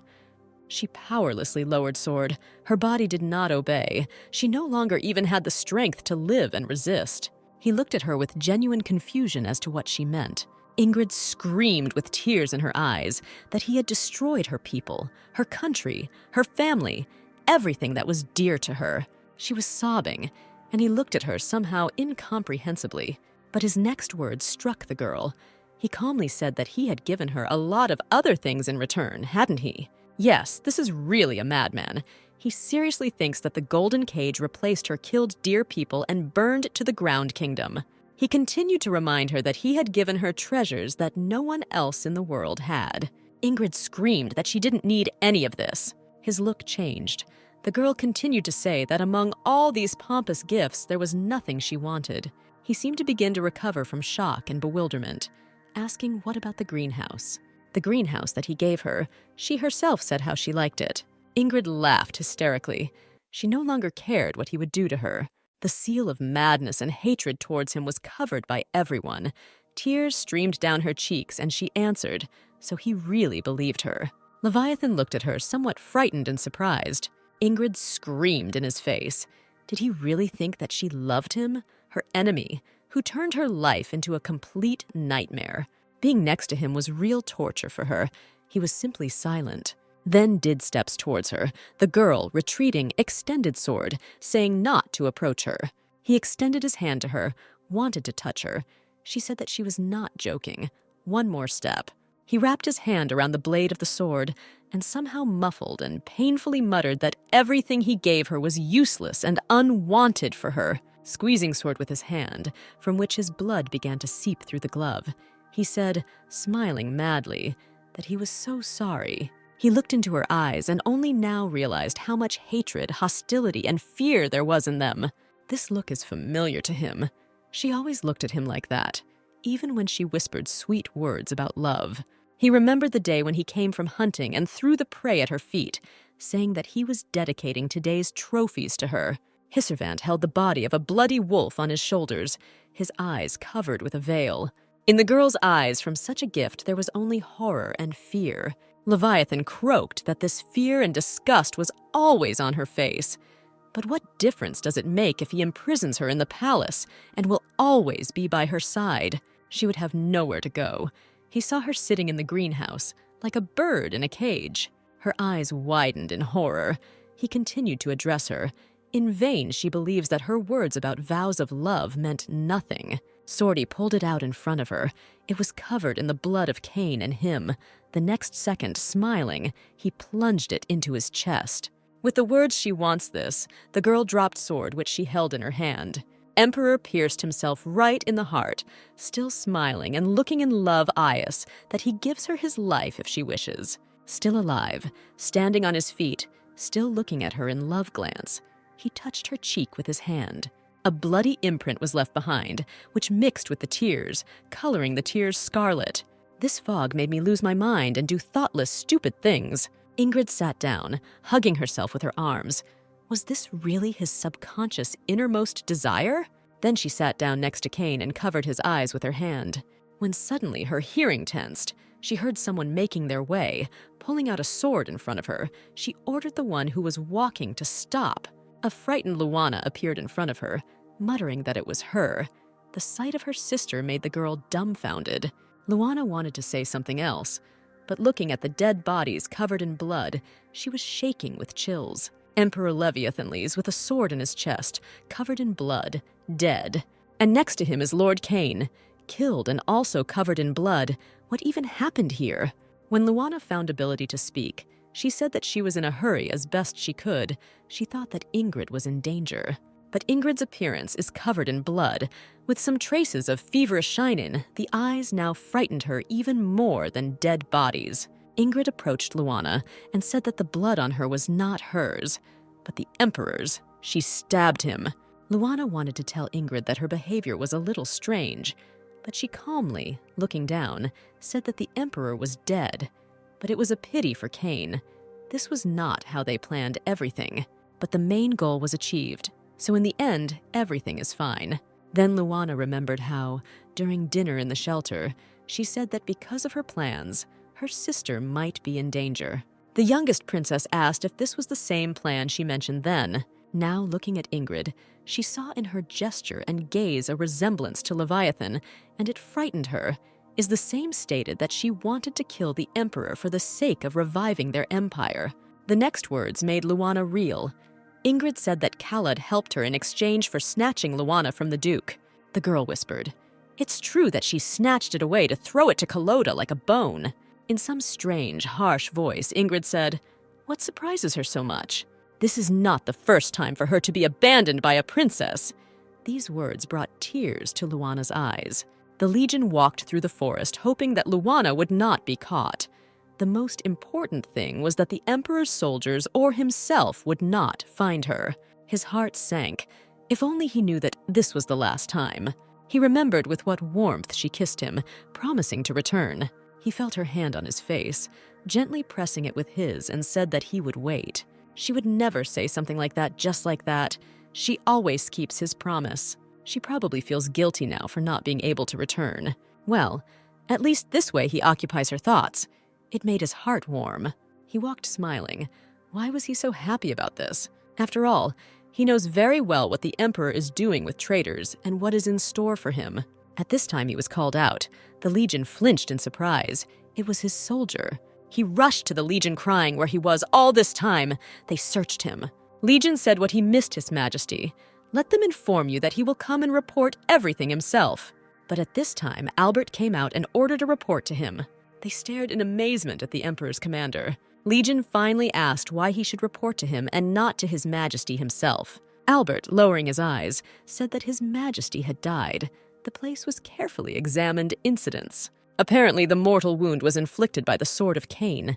Legion could not believe what he heard. For a minute, he looked at the dead body of the Emperor, which have already been brought into the field tent. He asked how this happened. Albert replied that nothing was known. He was found already dead not far from here. It is assumed that he died due to wounds inflicted during the fight. Legion asked what happened to the princess. She was captured. Albert looked at him sideways and said that they managed to capture one person. She claims that she betrayed her own sister, but this could be a ploy to gain trust. Legion dropped by into the room where they found this man. Her own people threw her again. He ordered everyone to leave. He must be left alone with the captive. Luana sat on the floor with her hands tied and looked at him with wide eyes. Before he could say his name, he ran up to her and hugged her tightly. Hugging Luana, stunned by such a gesture, he barely held back tears and said that he never thought of seeing her. Then looking at her and holding by the shoulder, she jabbered why they left her, whether she was injured. She wanted to say what happened and how, but he said that for now she needed to stay with her sister. Sister Ingrid tried to do all to convince Luana that she was cynically using her. But Luana then understood everything, telling her sister that she needed to work better on her facial expression. Ingrid covered her face with her hand and began to sob, trying to say something. Luana ran up and grabbed her hand, saying that there was no need to force herself. She had heard these words from different people. And she knows very well when they sound sincere and sometimes they sound false. Holding her sister's hand, she simply asked to tell her the truth. Ingrid was very tired and exhausted. She could barely stand on her feet. But then she said that she decided to devote the rest of her life to her empire after those words uttered by Luana. But she added that Luana doesn't need all this participate. She contacted Khaled because she thought the Duke might harm Luana. Then, squeezing her sister's hands in a fit of emotion, she said that she was convinced that he would not touch her. She told Luana that she needed to go back to the Duke. She just needed to pretend that she had betrayed Ingrid. Since she killed the Emperor, communication with her is now very dangerous. Ingrid smiled tenderly and said sincerely that she wanted Luana to be happy. Then she did something that our heroine did not expect. Luana had so much more to say. As if in slow motion, she looked into the eyes of her older sister, which pushed her to the ground with one hand. It was like falling into an abyss. Screaming, Luana flew and fell to the ground. Ingrid quickly disappeared into the density of the forest. Barely Luana could rise when the Emperor's knight jumped out and ordered him to stand. Well, then they brought her as a captive and tied her up. During the story, Legion freed the girl from the rope. A shadow of sadness ran across her face. She and her sister parted ways, but it was necessary. Then she blithely told Legion that, as he had said, she had been abandoned by her own people again. Legion, looking at the girl, wondered what was going on lately. Either Luana will run away, then he is talking to her sister as it should be, then this strange fog. These gloomy thoughts dissipated after the radiant smile of Luana, who said that, though and it's late, but she's back. He gently touched her face, thinking that everything really doesn't matter, because she returned to him and pulled him towards her. Luana drove offended and frowning. Why did it all start so romantically and now end like this? She loudly expressed her dissatisfaction with why she was forced to ride with Lugard in the carriage, and not with the Legion. They started having a quarrel. He reproached her for being dissatisfied, to which Luana confirmed that she was dissatisfied. He asked if she really knew nothing. The girl shook her head negatively. Lugard became serious and said that the ruler of the empire was dead. The dictator was no more. Chaos has begun in the Empire. In order to overcome it, the people need to hand over the head of the culprit. And Lana asked who it would be. Guard, looking at her, replied that the one who killed the emperor was a man from her kingdom, but also on Legion responsibility lies, since he was able to protect the emperor. That is why Sir Albert is traveling with the Duke until the Legion is charged with him under supervision. Lana turned pale, so he says that the Legion will bear for this responsibility. But why? Because he didn't do anything wrong. What if he's charged? Lana didn't even want to know what would happen in that case. Lugard honestly answered that he didn't know what would happen then. It all depends on who will be chosen as the next emperor. Lana already jumped up and screamed, and there are contenders! Lugard, looking down thoughtfully, said that in fact there is. The carriage in which Legion Albert was traveling stopped. The head of the detachment of knights, looking at the Duke, said that Legion and Leviathan, they have such similar names that he didn't immediately guess. Smiling somehow unkindly, he said that our Duke was of royal blood. Legion looked at Albert in confusion and asked what he was doing. He burst out laughing, as the Duke had not yet realized. Royal blood still does not make him a military man. Legion had known Albert for a long time and did not understand what was wrong with him. The same one leaned towards Legion and said that you have to be so stupid as to get caught the same trick twice. Legion asked what he had in mind. At this moment, Albert's face began to change appearance. He reminded Legion of the time when he stopped the carriage and said that if he did not obey, it would be regarded as a riot. He demands to deliver Lady Lana, and now a satisfied Khaled stood in front of the Legion. The Legion now understood who was behind all this kidnapping, and Khaled triumphantly said that the fate of this empire is unenviable. He asked why he had to go so far. Lana herself did not want to stay with him. Khaled confirmed this. He said that she still would not understand. Even if he forcibly will see, she will run away to the Legion again. Then Khaled snapped his fingers, and Legion began to choke, and the Witcher said that, alas, this was the only way, even if it hurt her. Oh no, magic again! The Duke looked at Khaled angrily, and he said as he left that it was high time to open his eyes. A slight exacerbation of the curse awaited him. Legion sat with a glass of wine without touching the food. Lugard took away the untouched food, saying that he really didn't like anything. Mrs. Lana tried so hard. Lugard was noticeably nervous. Something strange was happening to the gentleman again. After these words, Legion angrily threw on the floor a glass that shattered into pieces. Legion seemed to go wild. He yelled at him to get everything connected with Lana out of sight. The girl was very sad that the Duke did not even open the lid of what she had prepared. Lana stood depressed. Lugard tried to alleviate her pain by saying that the Duke was just very busy and preparing for the coronation. The girl sobbed in offense. So what now? He should want to eat despite being busy. She complained to the knight that since they returned to the palace, Legion had been refusing food. The guy didn't know how to answer her question. What does the Duke eat if he doesn't even eat snacks? Wei admitted to her that he was very ashamed, but the Duke ordered her to cook for him from now on. He just didn't know how to tell Lana about this. These words finished off Lana. How could it be? He suddenly ordered another cook to cook. But why? What is the reason? Because he can only taste her food. Suddenly it dawned on her. What if he had already gotten rid of the curse and he no longer needed her? Wei told her that, to be honest, he was very happy when the Duke ordered him to cook. He was ashamed, but he shared that this was a chance for him to show the Duke what he had learned from her.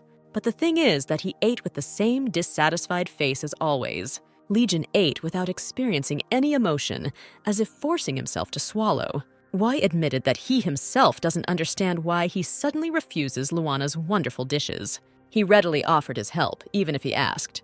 Lana thanked him, but she doesn't know what the problem is. She is not allowed to meet with the Duke. Then the cook hinted to her that why not do it today, unless the Duke had to go somewhere. Just how could she forget? Today is the Emperor's funeral. She, in mourning attire, hurried to the funeral service. Opening the door, she entered the church where people had already gathered. Maybe there was Legion among them.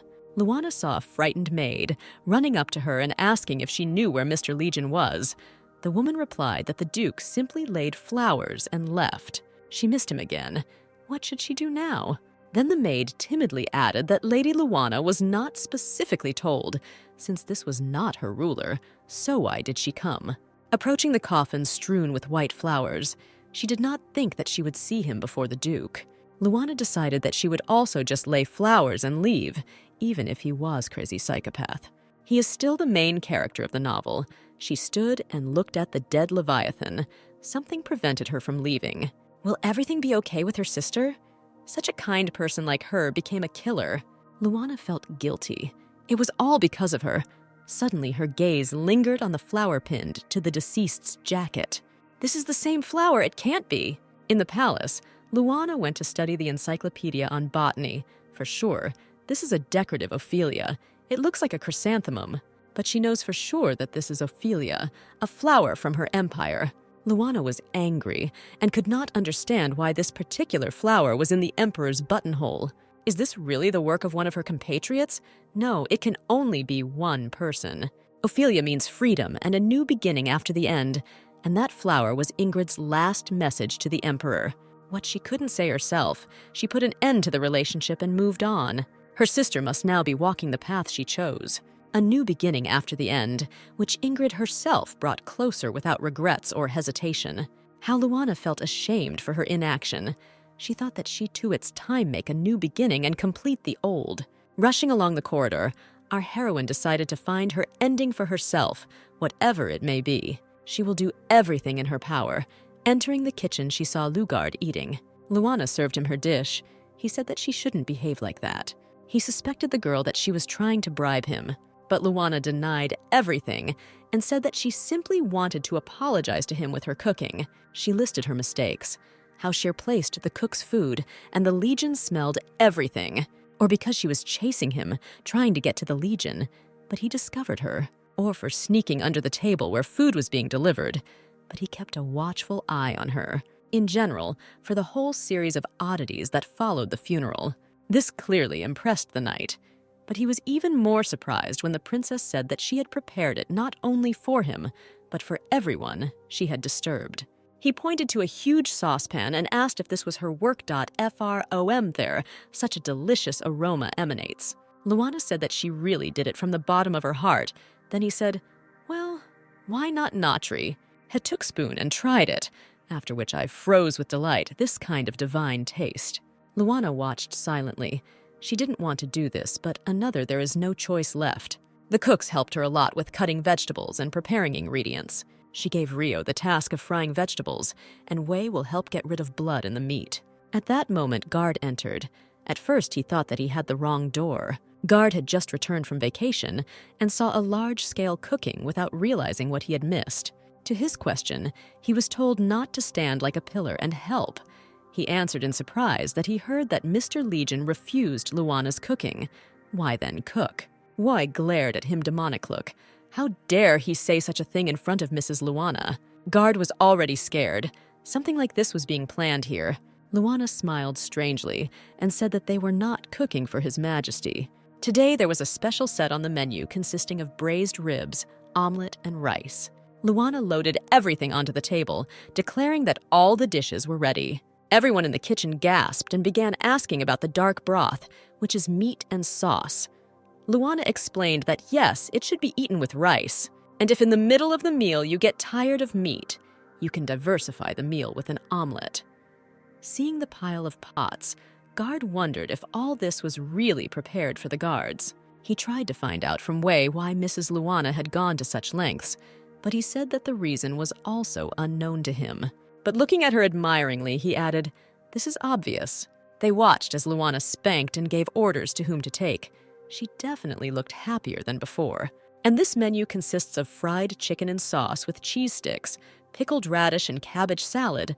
The servants admired this dish. Next time was tteokbokki with fried squid and rice balls and peach juice. Afterwards, there was tofu sushi, salmon poke, and fried fish. Thanks to Rio, many tried it for the first time, some seafood. Legion sat angry in his office, hearing these enthusiastic voices and smells, asking himself what was going on. Guard came to him. Legion irritably asked why there had been such a smell of food in the palace in recent days. He answered in surprise that nothing doesn't feel. Then Legion got up and approached Guard and grabbed him by the hand and said that he was carrying him straight from here. Cheese sticks fell from the knight's sleeve. He hesitated and began to apologize. He collected his chopsticks and said that Lady Luana has been cooking for the guards lately. Legion became gloomy, said, so she's back to her own way. Guard innocently noted that everyone really likes it. Legion stood with a gloomy face that did not express anything good. Luana was in the kitchen bandaging her hand, which she had burned. Cooking is not an easy thing. So how Rio helps her, she sadly looked at her bandaged hand. At that moment, the Legion entered, addressing to her. She jumped out of surprise. It had been so long since she had seen him.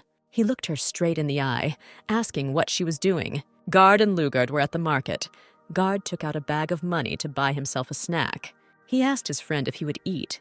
He refused, saying that he had recently had lunch, and Guard would be happy to have a snack. Delicious grilled meat with herbs cost 5 silver, and it looked very tasty. Guard went away to count out the coins, thinking that a person lives relying on his senses. Lugard watched his friend eat appetizingly and said that although he had eaten recently, watching him eat made him want to eat. The aroma was so appetizing that he began to ask for a bite. Luana and Legion stood opposite each other. Yeah, her plan worked. He came. Legion always hated it when she cooked for others. Everything was calculated. Luana answered innocently. What's the big deal? She's just cooking for other people in the palace. Legion barked that they could find their own food, to which Luana said that she was also a human, although she almost burst out witch. And she said that she wants recognition for her talents. It's better for them than for someone who doesn't even try it. The girl stood with an offended look, and Legion stood in front of her with clenched fists. Finally, he decided to speak, saying that it seemed she didn't fully understand everything. She has no choice. This is an order, immediately stop cook. But Luana firmly said that she would not follow his order. He was taken aback that this would not happen, but the girl repeated that she would continue to do what she was doing. He can kick her out, even tomorrow, lock her up or execute her. She doesn't care at all, because according to the script of the novel, she shouldn't have been there at all in this chapter. She dies at the first meeting with him. Luana continued to calmly and monotonously say that she was tired of living in fear and refused to do what she didn't like. The princess was chopping an onion, and he stood behind him, covering his nose with his hand. Legion was struck by her carelessness and calmness. She hurt herself. She was ready to die, to be locked up. He was beside himself, shouting that it was all because of his food. Luana put the frying pan on the fire, indifferently asking what was wrong with the food. Delicious food makes people happy, no matter who eats it, emperor, knight, princess, or groom. Everyone is equal, and she wants to see this beautiful picture again, which is why she became a witch, to cook even better for people. Having finished her explanation, she turned to him with a smile to see his reaction. But Legion rushed to the exit. She grabbed his hand. Where was he going? He was trying to free himself, how she behaved with him, why she didn't listen, and in general, he was not in the mood. He said the next words somehow calmly, as if he just wanted to disappear. He tried to argue something else, but Luana flared up. She shouted, "How long can you behave like this, really?" Then she shouted out that she needed him. How could he not understand? Legion froze. His eyes widened in surprise, the surprise of hearing from her like that. Luana groaned and covered her mouth with her hands. She clearly didn't expect this from herself. How could she blurt out such a thing? She tried to rephrase, but she was confused, blushed, and didn't know what to say next. Closing her eyes, the girl tried to collect herself and come to her senses. Finally, Luana said that others don't suitable. She has cooked for many people. She also likes their reviews. But for some reason, this is not the same. There is no feeling of satisfaction, as happens when he evaluates. She likes it best when he enjoys her food. It makes her happy. Legion still stood in surprise. Even it seemed to him that it was all a dream. She confessed her feelings to him. Without looking at him, Luana handed him a bowl of soup, and Legion obediently took it. Luana demanded that he eat it all.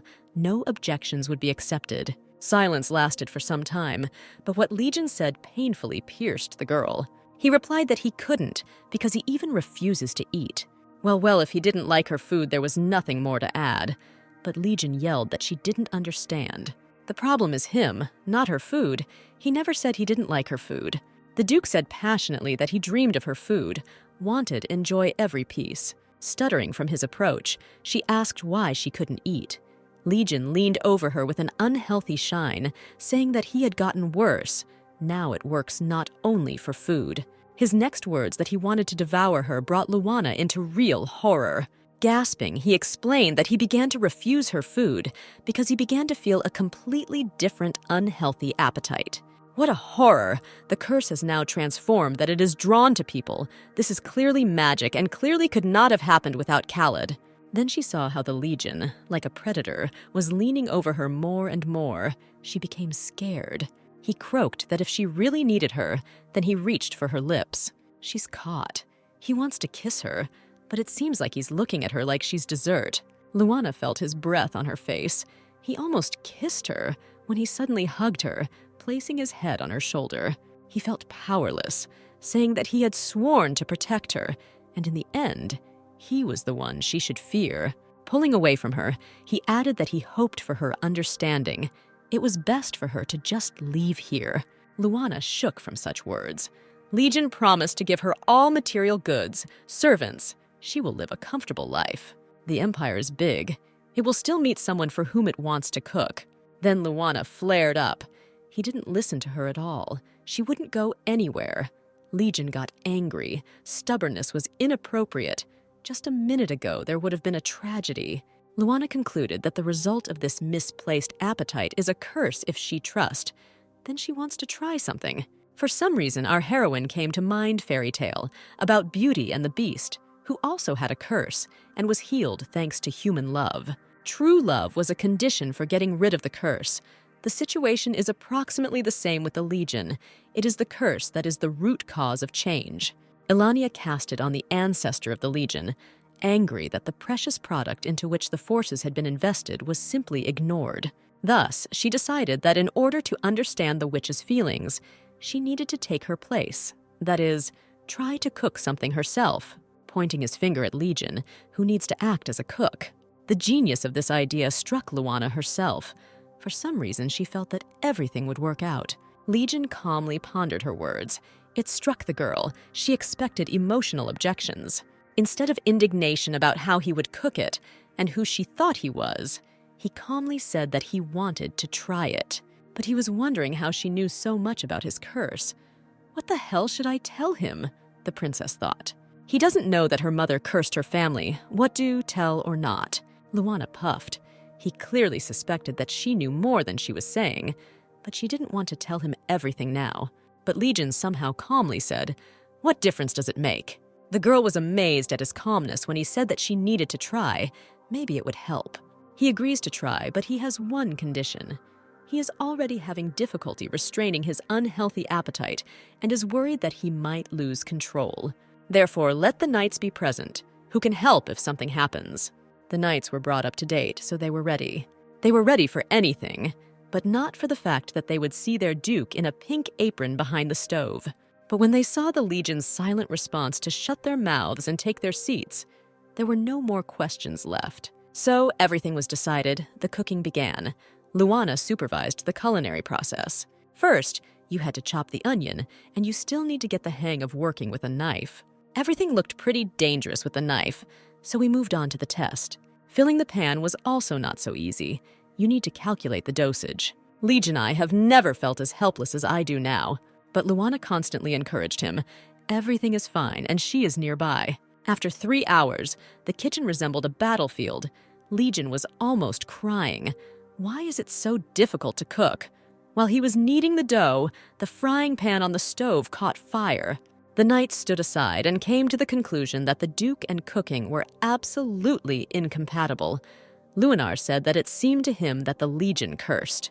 While Guard put out the fire on the stove, Legion was surprised how many nuances need to be taken into account when cooking. He told Lana with admiration how cleverly she handled everything. Lana, to cheer him up, replied that she was a witch vians. It's not that difficult for her. Then she added that even if she gets tired, she just has to remember about the happy people who eat her dishes with appetite, and this gives her strength. Well, she added, blushing a little, that she also likes to eat. The Duke thought about her words about happy people giving strength. He decisively decided to try again. Luana confidently supported. The knife should not be used as a murder weapon. Now, this is the tool with which he processes ingredients. Knead toss slice without carefully cutting the board. When working with fire, you can't rush. You need to be patient and adjust the flame according to the recipe. You don't need to think about how to finish it quickly. You need to think about those you want to feed. Legion listened to her words and, unnoticed by himself, plunged into some kind of trance. A woman appeared before his inner gaze, looking at him smiling. She said that it took a really long time, and her name is Alanya, and she is the author of his curse. She briefly entered his mind to tell him about it. Well, like this, what the feels of tears of happiness are welling up. Legion only revealed that she was so similar to Luana. It was time to be surprised by Alanya. So the Duke still doesn't know if she, who is Alanya's mother, gave away the witch vian's Suzhuli relatives, so of course they look alike. Legion simply replied that this means, well, he's glad. This means that Luana had nothing to do with it. He really felt a huge relief. Legion stood contented, calm with a happy smile on his face.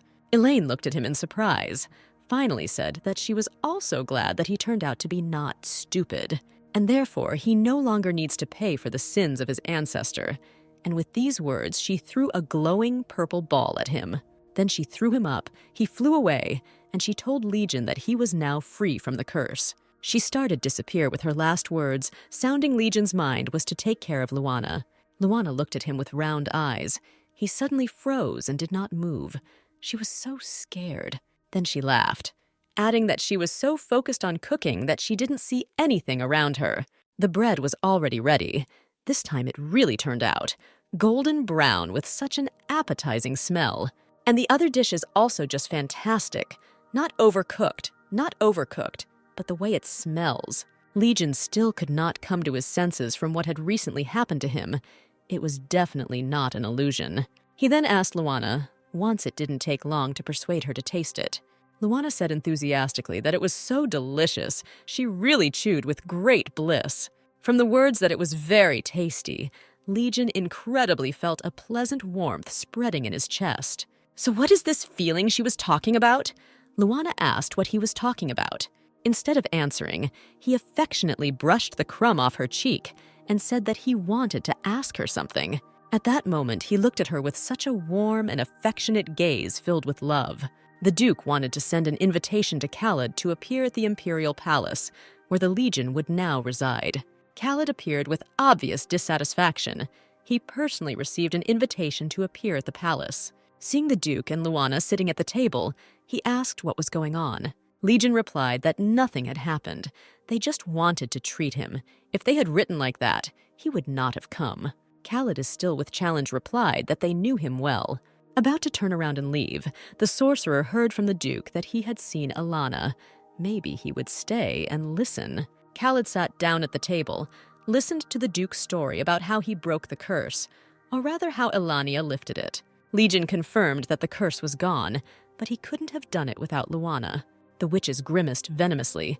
So what now? They want to laugh at him. Show him not to do everything uselessly. But Legion simply replied that according to truth, and it was not in my thoughts. He just intends to propose to Luana, that's why he called him. Khalid turned pale. He clearly did not expect such a turn of events, especially after Legion said that he would like to apologize to him, as well as to the entire witch family. Words will not be enough, so he wants to make up for it with his labors, this bread and their meal. Legion said this so calmly that Khalid exclaimed and interrupted the Duke. He did not understand anything. The Duke explained that he needed the approval of Luana's family, because Khalid could be considered part of her family. Luana took the Witcher's hand, and Legion continued that even after the curse was lifted, instead of enjoying the taste of food, he constantly thinks about Luana. Legion kissed the hand of his beloved, adding that he asks to understand him and accept him.